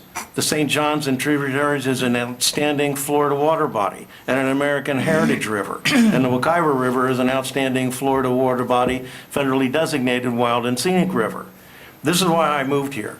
The preservation of both the quantity and the quality of these resources is vital. Vital. These are county documents that say this. Vital to the function of these resources and necessary to ensure the continued attractiveness of Seminole County. This is why I moved here from Fort Myers, Florida. Okay? When I was working in this business on Sanibel, we couldn't build a condominium more than 3 stories. And a guy by the name of Porter Goss became the first mayor of Sanibel to a large degree because he wanted to protect the resources that Sanibel Island was, that I'm sure most of you have been to at one point or another. Now, you go across the bridge, which... Sir, we'd appreciate if you stick with this project specifically, what happened in Fort Okay, well, I'm Myers. talking specifically about the impact on the natural resources of this county, which is what this is about, okay? Now, if you want to get specific about water, you've heard all day long about FEMA and its maps and how, whether or not they're reliable or not. I've got story after story, article after article. Studies sound the alarm on badly out-of-date FEMA flood maps. That's from Scientific American. Outdated, inaccurate FEMA flood maps fail to fully capture risk. There's been a lot of conversation about, oh, well, there's no water coming from this property. You asked a very good question about the outfall. I'm dealing with right now outfalls. I have a conservation easement that I'm dealing with Swift Mud. Yes, the homeowners association will be legally bound by state law to make sure that that outfall and that retention pond is operating properly. Now, you go right down the road to Astor Farms, which was snuck in underneath the 1988 Bob Martinez legislation, but they have 11 retention ponds for 300 homes. Guess what? They don't work. Engineering, and all due respect, Bob, engineers don't always get it right. And this is all changing out here, well, being an engineer. Talk to Madden. So I know you're a different kind of an engineer, but engineers in general. But the point of it is, Got a pay raise. that outfall is going to be a problem. They're relying on Smith Canal, which, oh, by the way, we're waiting for a plan, the basin study for Monroe and the Smith Canal. I've spoken with Soil and Water. Yes, it backs up when the river backs up. They've had problems. I know the people that operate properties there. Sure, we're So, out of time. what If you I'm could wrap saying it is- up, be great. The point of it is, you need to stick, it was designed, these lots were laid out the way they were laid out for a reason. The percolation of that area is bad. It's in the floodplain, which, again, we can argue about global warming and how we got there, but the bottom line of it is, the river's issues are rising, it's an impaired river, and now you're gonna dump more into it, oh, just in time for the county to start withdrawing water from the river, which you've already spent 50-some-odd million dollars to do. Sir, you're out of time. It's fine. You're out of My time. point of it is, this is all interconnected. It's all about water. Sir, you're out of order. Please take your seat. You either have too much or you don't have enough. Sir, please take your seat. Thank you. Thank you. Mr. Turner?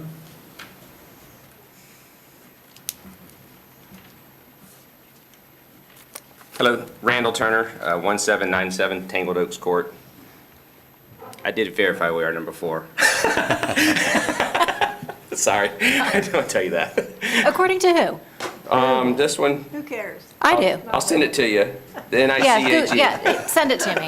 Send it to me. I want to read that. Sarasota, St. John's, and Seminole, those are the Yeah. 3 best. St. John's, Okaloosa, Sarasota, and then Seminole. Yeah, we don't know about Okaloosa. Yeah, Okaloosa doesn't count. That can't be But, right. That can't be right. sorry to get off subject there, but I do drive past this proposed neighborhood every day. We just built an office over in, off of Caboose near the Church Street.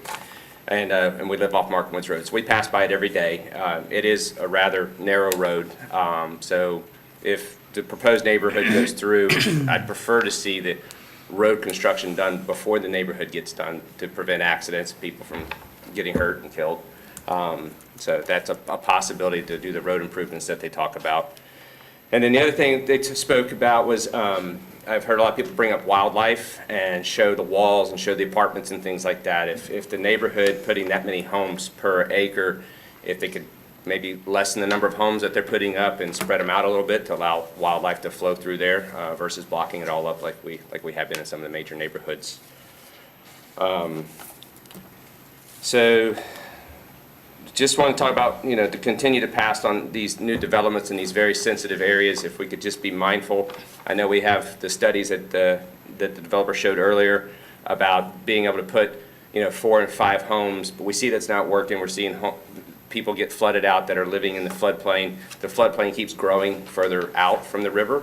So I just think to be mindful about that, and just because it says it's right on a study that was done 20 years ago, maybe we should look at some new studies and focus on that to save the county and the taxpayers a lot of money for dealing with flooded lands and class action lawsuits.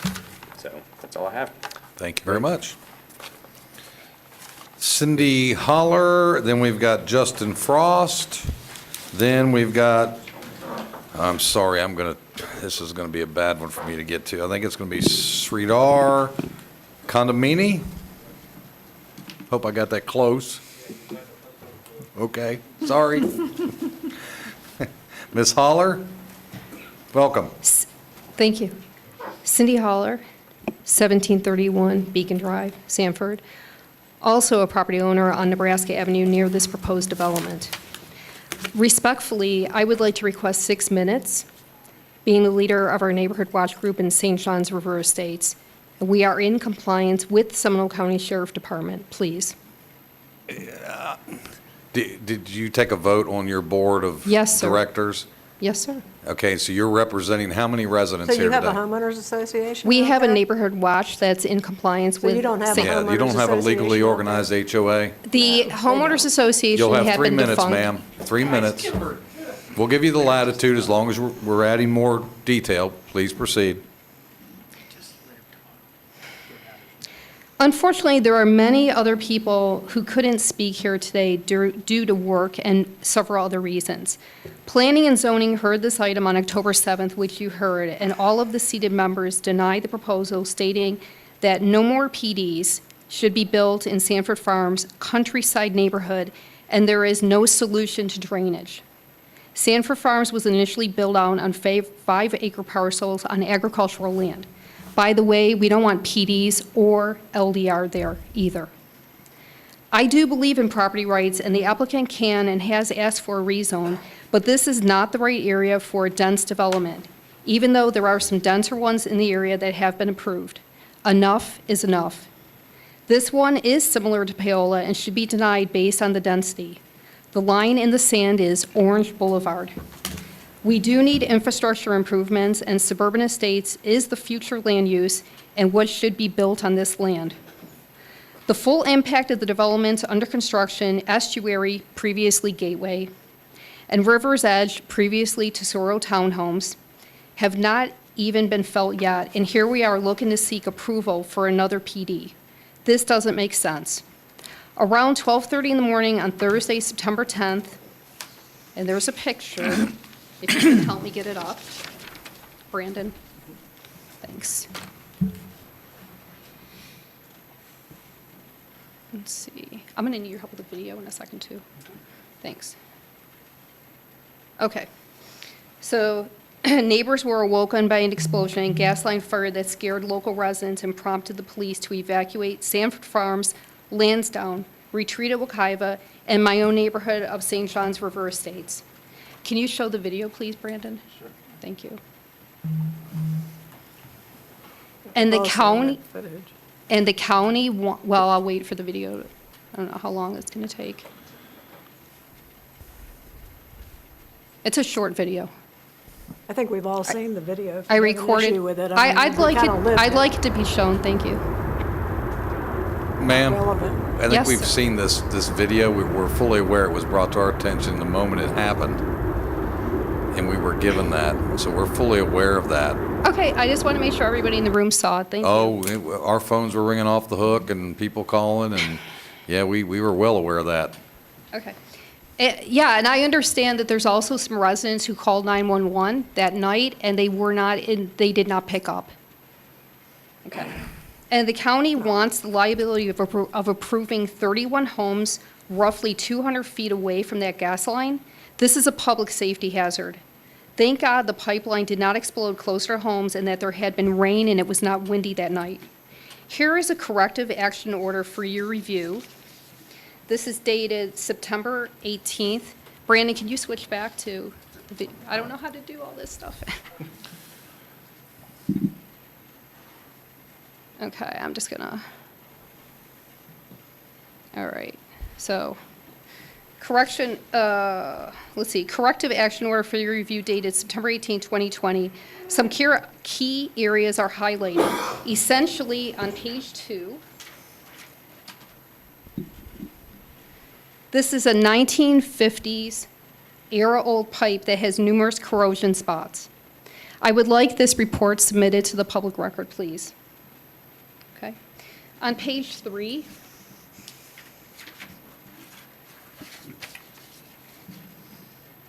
page 3 denotes that over 40% were corrosion was indicated. Ms. Holler, is this the pipe that's currently there? Is that you're referring to? What are you referring to? No, here? this is, this, you'll see it because I'm going to pass it along to the board. No, I That's pretty- understand, but that- I want to let- understand for the I know, for the let me- record. let me- Is this along Orange Boulevard you're referring to here? This is the entire pipeline, This is sir, the gas yes. line pipe she's referring to, which isn't relevant to the zoning Yes, hearing. it is relevant. That's Ma- pretty scary that this has been in service at around 700 PSIs. Okay? Mr. And Chairman, is, Ms. Holler, if you're going to stand there and talk about this, is this what your homeowners association that doesn't exist actually was talking about and asked you to come here and talk about? Yes, this was very popular on our. Well, I know it was our private popular. I page. mean, we're all aware of it, but it isn't relevant to this particular zoning Yeah, hearing. yes, it is. Okay, Mr. Chairman? I will move to strike any further comments regarding this. It's not related to this Okay. project, Ms. It- Holler. okay, And it's so unclear and uncertain that you've been able to represent, that you're representing No, the it entire is- HOA.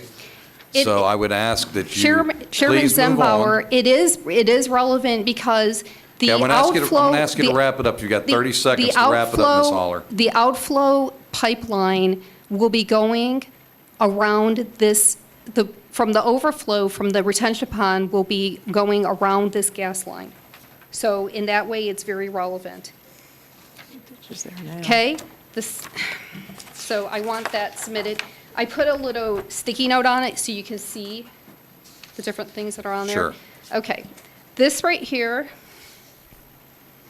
let me see here. What it looked like after the map, after the. Here's a fire. picture. Okay, let me see here. Okay. All right, here's a picture of the burn area. This burn area could be affecting this possible PD. All right? So it was, the size of the burn area was determined to be 515 feet by 100 feet. So here's the proposed development site.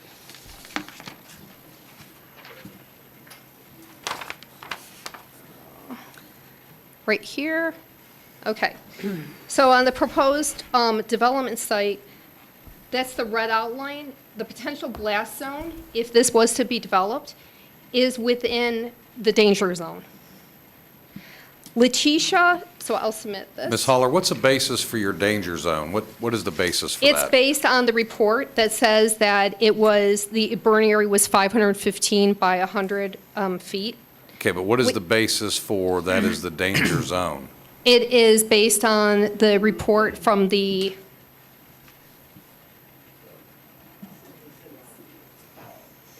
corrective action order.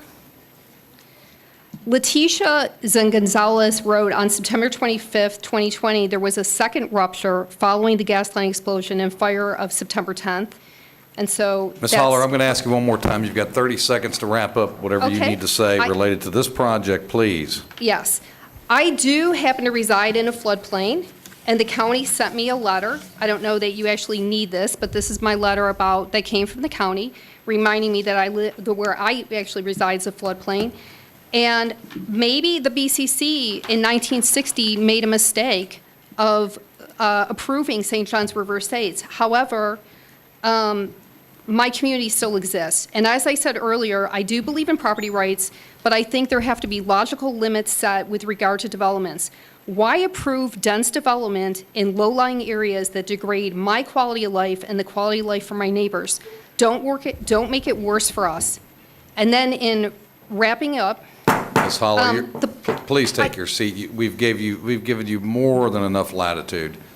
Please leave your yep, I will. exhibits for the record. We appreciate it very much. Can I pass? We want to try to get through the other people that are here to Just leave speak, 'em right there. We'll some get of which 'em are for the your clerk. neighbors. I would like it passed along. Just, like I said, just leave them right there. We'll get them for the clerk. Mr. Frost? Saw 'em. Justin Frost? Mr. Chairman, who's following Mr. Frost, so we kind of get them lined up? Sridhar Kadamini, if you would be ready. And then we've got Lizzie Holler up next. Then we've got Tom Holler. And again, folks, please keep your comments specific to this application. We want to hear everybody, we want to give you the latitude, but we're not going to be talking about things that are not related to this. Okay. Good evening, everybody. My name is Justin Frost, and I reside at 4847 Ohio Avenue, Sanford, Florida. And I'm here this evening to discuss some major concerns as I live within 300 to 400 feet away from this project, north, with only one house in between us and this project. The house that they're talking about, and Mr. Charles gave a great presentation, but there's some data that needs to be shared from immediate resident, as such as ourselves and our families.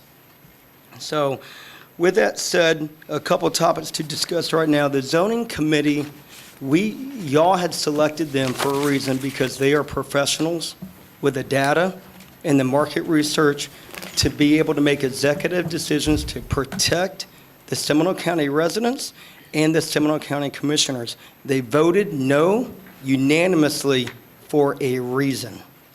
The other thing is, talk about traffic. You go out to the 3 traffic lights that orange goes through. One is one is Oregon, one goes to Monroe Boulevard, one goes out to 46, and you have to wait 2 lights to get through each intersection in the mornings and in the afternoons. Talk about traffic. The pipeline, I'm not going to get on that topic with after the last comments, but I will say if that explosion happened a week before that with the flood going on and the rains that were going on, the fire department would have not have been able to get down the roads to put out the fire. That is a major concern with the roads and the flooding purposes. Education. We had to wait on a 2-year waiting list to attend Wilson. That is a 4-minute drive instead of driving 20 minutes on the other side of I-4 because of the backup of the schools. Talk about the vinyl fences. Wildlife. Wildlife will knock down the vinyl fences to get through, leaving a big gap in people's yards. I'm going to share some pictures as what was described earlier, a picture is worth a million words. I think we should share these pictures on my phone right now that will show the drainage coming from this property because Lansdowne, everybody thought it was a great idea. Perfect. The retention pond does not work. Everybody's backyard drainage falls through the backside of Lansdowne onto our properties. And when my grandmother is in a wheelchair and can't get out of her car because a battery-operated pack is underwater, is unacceptable. And with that also said, I would like to share these pictures now, if you don't mind, please.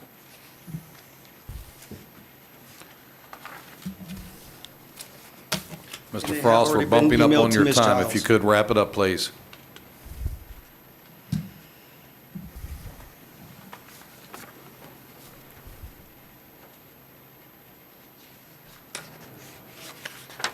And so we're going to need copies of those photos for the... Yes, they're already sent to Ms. record. Giles.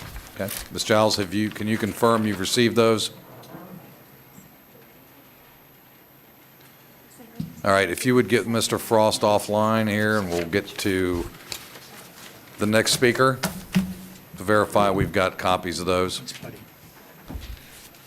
So as you can see, this property right here that is underwater happened on September 29th without any type of hurricane or tropical storm. This property is immediately right across the street from this development. The next picture that we're going to show is the road that is north of the property on Ohio Avenue that is completely underwater from a 4-inch thunderstorm because of the drainage coming from Lansdowne and this property. This is the neighbor that is immediately north that can't even get in his house, can't even enjoy cooking out on the front porch because of the drainage from the property directly north of him and the backflow of people's backyards. Mr. Frost, I need you to wrap it up. You're well into close to 5 minutes now. Yes, sir. So here's the pictures. Pictures are worth a million words. Seminole County is known as Florida's natural choice, and as our commissioners, you have the responsibility to protect us and our residential. Thank you. Thank you. Folks, moving forward, I'm going to just reiterate, you have 3 minutes. That doesn't mean 3 minutes and ask for another one and go into 4 and 5. In all due respect, we've heard a lot of statements. I think we've heard a lot of comment. We've taken a lot of testimony. If you have something new to add, we want to hear it. We don't want to hear what happened,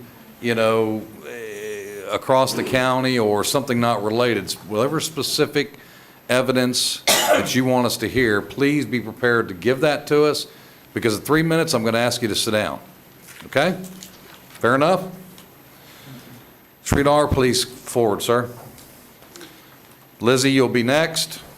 Hello, my name is Sridhar Kantamneni. I live at 4840 Ohio Avenue. That is the property right north of this proposed subdivision that is coming. So I am probably about 0 feet from the property. So if anyone is impacted, it's me. I mean, I'm not saying that none of them are impacted, but I am the most visibly impacted. Got it.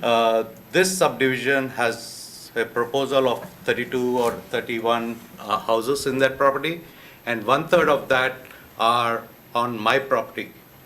So today I have one house which is my neighbor. Tomorrow I'm going to have about 10 houses as my neighbors. With a 6-foot vinyl fence, that is a gross understatement of how I should be living in this quality of life, kind of thing. We bought this property with about 4 years or 5 years back, just because of the acreage and because of the, the proximity to the shopping that it is out there and all the hospitals. The gentleman who gave the information, he knows very well. I'm assuming he knows it. I wouldn't say he knows it, because the same developer approached me for the same property, because I have the biggest parcel of all these 3 parcels, and he with a substantial amount. But I denied it, and he knows that I was planning on building a house on the property. He keeps mentioning about this, about 300 feet or 400 feet away from this property line. But he knows very well that this is where I was intending to build a house. Now, we enjoy this property, we enjoy the wildlife, we see all the birds every year coming in and coming out. They raise the chicks in that property. And the bears that go around the property to the next subdivision to have a drink of water or go and get whatever they want. We live with that wildlife kind of thing, and we accept them, and we enjoy them. And no amount of money is worth messing with any of those wildlife or the trees that they're planning to will be cutting down because of this subdivision, and not to mention the impact that it will have on our thing. Second thing is, what I do not like about this is they have the subdivision entrance off of North Oregon, which would only cause more delays for us, because ours is a no outlet subdivision. It's not a subdivision, but no outlet. No outlet zone. You got 30 seconds, sir. Sorry? 30 seconds. Yeah, if we have to turn left, and it's gonna take, he showed a picture of how it would be to come into the property. What if I had to turn left and go into the North Oregon, into that zigzag? That is a very, very dangerous and a very complicated turn that I have to take. So you might give me 30 seconds, but it's worth saving a life, sir, I'm telling you. I understand, sir. Because very recently we did have a fatality out there. And you please, I don't know if you have even driven there, but if you drive there, you would know the complication that we are all going to have with this. And he talks about the turn on the left lane. There is electrical. Sir, your time is more than run. We're going to ask you to take your seat. I'm sorry. Thank you. Okay. Thank you. Next But I up will think be you got Lizzie the Holler. point, right, Sir, please take your seat. Yeah. Folks, I understand how emotional this is to a lot of people. I get it. I've been in your side of the seat. Please respect your fellow citizen as well as this board by abiding by the guidelines that are set forth. You will have 3 minutes. Ms. Haller, please start. Name and address for the record. Hi, my name is Liz.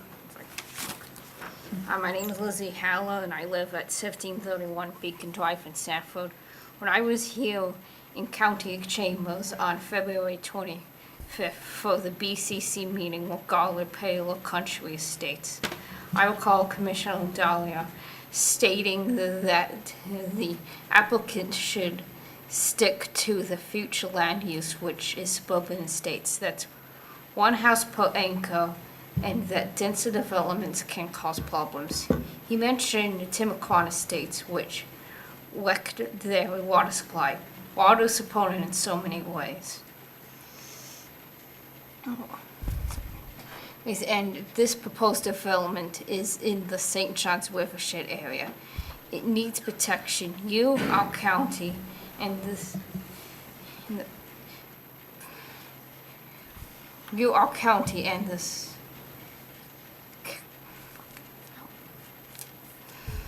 you, our county commissioners, all the protection. It is bad.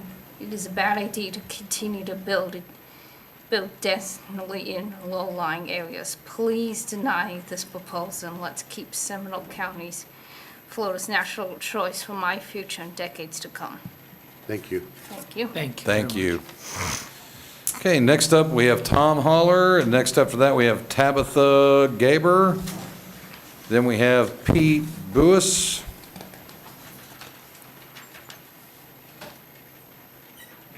Tom, please proceed with an address for the record, please. Hi, Tom Heller, 1731 Beacon Drive in Sanford. I also own land on Nebraska Avenue and the farms.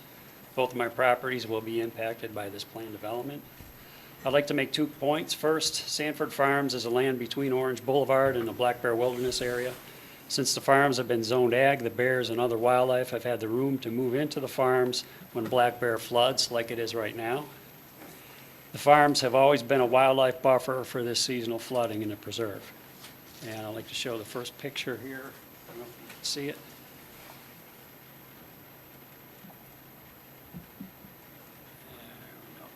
Nope. Oh, okay. Okay, here we go. All right, the top map shows the footprint of the Black Bear Wilderness area. Here's Orange Boulevard, there's the St. Johns River. The second map shows the FEMA flood map, and as you can see, it completely covers the Black Bear Wilderness area except for a little piece of the parking lot. And then here's the page 2051 from the what do you call this? Anyway, this shows the property and the flood area and how the flood waters basically push everything out of Black Bear Preserve. So if more land in the farms is converted to PDs, the bear and other wildlife have nowhere to go when the river floods. My second point is we hear a lot of talk in this room about building trends, and there's 2 trends going on in this area right now. The first we know is converting the ag land into high-density PDs, which creates traffic problems, overcrowding the schools, disrupting the watershed, transforming the character of the area, and paving over the wildlife buffer. The second trend is building homes on existing large lots. Now, we've seen this map already today. There are 10 homes in this map that have been developed in the last 10 years on 1 acre or more.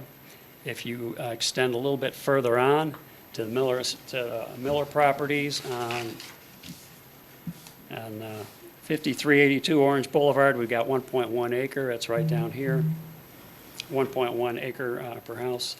We have Miller Estates, which on Orange Boulevard, which are 4 homes on 1 acre lots, and the proposed Miller Estates Phase 2, which is 6 homes on You have 30 seconds, sir. acres. Okay, so clearly there's another trend going on here, which is to build homes on large lots.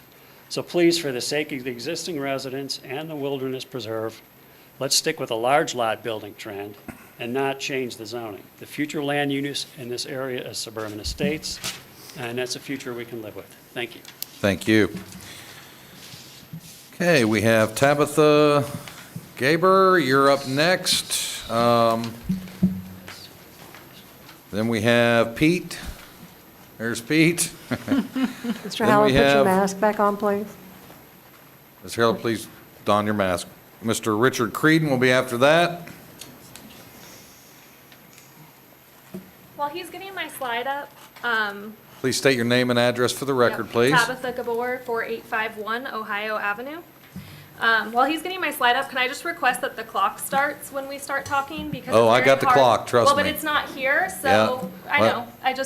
It'll start like halfway through people's conversations. Well, I over understand here. Commissioner Constantine hasn't quite been on the Oh, I bubble gotcha. there with it, Shame, so. shame.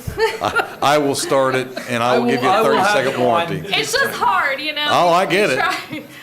But short of me going over there and running around this guppy bowl thing and pushing it myself, I'll have to keep it here on my phone.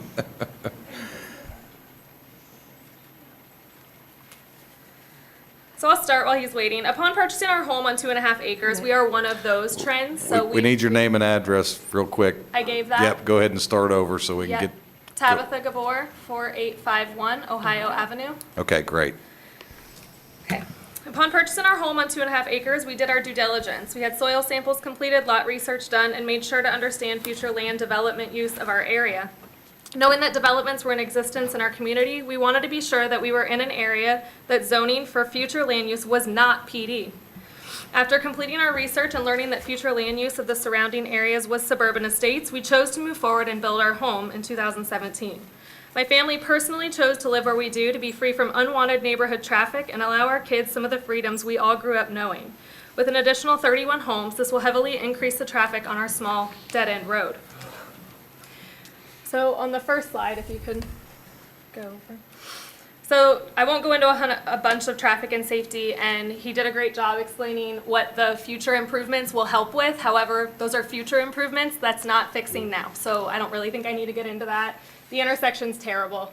This I do want to get into. So Lansdowne over here, Ashdown Court, is in a frequently flooded soil.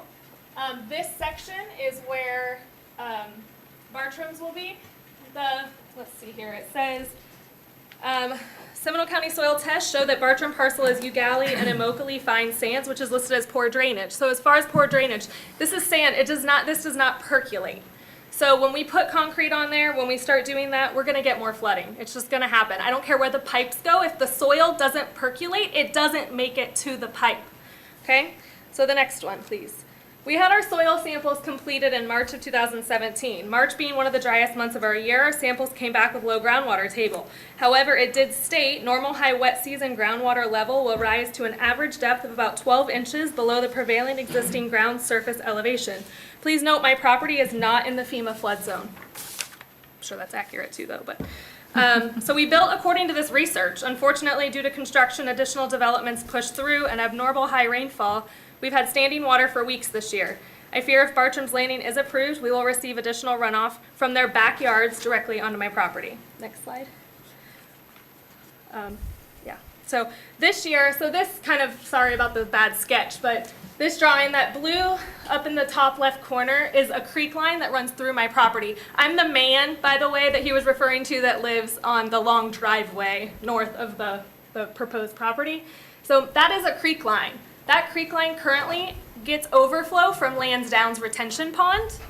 That creek line flows under Nebraska, which is a private road maintained. So it is up to those You residents. have 10 seconds, ma'am. Thank you. It is up to those residents to maintain that pipe. In conclusion, I, as a taxpaying homeowner in Sanford Farms, plead to you, the county commissioners, please stop approving communities outside of future land use. It's there for a reason. At bare minimum, wait until the upcoming stormwater studies have been completed. The current ones are far from current and completely outdated. Thank you for your service. Thank you. Next, Pete. Before I do the overhead thing over here. Well, at the outset, y'all have the patience of Job. Would you, Because my low beer light's been flashing for the past 2 hours, so bear with us. As soon as he gets the name and address, I'll. Yep. Name and address, sir, for the record? Yes, sir. Pete Beers, 5376 Ohio Avenue. Yes, sir. I was supposed to get up here and just talk about the intersection of Oregon and Orange, but for clarification, please allow me to submit this to you. This is the study requested by the Department of Transportation with that pipeline. It's on the first 4 pages. Y'all can look at this. It will take you less than a minute.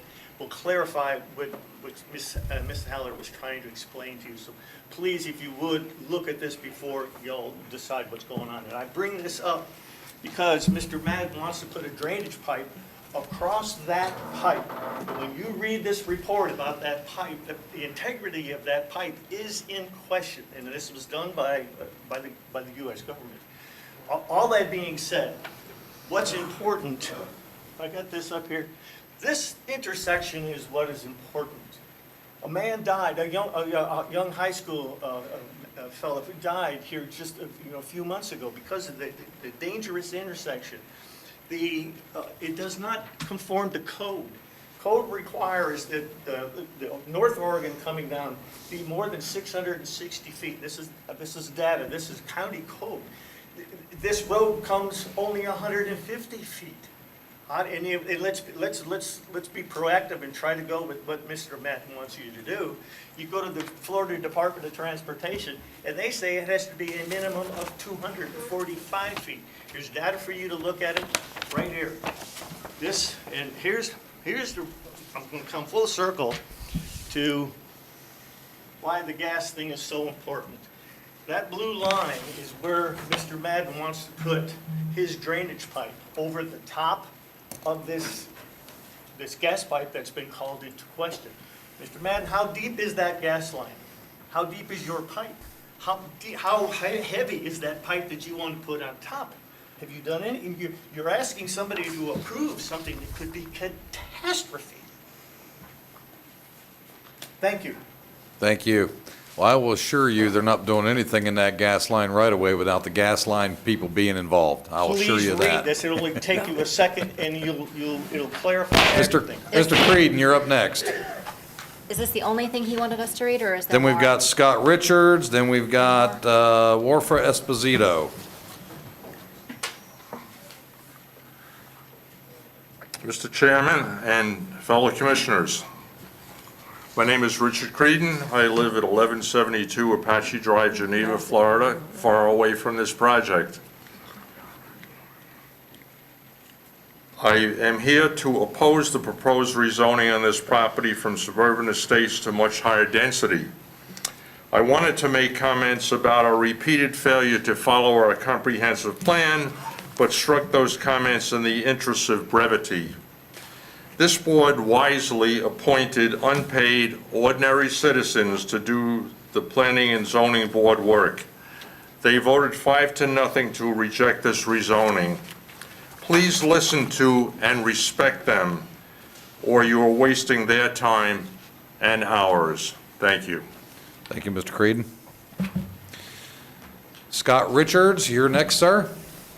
Then we have Warfa Esposito. Thank you. I'll pass the rest of this when I'm done reading it.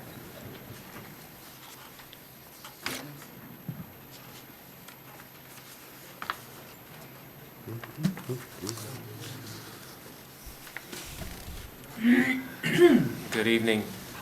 Good evening. I'm Scott Richards, 5212 Michigan Avenue, Sanford. All right, so I know we're pressed for time here, so I got to get through a lot, but I will tell you this is information you have not seen yet. So again, just to highlight some of the Sanford Farms information for this year. We talk about trends a lot. So what have we talked about? We've talked about dense developments that have been prior approved, effectively having segregated Sanford Farms over the last 20 years. But there's a lot of other trends you've heard about. New homes being built, young families moving in particular families that want a social distance. Well, let's talk about, in 1999, this was the aerial, and as you'll see, we were one community at that point in time. Since then, we have had, by my count, 14 developments that have been built within this area.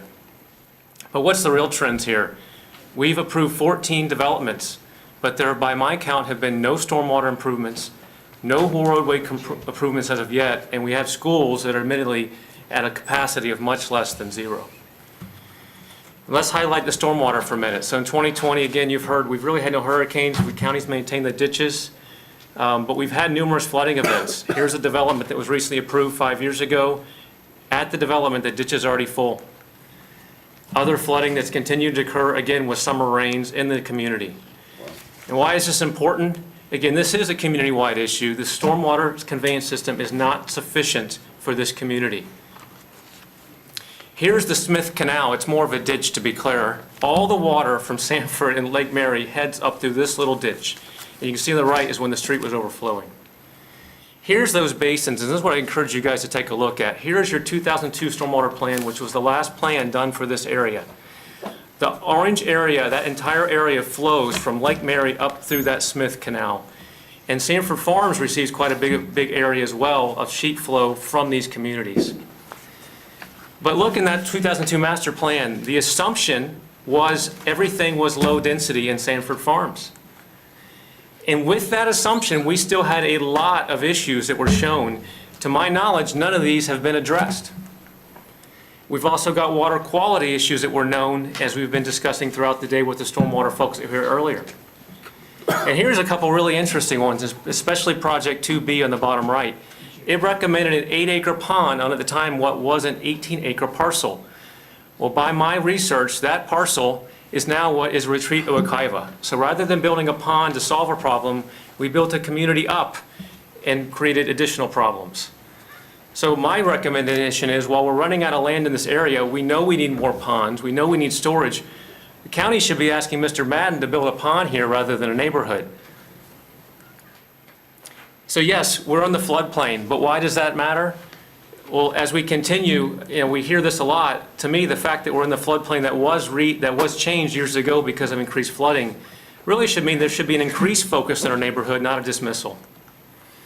So with those trends, and to wrap things up, the county's approved growth resolving needs to focus on improving these issues.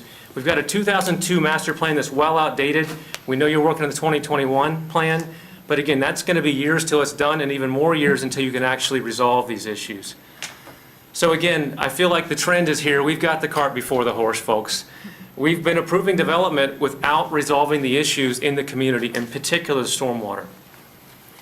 So I'll leave you with some questions, and there's a lot here, but again, how can we continue to improve density that has not been planned for? When are we going to resolve these stormwater issues that exist? We continue to talk about these, and there's really no plan of action to get them done. We've got road issues, school issues, and the gas main issues that have all been issued. So I'll leave you with that. I thank you for the time, and I really hope you'll have a consideration for the big picture, how we're going to resolve this in the future.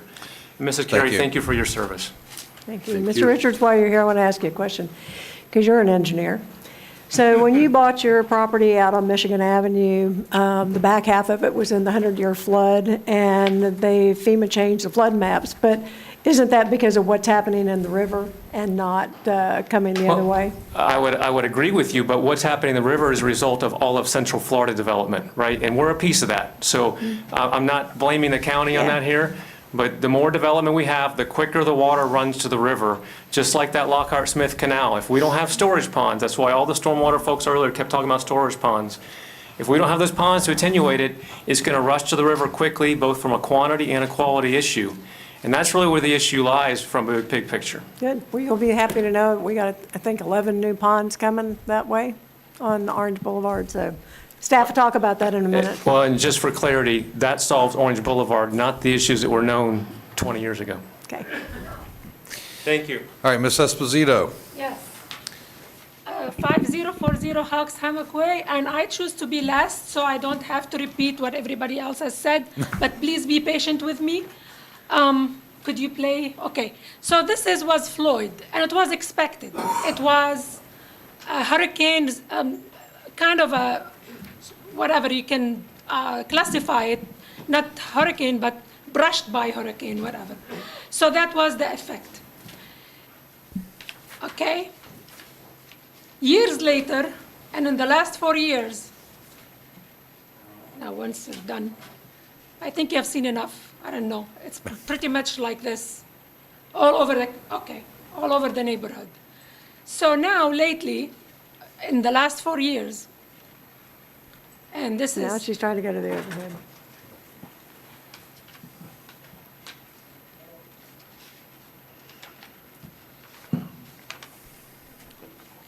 So in the last 4 years, that's the overflow water from all the communities after the new communities being built, okay?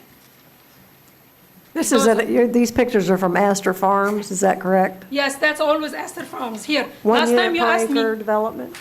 Yes, last time you asked me where I live, I'm sorry. Yes.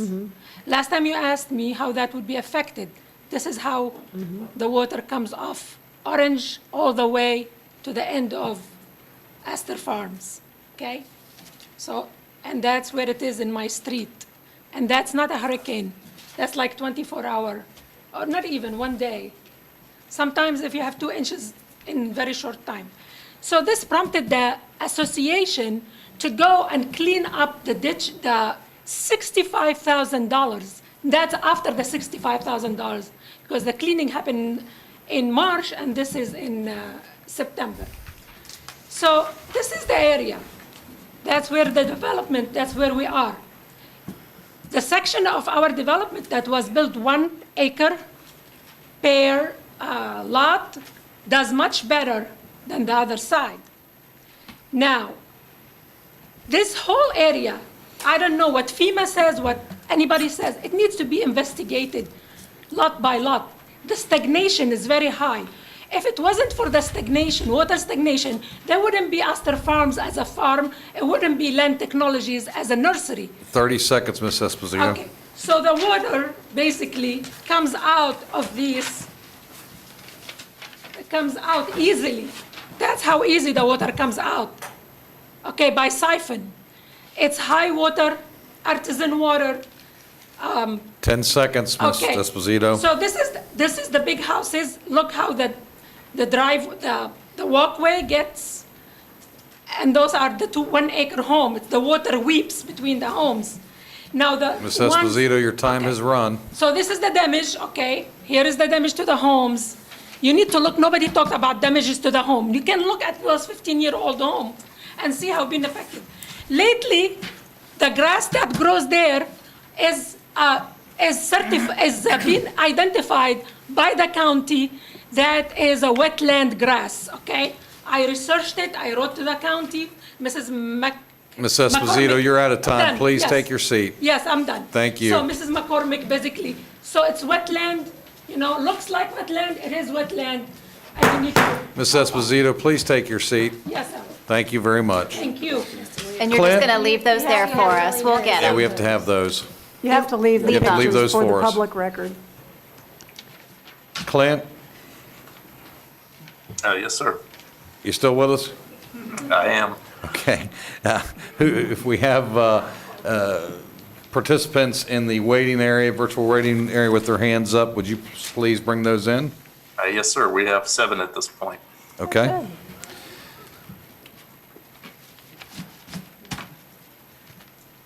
Well, I can tell you, I'm not going to make it through the 7 before I've got to make a potty break, so. Mr. Chairman, can we just take a break now? While he's getting it together, that would probably. She's gonna Yeah, I walk tell you away what, with if you'll those. get them lined up. Ms. Esposito, we need all of them. Sorry. We're going to take a few minute break. So Clint, can you hold Miss Lawler or Jason Lawler? You get what I give you. We'll be with them in just a moment. Yes, sir. Yeah, break. All right, great. Adjourn for a few moments.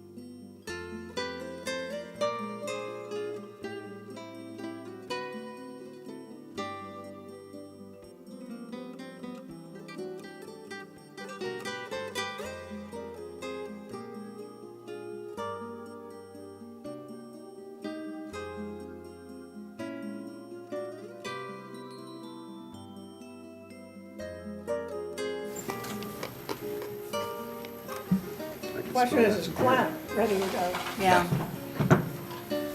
I saw SGTV down here trying to do some technical, Yeah, I think They changed the Paul's mic, they're done. I done. guess we're good. All right. We ran out the batteries. It's 7:21, we're back on the record. Clint, if you'll bring in Mr. Lawler. Good evening, Mr. Lawler. Your name and address for the record, and you have 3 minutes, and a hard Hi 3 there. minutes. Yes, Jason Lawler, 130 Shady Branch Trail. I am everyone's favorite person here, What the town? owner of the What property town, looking to city? sell. What city do you live in, sir? Permanent address is in Ormond Beach, Florida. I Okay. did grow up on Orange Boulevard, though, just a few, maybe 1 mile away from the property in So I question. hope you're not going to tell us that this is causing flooding in Norman Beach. No, Go I ahead. think we're all right over there.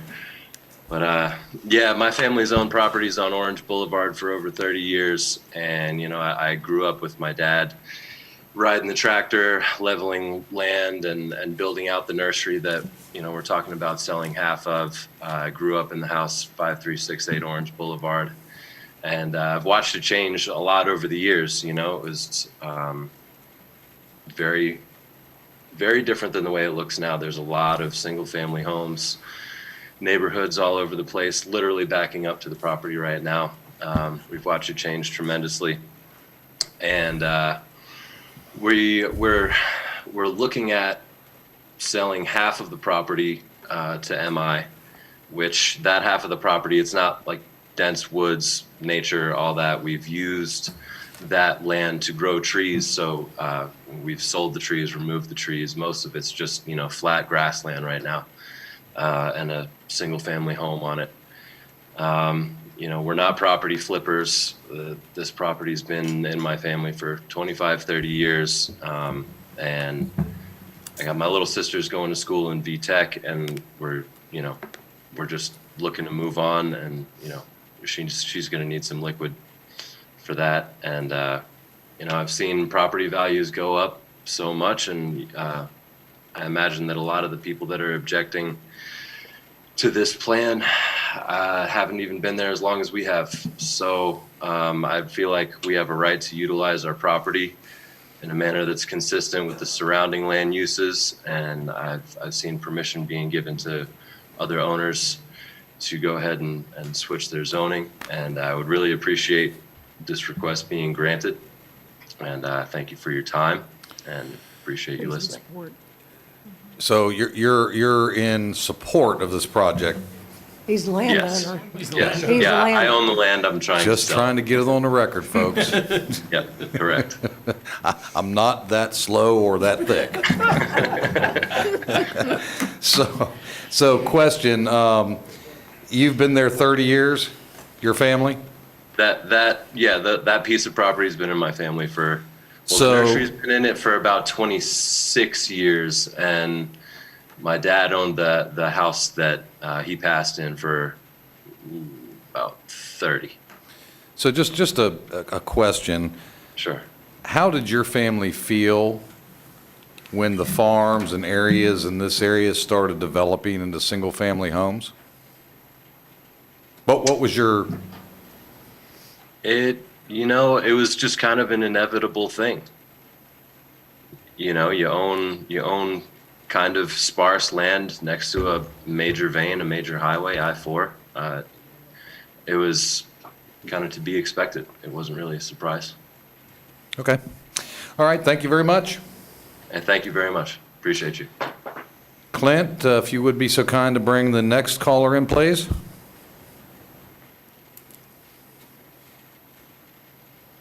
Miss Angela Mills. Good evening, Miss Mills. If you would be so kind to state your name and address, full address, for the record, and you will have 3 minutes.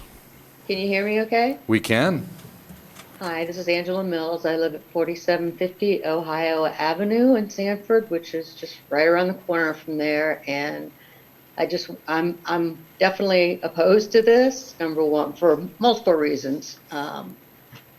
definitely from the flooding, but also the dangerous intersection there. I had mentioned this, I was the lady that they were referring to on the phone last week. That road right there something needs to be done with that before they start putting that many more homes there. Also, we built in 2012, we built property there. I used to live in Timuquan and know what it's like to live in, different, having side-by-side houses. We moved there and built there to get away from that. And the property was zoned for 1 house per acre, or at least in that. Now they're wanting to quadruple that.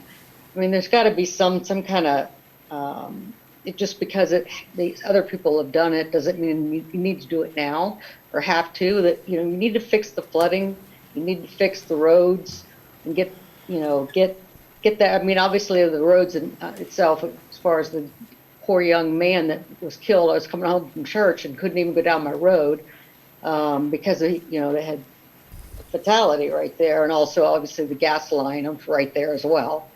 But I guess I just want I want everybody to look at fix the things that are problems now before we start adding more. And please be as far as the trees and everything like that, please make sure those don't get taken down. So I appreciate you listening to me. Thank you.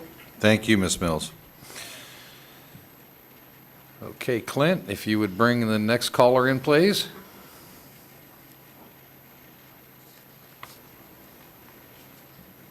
Myself. Mr. Wills, welcome back. You have 3 minutes. State your name, address for the record.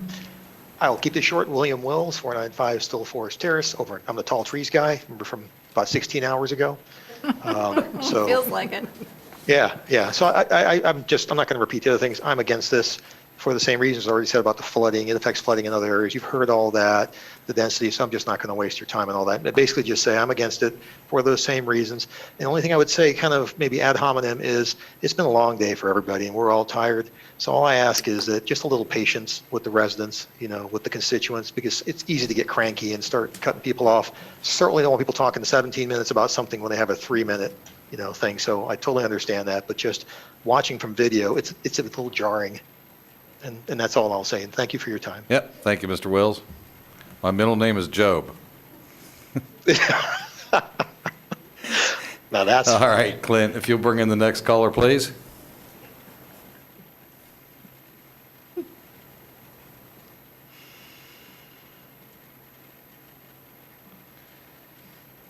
Looks like we have a Mr. Charles Van Zant. Mr. Van Zant, welcome. Be sure and unmute yourself. Name and address for the record, and you have 3 minutes. Charles Van Zant. I live at 4990 Nebraska Avenue. Can you guys hear me okay? We can.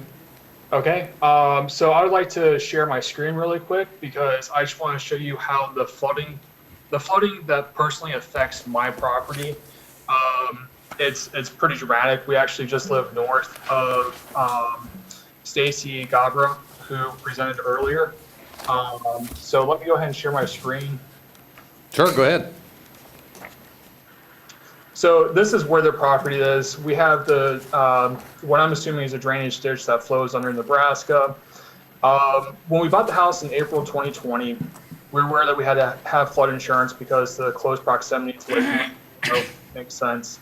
What I wasn't aware of is the overland flooding that occurs from our afternoon showers. If we get a good downpour for about an hour, this drainage ditch fills up and floods our entire back property.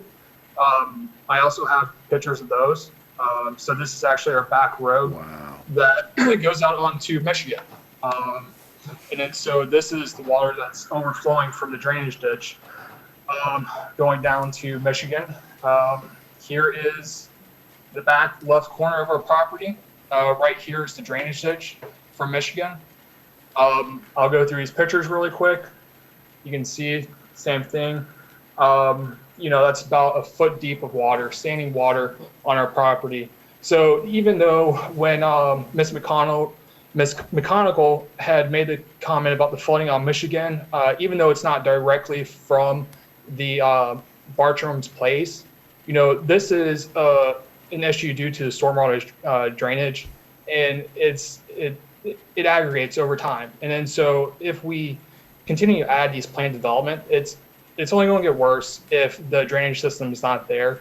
I want to be very clear that, I definitely believe in the trends that you're discussing, only if it's done the right way and if the infrastructure is there to support it. Because right now we are being dramatically affected. And I would say earlier in the day from the engineering company that produced the Midway flood plan, they were talking about the service level C, where the flooding is around the home. That's the current status of our home. It's literally 10 feet from our house when that drainage ditch starts to flood over. As these planned developments start to go in. You have 30 seconds, sir. Yep, it'll probably be at a service level D. So, I'm willing to discuss with you guys like the proper way to manage this drainage ditch, but it does need to be addressed because it's affecting our property values. I thank you for your time. Thank you, sir. Be well. Clint, if you would be kind enough to bring in the next caller.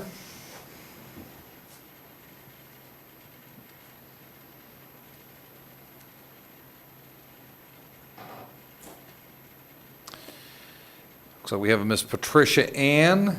Welcome. Please state your name and address for the record. You'll have to unmute yourself. And if Hi.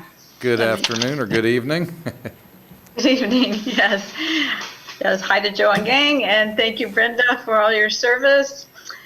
Patricia Enzar, 5395 Ohio Avenue, Sanford, Florida. I opposed the changing A1 zoning to planned development. First of all, Mr. Madden said that for flooding issues, which we have a lot of, and there's more water on our property each time a new development goes in, but he's going to put a connection to the canal, but control the amount of water that goes there. So when there's flooding, my question is, where does it go then? I think it goes everywhere. And we really don't want to go from rural to urban. We love our beautiful tree-covered streets and narrowness and peaceful way of life. And I'm here really to speak for those that can't speak for themselves. They're the bear and the deer and all the wildlife out here. Can you imagine, what COVID was like, how upsetting it was, but they're flooded out of their natural wilderness area when there's a lot of water, and they come to the Sanford Farms area, and we're fine with that, and that's great, but they're being encroached in their pantry where they go to get their food is our yards. That's being taken away with all these developments. So we really need you to think about this. It takes 36 acres of forest to handle 1 acre runoff. Also, 1 inch of rain on 1 acre produces 27,000 gallons of stormwater. So these 9 acres are going to make 243 gallons of stormwater, and the 31 homes and pavement and everything, that doesn't allow the natural percolation that really makes it work for us. So Sanford Farms is rural residents that want to save their lifestyle. As you hear, a lot of people are building here. They love it. Even the people in the subdivisions like Somerset, they're always walking down the streets and saying hi to us because that's where they want to be, out where the trees are. And that's why people like to come and visit the Black Bear Wilderness. And we had 200 visitors sign petitions to keep it that way. They're speaking as well that they can't speak here today. What we want you to do is something unusual. We want you to please, we're requesting, several of us have talked about it. We want you to help us set up a protection zone for the Sanford Farms area to protect the, can't even talk anymore either, protect the wildlife, the way people live here. We have people that spoke tonight that have 4 to 6 acres of land, and they're helping our animals survive and our way of life, and the people that want to come and visit us, and they love the God-given You have 30 gifts seconds, ma'am. we want to protect. So I really would like you to help us set up that protection zoning for us. Tell us how to do it. What do we need to do? We need your help. Thank you. Thank you very much. Be well. Okay, Clint, if you'll bring in the next caller.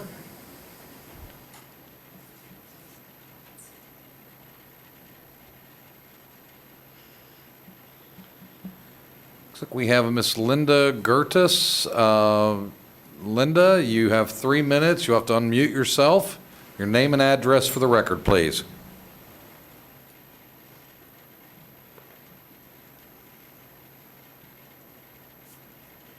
Ms. Curtis?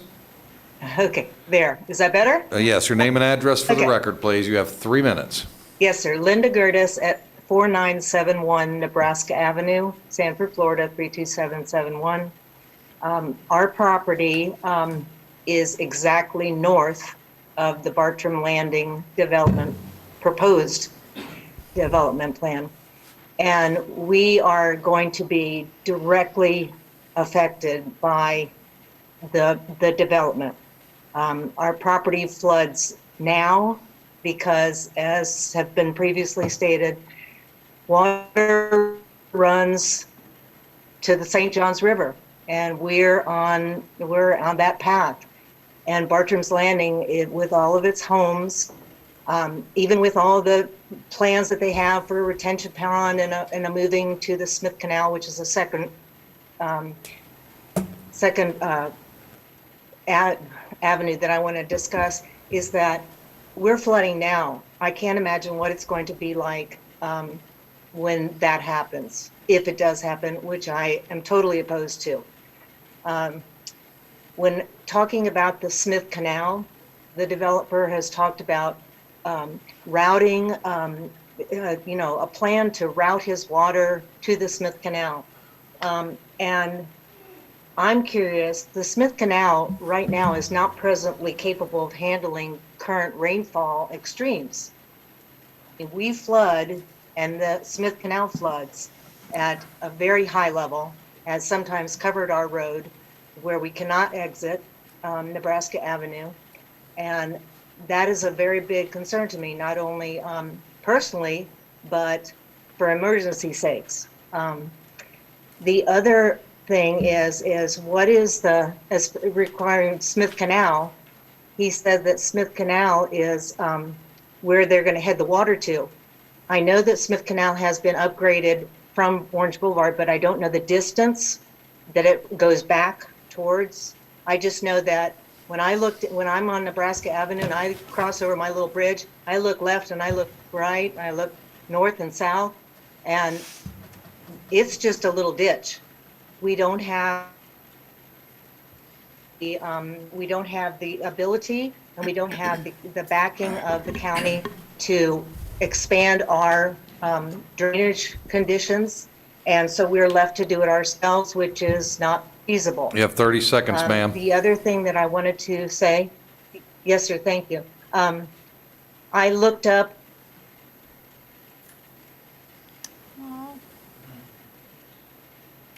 Technical Technology. was that the property is 26 feet presently without the fill, and that we are at 20 feet. That is an undeniable fact. Thank you for your time. Thank you. Okay, Clint, if you would bring in the next caller, please. And folks, just for maybe some of those who are joining us late, I think it's abundantly clear, I can't imagine there's a doubt in anybody's mind sitting on this dais, that we've heard about the flooding. We've heard about how the pipe gets over to the ditch. We've heard about the unsafe intersection. We've heard about the wildlife. So I would ask, please take the appropriate time. If you have something new to add, new evidence, please do so. Welcome, Ms. Harmon. Your name and address for the record. Nancy Harmon, 752 Pioneer Way, Geneva, Florida. My request is that you oppose the rezoning and that you maintain the suburban estate future land use as it is set forth today. And I would also request that consideration be given to fix the problems that these folks are having with their infrastructure. Thank you. Thank you. Clint, if you would bring in the next caller. I think his hand is left over from before. Yeah, I believe Charles Van Zant already spoke, but Yes, he does he keep did. putting his hand back up. Okay, he only gets to speak one time for an issue, so do we have anybody new in the waiting area? No, sir. Okay. All right. Mr. Madden, do you wish to do a rebuttal? And if so, if you would indulge us on how long you think that might be? 3 minutes. Just to benefit everybody that's here, including the public and those that are listening remote through Zoom. How does 3 minutes sound? How long? 3 minutes. on. Oh, boy. This ought to be good. Traffic. Today, I agree with them. Something needs to be done with that intersection. And eventually, the county is going to improve Orange. However, in the meantime, we're dedicating the right-of-way at that intersection so that we can make it safer. We're going to be putting in 35-foot radiuses, a standard county right-of-way section to our entrance. So out there at Orange, you know, we're going to make it much safer to get in and out of there than it is today. The gas line, the outfall pipe. Look, the outfall pipe to the Smith Canal is absolutely, for one thing, half our site already drains to the Smith Canal. We're going to be limited to the peak discharge rates that go there today, even though we're taking our whole property, rather than sending it north towards Nebraska and some of the areas those folks are talking about. Taking it to the Smith Canal is the proper way to address the outfall from our retention pond. We understand that we got to work with the gas company and make sure that that's got to be done in a safe way. You know, that's just, you know, what we do. We're going to have to work with them, and the gas company is going to be working with us to make sure that that can be done in a safe way. The memorandum that I went over earlier, this area has been expected to develop in exactly as we're proposing, if all of the services and everything was there as it is.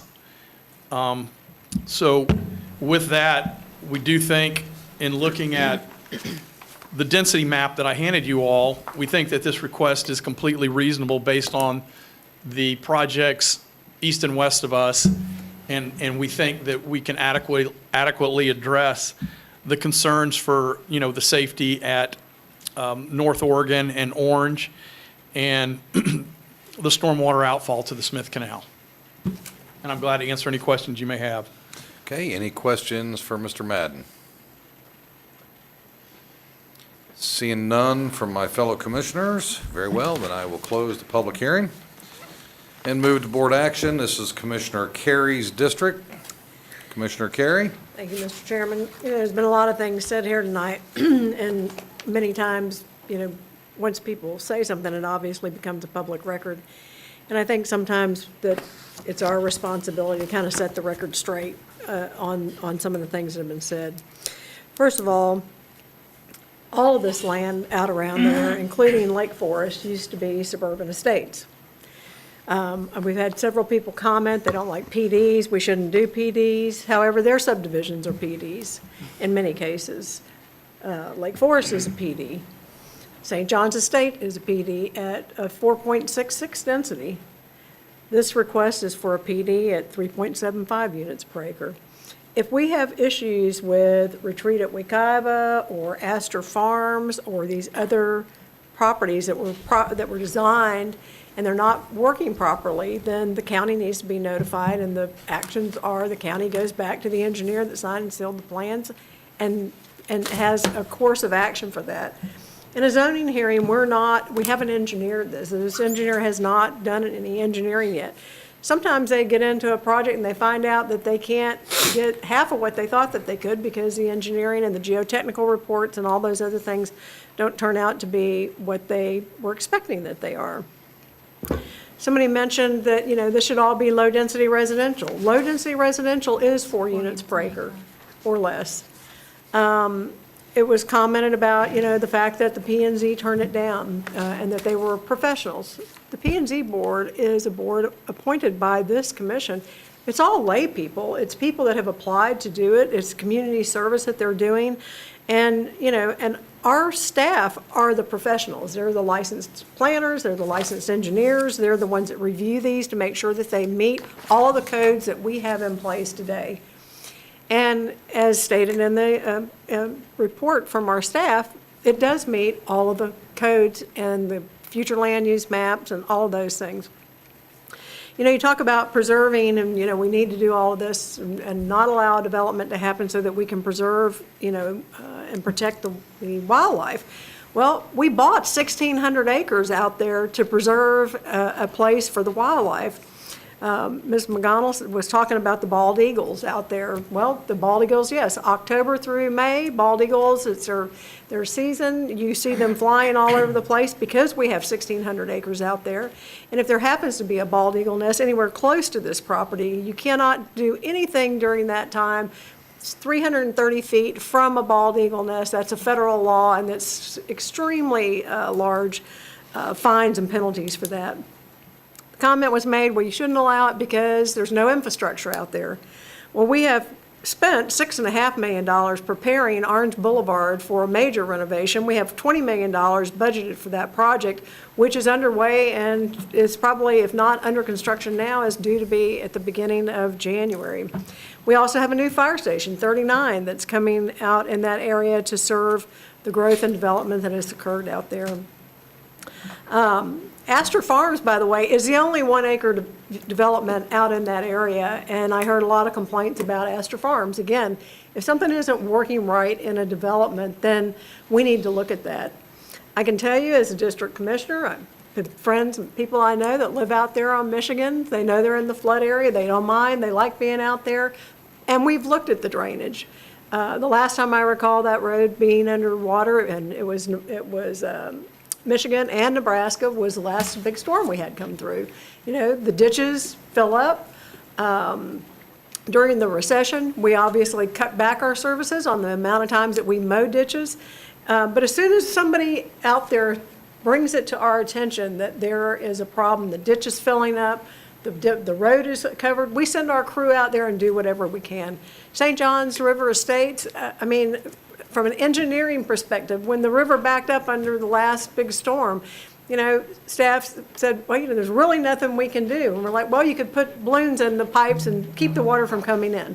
Very unpractical, but very common sense solution, which staff did, which helped that development. So flooding has been occurring out in this area long before any of this development has occurred.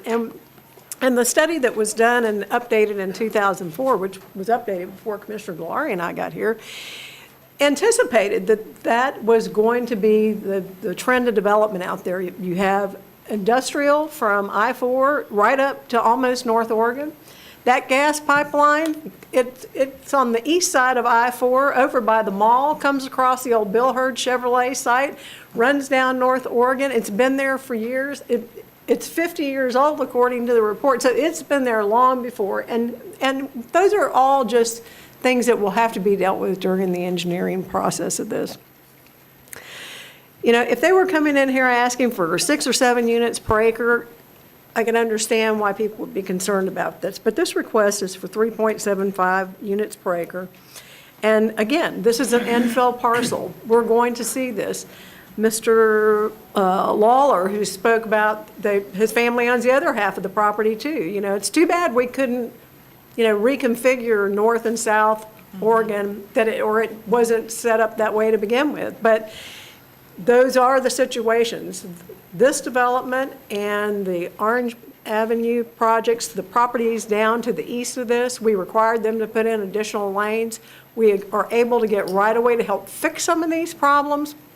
And because this is a low-density development request, Mr. Chairman, I would move to adopt the proposed ordinance enacting a small-scale future land use map amendment from suburban estates to planned development, adopt the ordinance enacting a rezone from A1 agricultural to PD planned development, and approve the associated master development plan and development order for approximately 8.85 acres located on the north side of Orange Boulevard, 1 mile west of Monroe Road.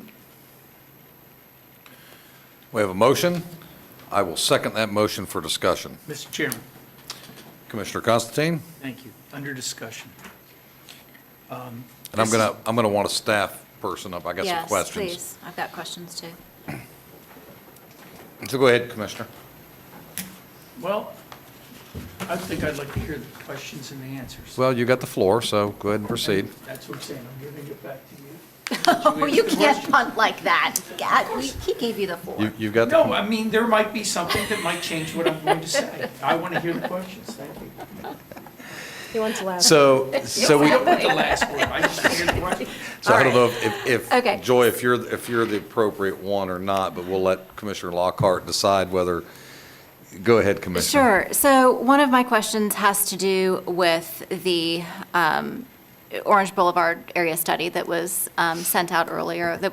And I sent back a question to staff specifically about the drainage, and I think all of our offices were copied on the answer. But I specifically asked, there were 5 items, and I don't want to belabor this, but for the folks that are here from the public who don't have the benefit of looking at this study, I feel like I need to at least say what this said so that my question even makes sense. We're talking about drainage needs for the study area and costs. And so the study talks about the Monroe Drainage Basin identified a number of improvements that are needed in the study area to correct current deficiencies. And so this is current back then. Urbanization of the Orange Boulevard area will advance the timing of when the expenditures are necessary to correct deficiencies. And then it refers to Table 5, which displays a list of improvements needed. And so I copied and pasted the little table, and I sent it to staff, and I said, could you please tell me which of these 5 projects are in progress, completed, on the horizon? And the answer that we received back, and just for, again, for the benefit of the public, the 5 projects are Main Channel, northeast of Ohio, New York, and Michigan area, Oregon Street and Michigan Ave area, Orange Boulevard, North Oregon Avenue. Those are the 5. So the response that I actually received back from Jacobs, who we heard from earlier today, Corey Hooper, who shared with us, projects 3 and 4, Oregon Street in Michigan, the project is designed and getting ready to go out to bid for construction. Orange Boulevard, of course, we know is currently under design construction plan for early '22. Projects 1, 2, and 5 have been considered in the past and have run into feasibility challenges for multiple reasons. Because this area is hydraulically connected to the St. Johns River, flooding problems are driven by tailwater conditions. When the river is at a higher stage, there is less of an opportunity for these areas to drain. Because they are near the outfall of the basin, there's a large contributing area.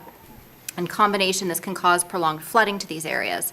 As a part of the Stormwater Master Plan project planning process, it was agreed upon with county staff that the watershed needs to be evaluated as a whole in a watershed master plan, and of course, we're talking about moving that direction, because solutions need to be evaluated to reduce the volume of stormwater directed to this outfall, and storage and alternate conveyance alternatives need to be evaluated. The Lockhart-Smith Canal Basin study is currently being negotiated and is expected to kick off within a few months. The study will be evaluating alternative solutions for this very challenging area. And I read that into the record specifically because this problem isn't going away until this board addresses this area as a whole. And I'm concerned that we're kind of conflating issues here. The low-density 4 dwelling units per acre is certainly something that I think is appropriate, specifically on with being at this corner. My personal opinion is this is a very different issue than the project that we had, we referred to as Paola, that was many months ago, pre-pandemic, whenever that was.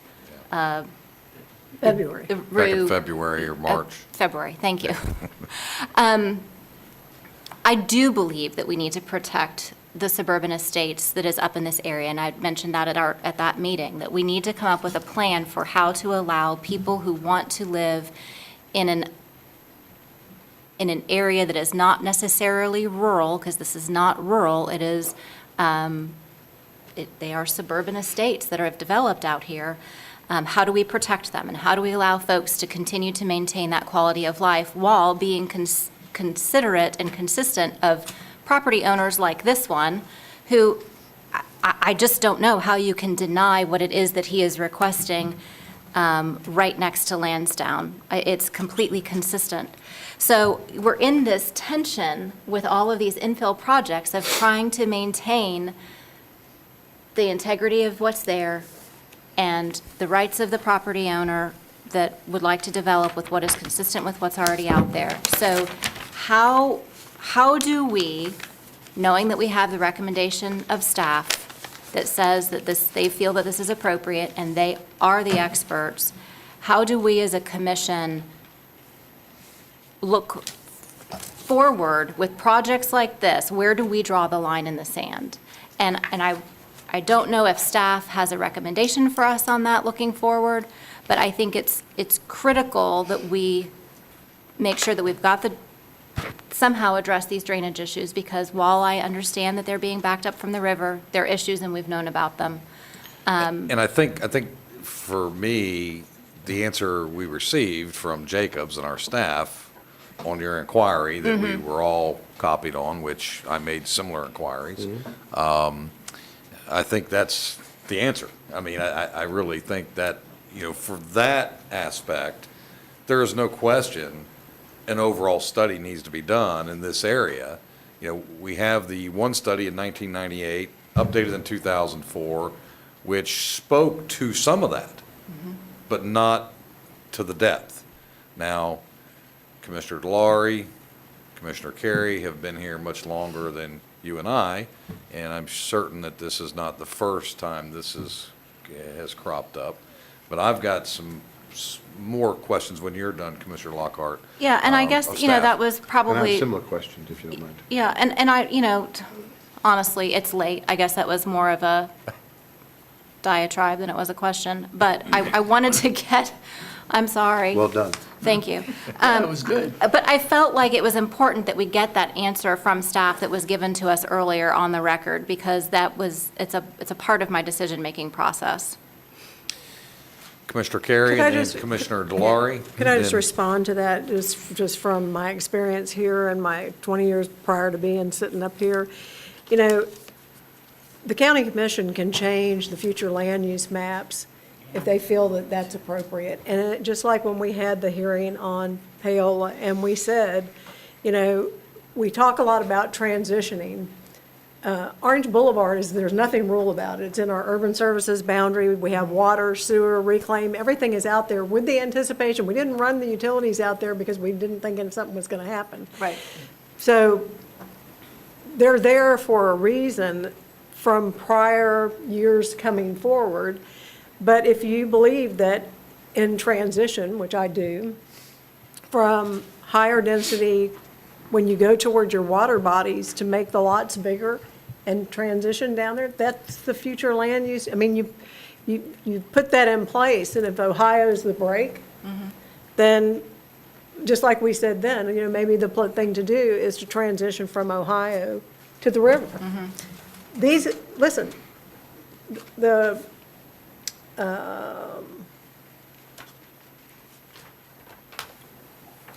retreat at Wekiva, if you think about this, all these people out there that own plats in that Sanford Farms plat, because that's an old plat, they sold off their land. Somebody assembled a lot of land to do that retreat at Wekiva. I mean, that's a big development out there. Just like when NTS came in and did Lake Forest. So the sins of the past are something that you can't fix. You can only fix going forward. Right. But I think that, like you said, this is in keeping with what's there and fixes some of the problems that are there, in addition to the ones that we have already identified that we know need to be fixed. Commissioner DeLaury. Thank you, Mr. Chairman. I have a question for staff, and it may be a legal question. So I'm going to look at Paul Chipok. So this applicant is building a subdivision. They're going to put a stormwater pond in, and they're going to pipe the pop off of the stormwater pond to the canal, correct? And they're putting the pipe in an easement. Who's going to be responsible to maintain it? And is there enough access around the easement to maintain it? And are we responsible, or are they going to deed it over to us? Well, I think that's probably a more appropriate question to the property owner I have or no idea who's the question. developer, That's how what I'm they want to asking. handle that. I think I'd like that's to the know question. who's going to be responsible to maintain it. I think that's a question I asked very early on was, is the HOA going to maintain it? Right. There was discussion about the And county. it would be the HOA. I mean, typically, it's the HOA. I Yeah. don't think so this time, because it's in an easement. It's not in the track. Well, it depends on who's given the easement.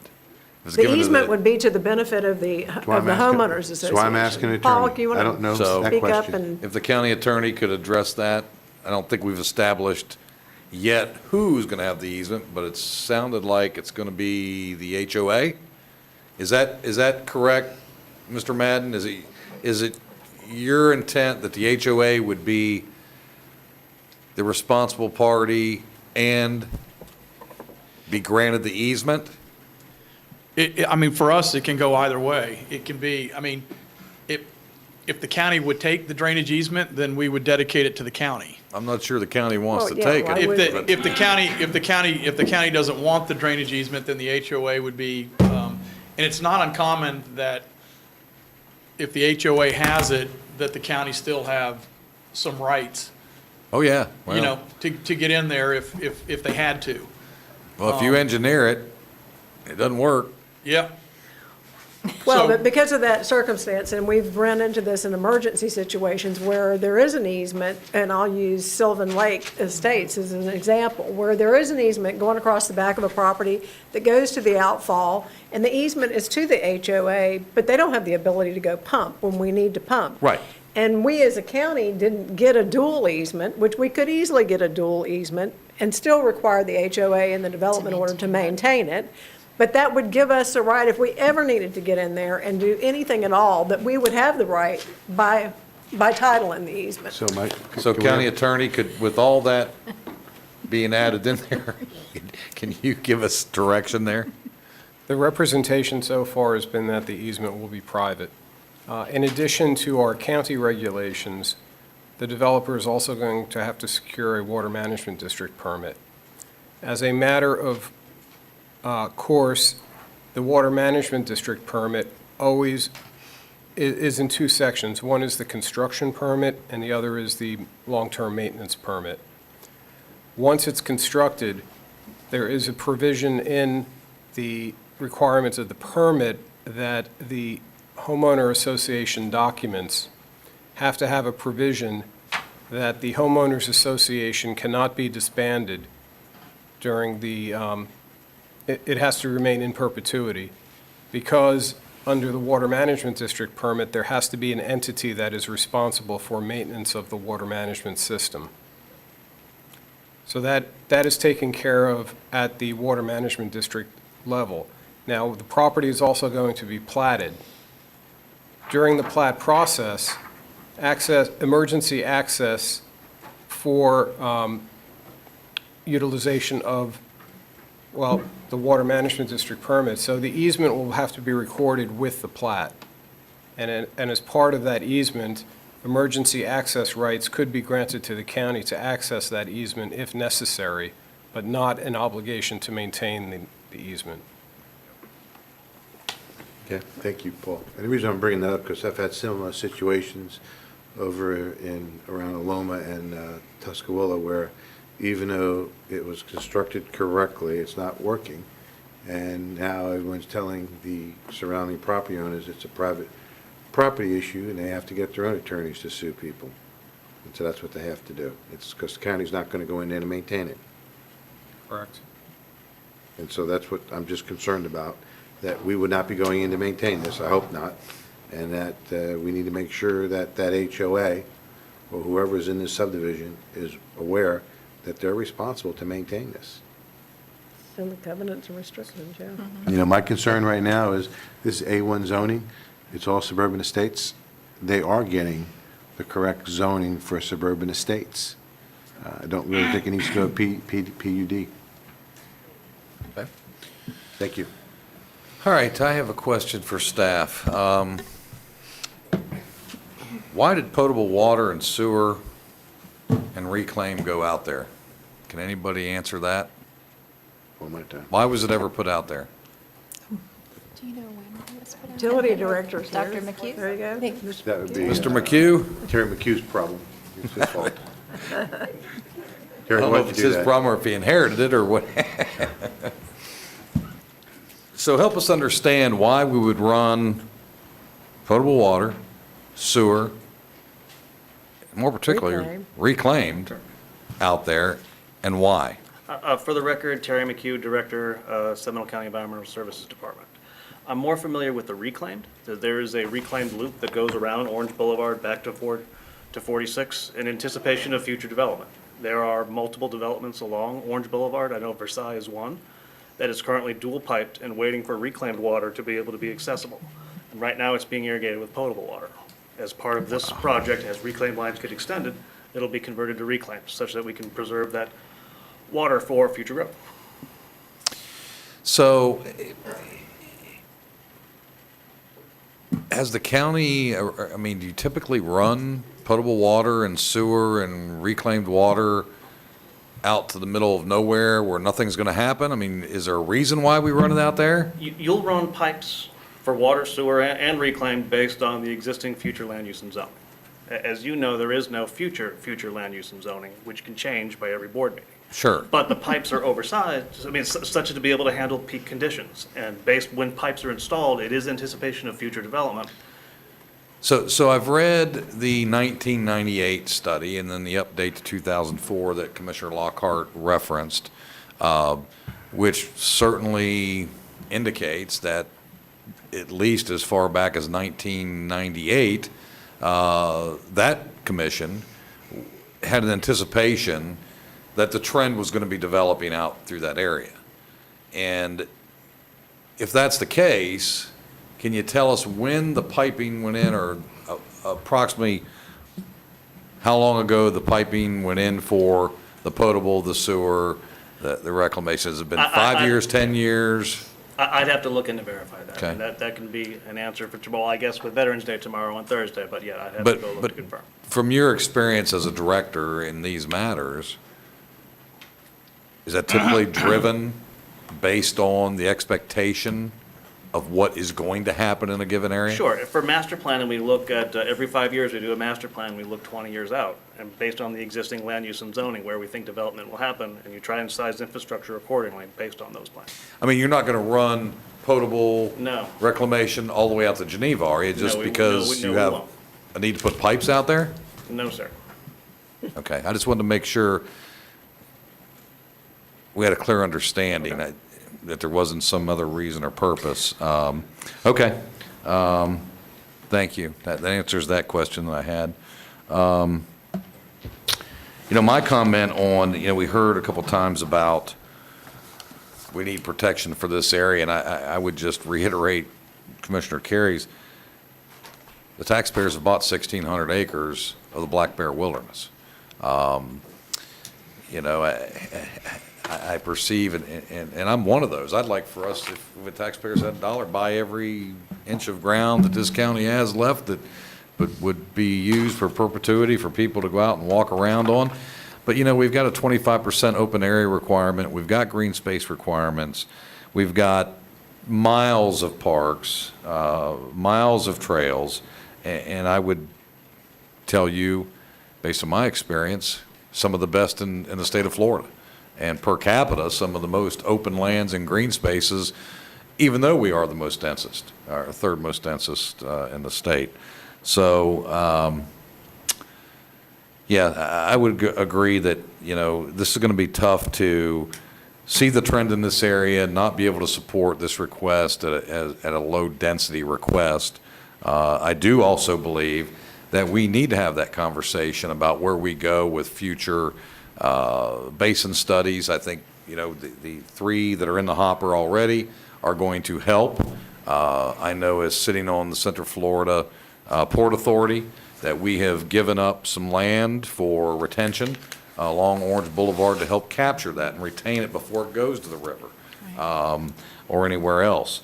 So I believe, if we believe the engineers, including our own and the consulting engineers, the project along Orange Boulevard is going to help this entire area. I don't know that that's going to cure the entire entirety of the problems throughout that whole region, but I've got my doubts that it will, but I would agree that we need to have a conversation about what we do moving forward in that area closer to the St. John's and further up around the suburban estate area. You could certainly address it in your land development Right. regulations that you're looking at right now. Mr. Chairman? Yes. We have a motion and second, and I did want to hear the questions and our comments, the questions mostly, because I wanted to see where everybody, where they felt, and I'm not, first of all, I wanted the patience of the citizens. I want to thank you all. I mean, you've been here a long time. I think one person asked me if we could do this in the evening. I think we did. If you, actually, if we started at 7 o'clock, it would be midnight right now. So then people really couldn't make it. But all kidding aside on that one, I do appreciate it. And I know this can be intimidating. And I'm sorry if some of you felt uncomfortable and intimidated. But, you know, I think whatever project is coming doesn't change the fact of the mistakes that we made. And this is there's a point of critical mass here. And, you know, we talk about, you know, what the, you know, what the other developments and this and that. I mean, but, and that it may not be exactly like Paola, but I'm hearing deja vu. I'm hearing about the flooding. I'm hearing about the drainage. I'm hearing about the intensity. I'm hearing about the concerns of education. I think it was Mr. Frost that mentioned about 2-year waiting list for his children. And I know that's important to you, Commissioner Lockhart, and all of us. It really is. You know, Mr. Chairman, you chaired, you were my appointee to the planning board, and you chaired the planning board. Absolutely. So to dismiss their recommendation, I think is you know, it's just not right. I'm not saying that we should abide by them all the time, but we can't take their recommendation when it's convenient for us and not take the recommendation when it's not. And I listened and watched that entire meeting, and I heard the reasons that most of them in real estate, said that this was not a good idea at this place at this time. Nobody is taking away anyone's right, Mr. Lawler or anyone else's right to develop this property. There, you know, and to say that we put in sewer and water and other things for future development, yes, the comp plan is the planning for future development. And the comp plan is suburban estates. Now, we have a motion in front of us in a second, and we're going to be voting on that. And I cannot vote for it. We can develop this property as suburban estates. One mistake, 2 mistakes, 3 mistakes does not justify another. It doesn't justify another. We're at, as I said before, a critical mass here. And I think that we owe it to the citizens that have put in their lives, their family, their treasure for this community, all of them, an opportunity to make sure that we fix whatever out there is broken, and it is, before we start compounding the problem. So I cannot support this. I cannot support it for drainage. I cannot support it for education. I cannot support it because we gave another development, which just in February, we turned down Paola, which, in my opinion, and everybody else's who looks at it, is less dense than this is. Less density than this is. And we're not going to do it now for a project that's come up.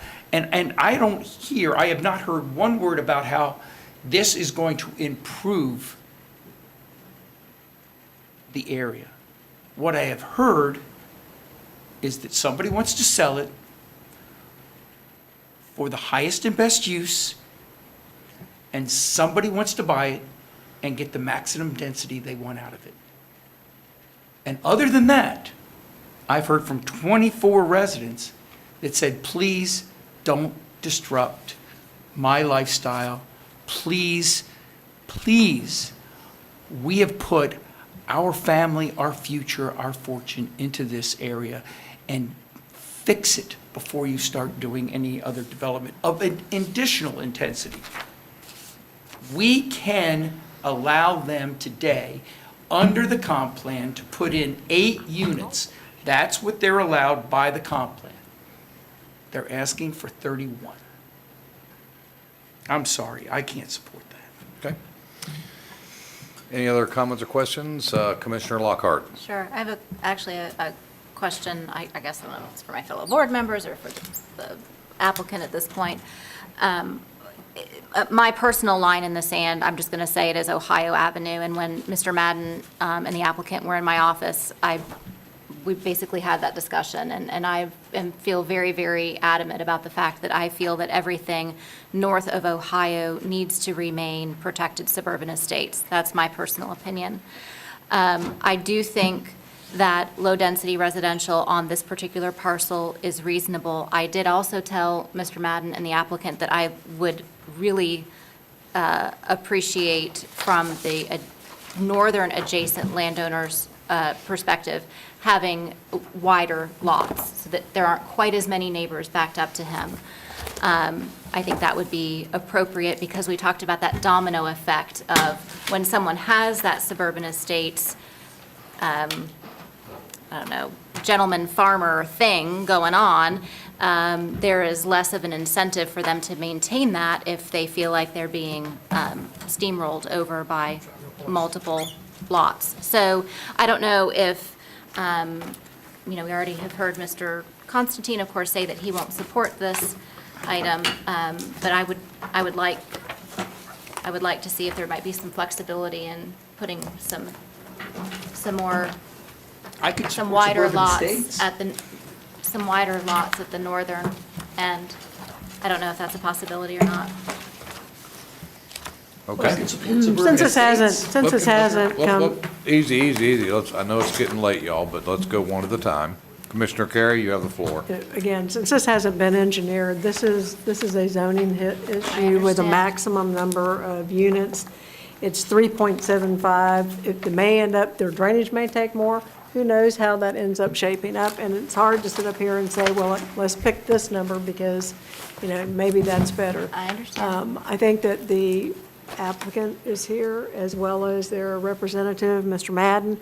They've heard the comments. If they, again, they volunteered to do certain things, they're giving 25 feet Right. on the Right. North Oregon side of it to accommodate improvements to the road, improvements to the intersection.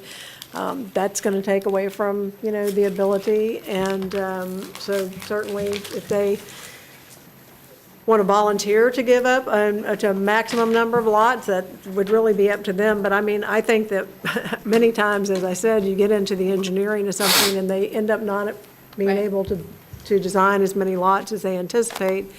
But this is our only opportunity as a board to give And that this is type of PD. input, right? And they're So asking for that's PD. why I was You can do it. throwing that out there. That's right. And I don't know what they can and can't do. I don't know what their numbers are. I don't, that's not, I'm not in the middle of that. I just know that from my perspective, I think for the most part, what they've asked for is reasonable, but I'm also looking at the adjacent property owner and thinking that it would be appropriate to have larger lots abutting them, since that was what we talked about on Paola. And I even think Paola's coming back with something similar. Commissioner Lockhart, are you asking the developer for a concession on larger lots up against the northern boundary? Is that I think that's what I've been what doing. I'm thinking? I mean, I think that's what I've been doing. Okay. I don't know. They're underwater. It's going to get. Okay.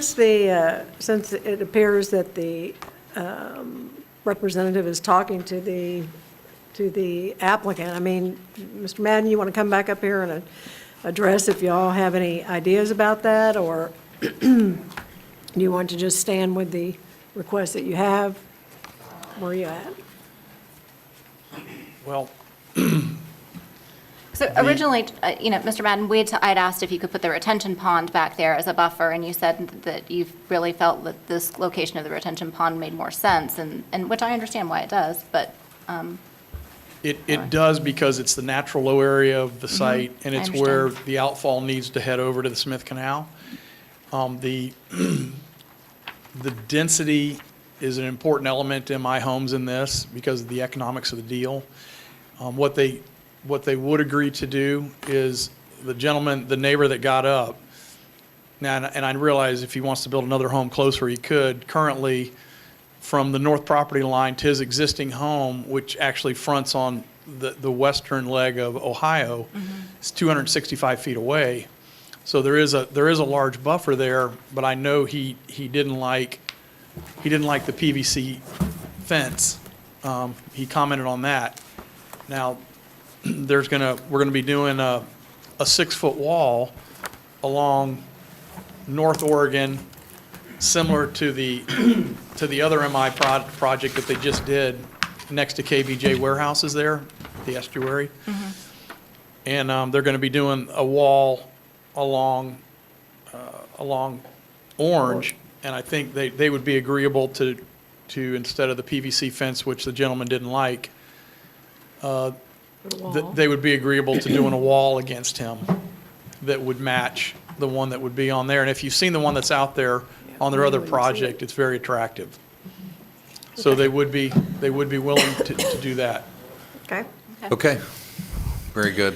Mr. Thank Chairman, you. I'd be All right. happy to amend my motion to include a wall across the northern boundary of the property as part of the development order. Accepted? Yeah. Okay, we'll call the vote.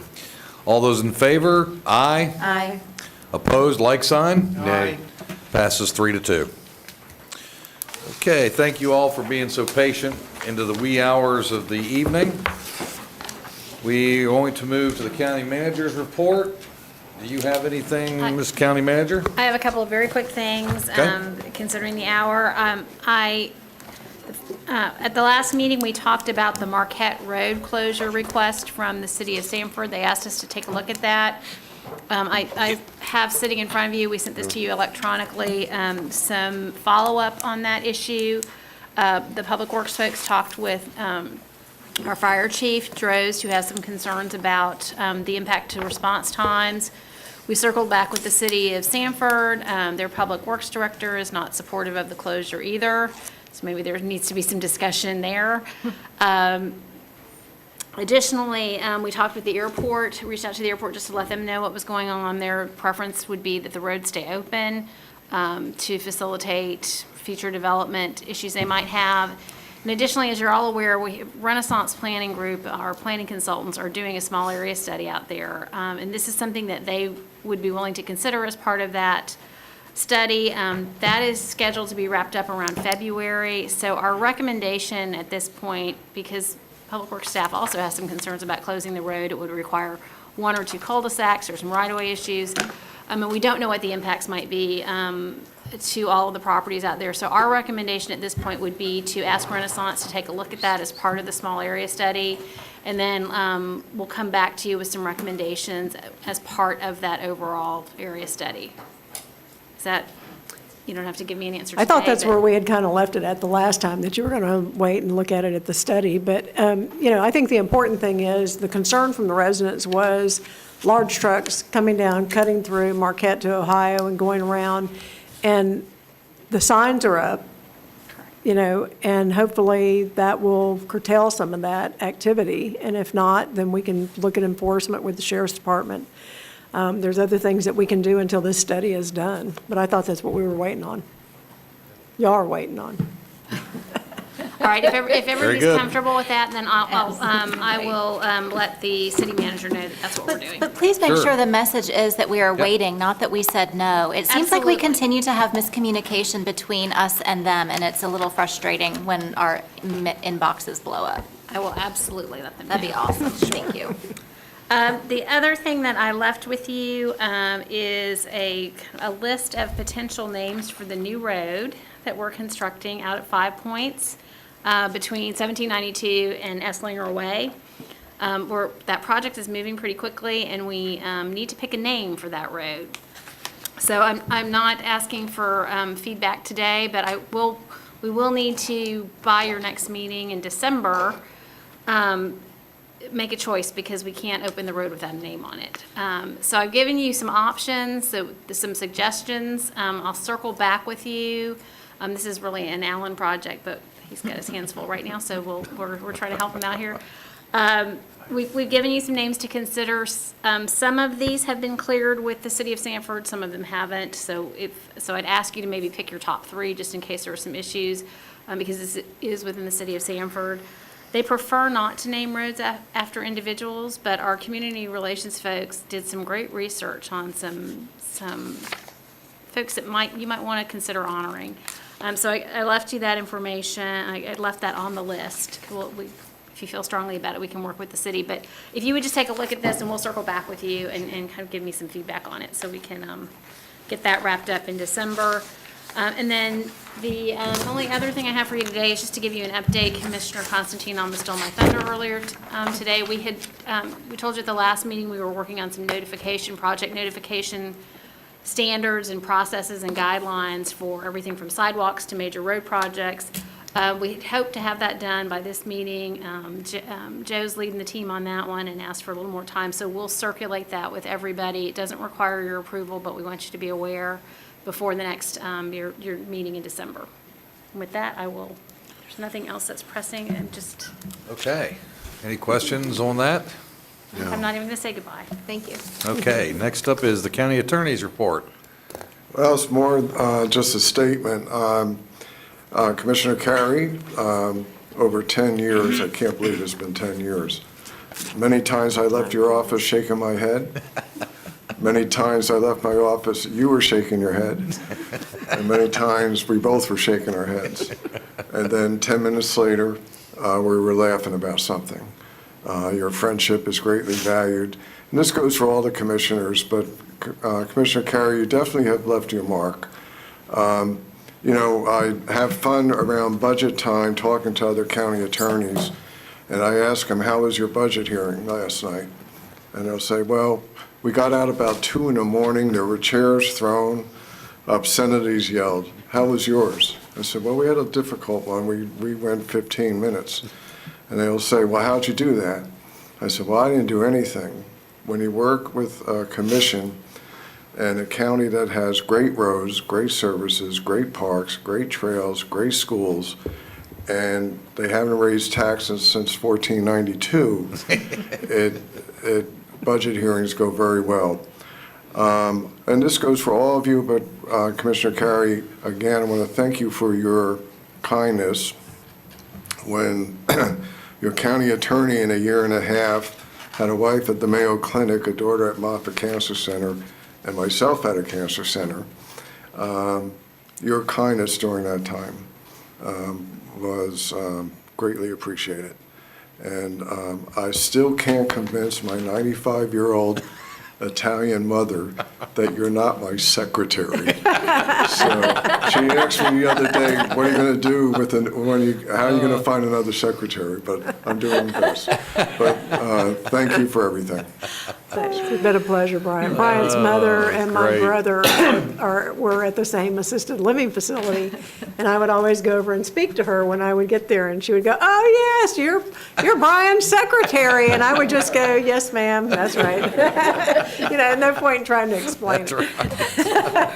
Oh, my. I love it. Okay, well, let's move to district reports. We'll start with District 5, Commissioner Carey. Well, I'm just going to give you the Reader's Digest version of the Sanford Airport Authority. Traffic's still off 50%.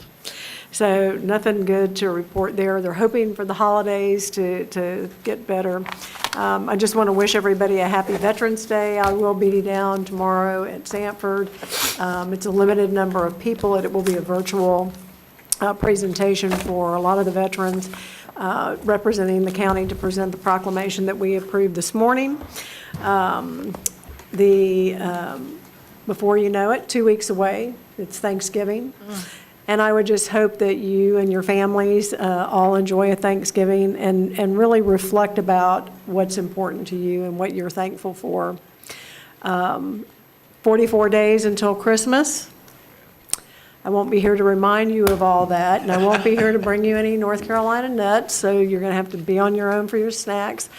But it's 50 days till the end of the year.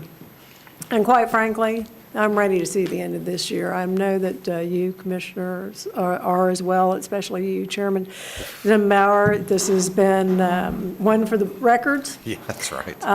Certainly, no chairman can ever say that they've been through the things that you've been through, so that'd be a great story for your grandkids when they get old enough to listen. Amen. And I'd really just like to thank all the citizens of Seminole County for your support and your input. We haven't always agreed, but I hope that we have respected each other's opinions. 16 years is a long time to serve this community. 36 is even longer. I'm not going anywhere, as I said earlier today. I'll continue to be active in the community and with the charities that I'm so concerned about.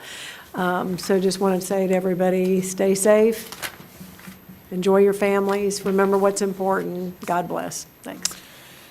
Thank you, Commissioner Carey, and you certainly will be missed in so many ways. And hopefully you'll touch bases once in a while or be available for a history lesson when we need it, especially us newbies. All right, Commissioner, District 3.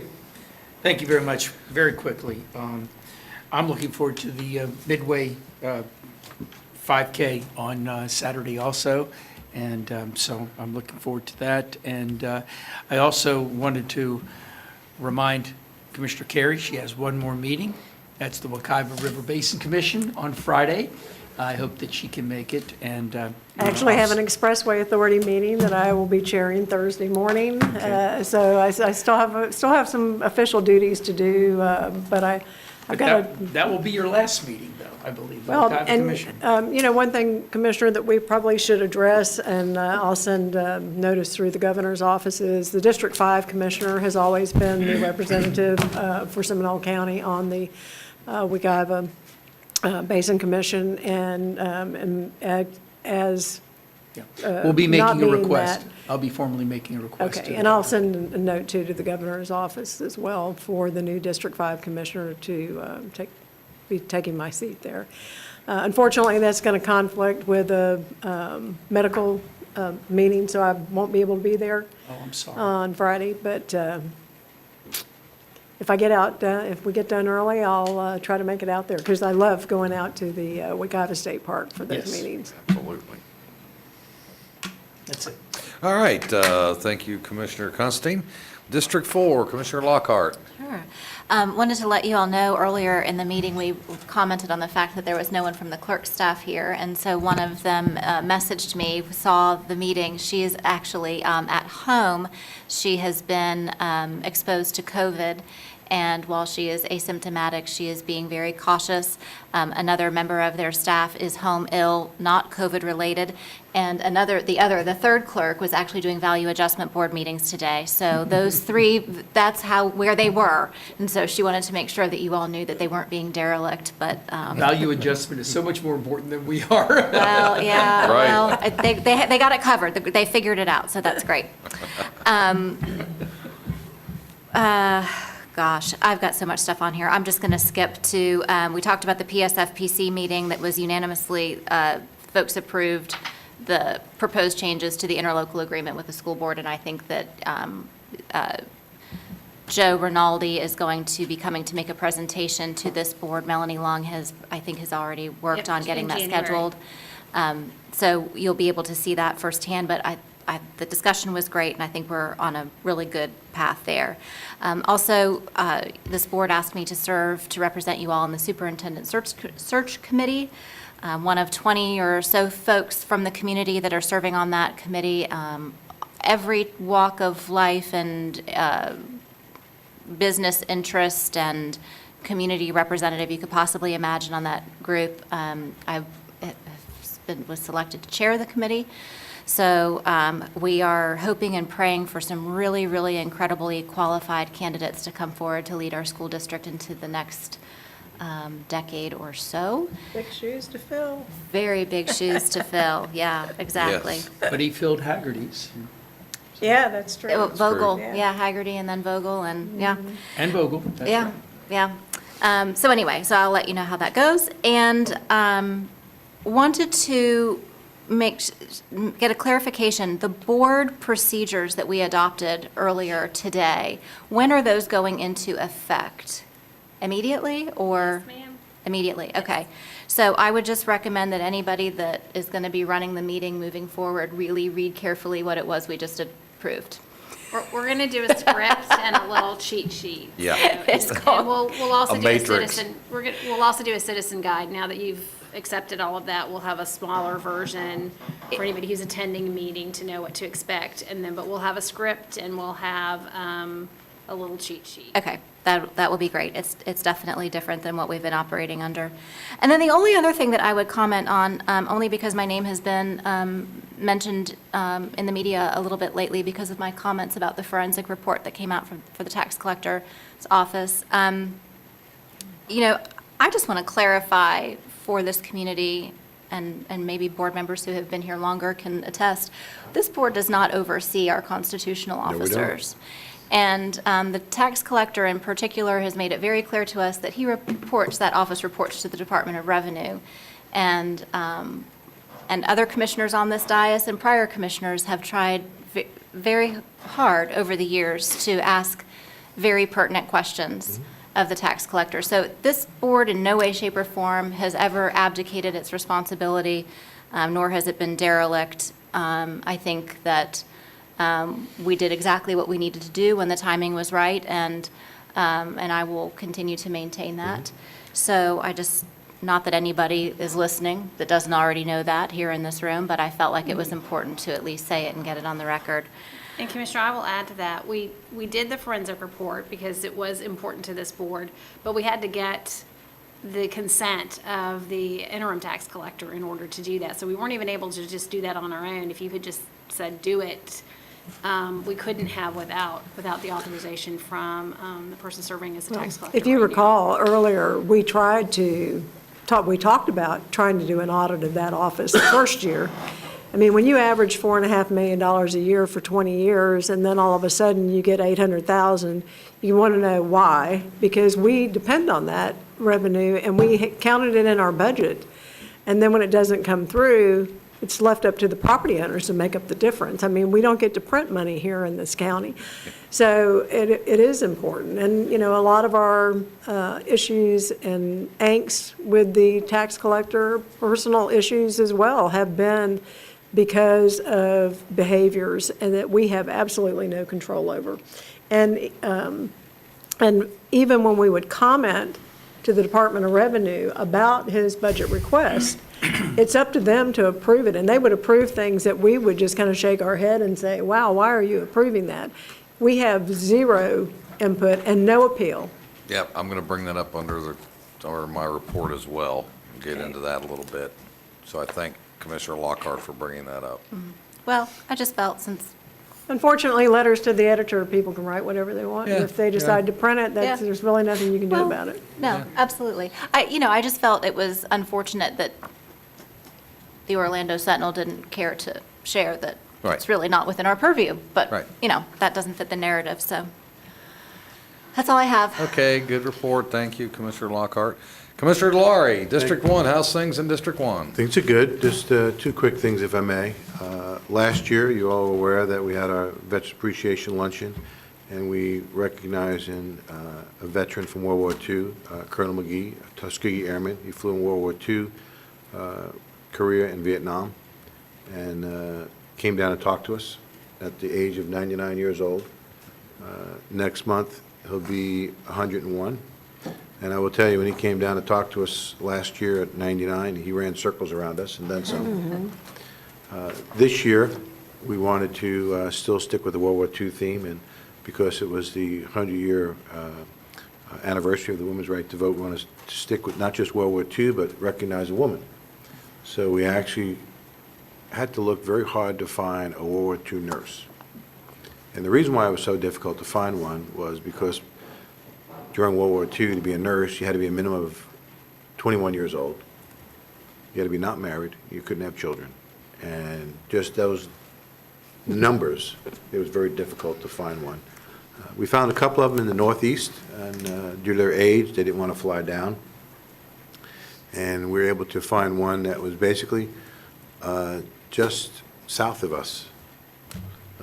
Her name is Helen Dix. She was a World War II nurse. We recognized her. And on the back of our challenge coin, to take a little step further, we put the nurse's insignia on the back of our challenge coin to recognize not just Helen Dix, but all the nurses. She was a Navy nurse. And because of the pandemic, we could not have the luncheon.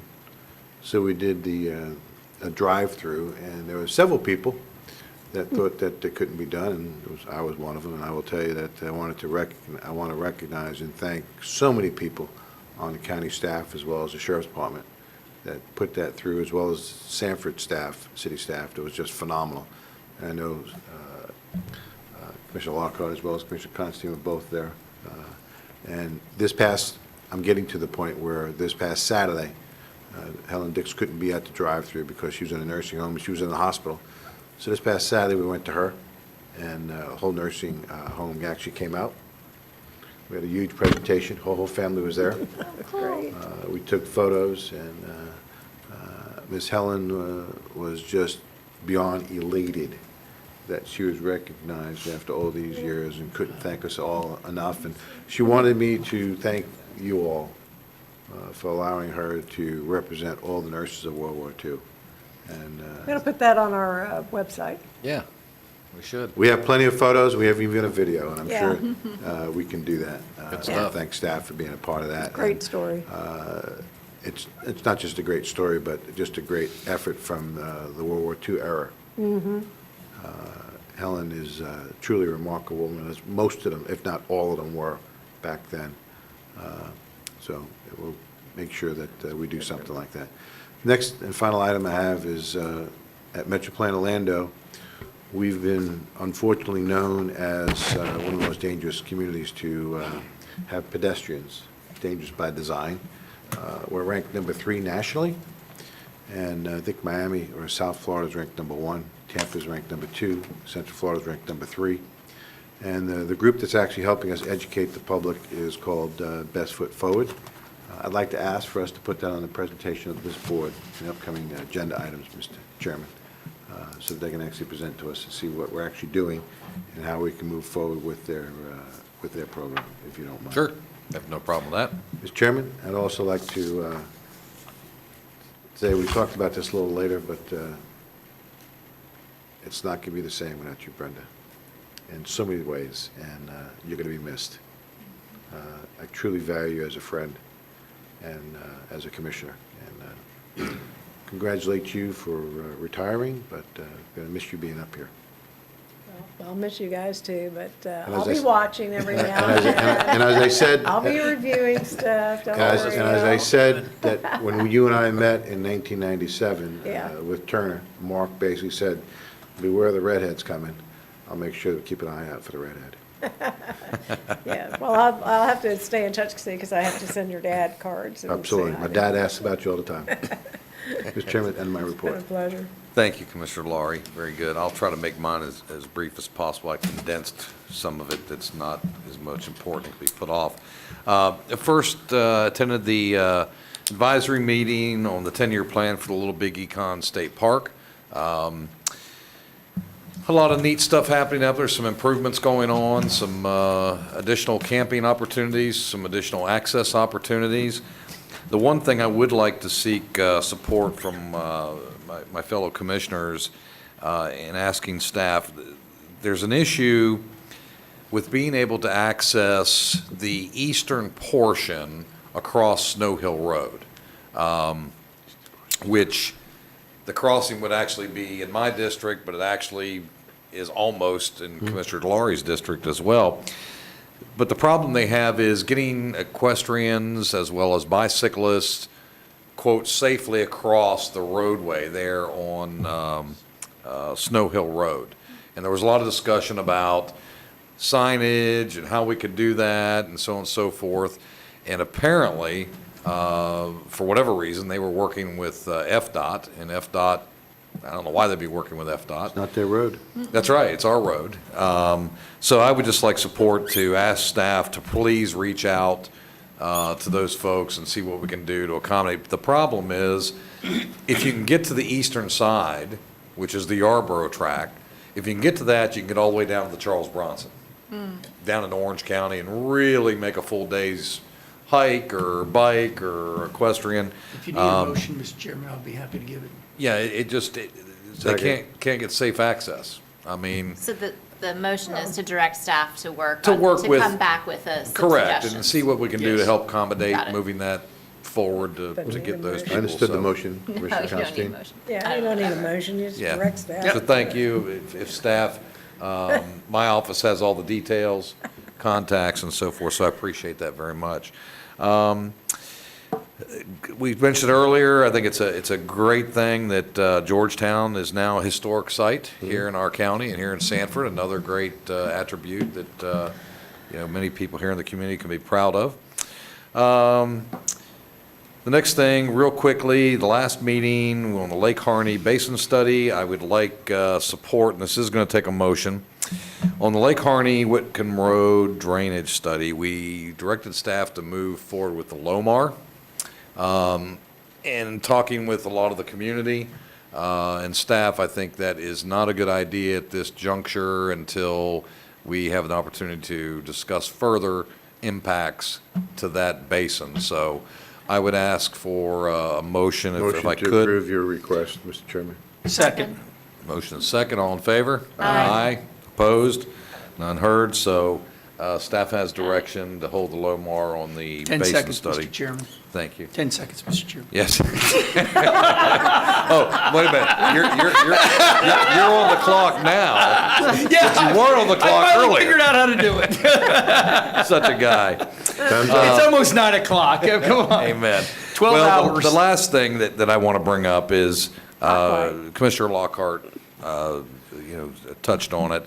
And I know Commissioner Carey and Commissioner Delary and Constantine were here when the discussion was going on about the tax collector and some of the things that were going on in the budgetary constraints and the issues concerned. I believe that we need to consider giving a legislative priority to considering how we get more transparent with our constitutional officers for our citizens. The letter that Commissioner Lockhart is referring to, the general public believes, as our elected body, that we have that oversight. They just don't know. I mean, we've all had the emails, why is this happening? Why are you letting this happen? And we walk through and explain to them it's a constitutional officer. But the reality is, as many of us have discussed, the state, when they oversee the budgetary process, and we've made this comment in looking at it in the tax collector's case, is that not so sure they just don't rubber stamp it for the most part. I mean, there's not a whole lot of review that's going into that. Now, I don't think we desire to get into the constitutional officer's business as far as, that conflict, but I think we need to find a path or explore a path on how the citizens of our county can truly have the transparency of the financials of those constitutional officers and what that means from a line item standpoint and so forth. Maybe it's a legislative priority we give our lobbyists. Maybe it's something we consider for the charter review. Yep. So I throw that out there because there's been a lot of discussion, a lot of phone calls, a lot of emails about why did you let this happen? Why is this going on, et cetera, et cetera. Commissioner Constantine, then Commissioner Carey. Mr. Chairman, I think that, you've got a great point. Going the legislative route, I think, is going to be a vicious can of worms. Right. When you consider the other counties. And what, they all have different relationships, personal, et cetera. But I think that if I'm not if I'm correct, we looked into putting something in the charter about requiring a audit. We did. We did. Without permission, and because we're a charter county, I think we have some flexibility there that we might want, and I hear our we got- attorney is running up to the podium. Well, He sprinted. well, during the He's charter, sprinting. Actually, we got sued, during the went to charter court, and we lost. review, Yep, okay. during the charter review process, we asked the charter review members to look at eliminating the tax collector. We pay the tax collector to collect our tax. We don't necessarily have to have a tax collector. And that's what we asked them to look at. And the tax collector came and made a presentation, stated his case, and they decided that, maybe it was better to have a separate division there. So, All I was going to say, is I think it's better for us to do it here than try to do it. oh, at the yeah, state definitely. level. You'll never, Yeah. 67 different tax Right. collectors, you'll never get that done. There Sure. was a discussion at the last charter review meeting Right. to do a sort of truth in spending Right. initiative where You all gotta- of your expenditures are reviewed publicly, you approve them publicly, the clerk reviews them. That's not true of the constitutionals, and there was some discussion about having a requirement that the expenditures from constitutionals be posted. Mr. Chairman? It didn't get any traction, but. Right. Right. And But, Commissioner- but you could put that on yourself. Mr. The Chairman. county commission could put that on themselves. Commissioner Laurie? The Charter Review Committee at one point, I do not remember the year. I know Brian will be able to tell you this because that was put on the ballot. It got passed, and then we got sued, Yep, and it got That was the overturned. clerk. for But audit. it was still a Yeah. constitutional officer. We Yeah. got overturned. And just want to make sure that we're not setting ourselves up for another lawsuit. Brian? Yeah, especially with the new constitutional law or constitutional amendment impacting even charter counties' authority over constitutional officers. But yes, that case was a circuit court case. Correct. In my opinion, if it was appealed at that time, there might have been a different result. And as to the tax collector, I don't think we should have a lengthy discussion about what's going on, but, yeah, the letter to the editor ignores the fact that you all gave me the authority to go to Tallahassee and stop some things that we thought were clearly inappropriate, and the Department of Revenue counsel's office agreed with me. Right. And that saved a lot of money. Maybe it's worth a my word column. Right. No, and so, again, Yeah, I'm leave not your trying. 100 words. I'm not trying to get into the constitutional officers, Right. business, but I think there should be some transparency. I mean, look, we conduct our budgetary, the monies we spend are all open to the public. They get to see it, line item, they can ask questions, they go online and find it, for that matter. You Well, don't but all the necessarily. other constitutional officers come to us for their budget. The sheriff. Correct. The clerk, the supervisor of elections all get approved as part of our budget. Correct. Not the tax collector. Not the tax collector. Right. Great, but it'd be a great 100-word article for Commissioner Constantine, who has some You're on. ink. You get space. They give you space. Use it. Lee, you can do it. It's on you. Now, they didn't give you space for the election, of course. Now I get it back again. All right.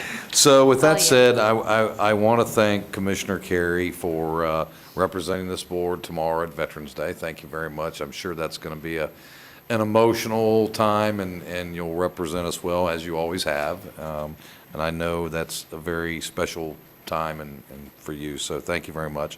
Also want to thank Commissioner Lockhart for spending the time on behalf of the board on the search for the new superintendent, which you brought up, so thank you very much for doing that. And I have nothing else for my report. I will now ask for, and I think I know the answer. Can I just ask, to go back to the last thing, can we just ask our attorney to give us what options we do have without going to the legislature?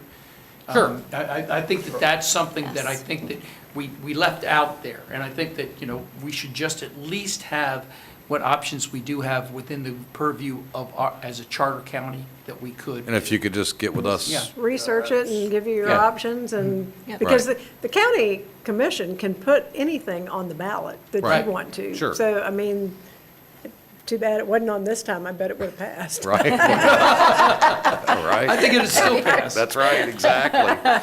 Oh, my. Well, next item is items for future agenda. I'm assuming the commission has already asked for whatever they may want. So I will move to staff. Staff have anything specific we haven't already discussed?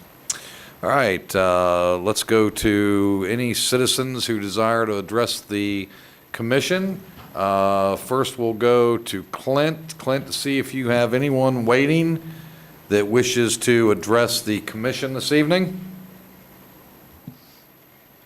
Clint fell asleep. We did have a note that Dave Joswick wanted to speak. I don't see his hand up, but he is in the audience. So, David, if you want to speak, please raise your hand. He probably went to bed. Dave Joswick, if you're on, please raise your hand. He's there. Well, we'll Just have it just on put it on hold there for just a minute, Clint. Let's go to our folks in the audience. Anyone here tonight desire? Please, sir, up to the front. Mr. Constantine has figured out how to run the time clock now, so you'll have to Maybe. hang tight on your 3 minutes. Maybe. He said hours of practice, but that's another matter. You haven't seen me on a good day. I spent time in Tallahassee. I know how that works. My name's Joseph Humphreys. I live at 883 Cardinal Point Cove, Sanford, Florida. And I just have a question and a statement. The question has to do with procedure, policy. Today, when asked to speak as a representative of my HOA, I was told that I needed to have a vote of my board. If that's the understanding, that's news to me. But going forward, I can promise you I will have a proclamation in hand. And that was the comment that I got from others as well. So I believe in following policy and procedure as long as I know what the policy and procedure is. Sure. That said, today, there's been a lot of testimony about COVID, heard about flooding. Hopefully, the first one will solve, the second one probably never. The history of Florida is too much water or not enough. But at the end of the day, as one Republican to a whole bunch of other Republicans, I would just kindly ask you to remember that it always has been, and hopefully always will be, of, by, and for the people. Thank you. Have a good evening. Thank you. Thank you. Thanks for spending the day with us, Yeah, you Mr. were with us Humphries. all day. Yeah. Can you run a good clock? Yeah. All right, is there anyone else in the audience that wishes to address the commission this evening? Clint, do you have Mr. Dave Joswick on the line? He is in the meeting. I'm just unsure if he still wants to speak or not. Well, if he hasn't raised his hand by now, we've given him ample time. So we will now conclude the Board of County Commission meeting at 8:58 PM. We beat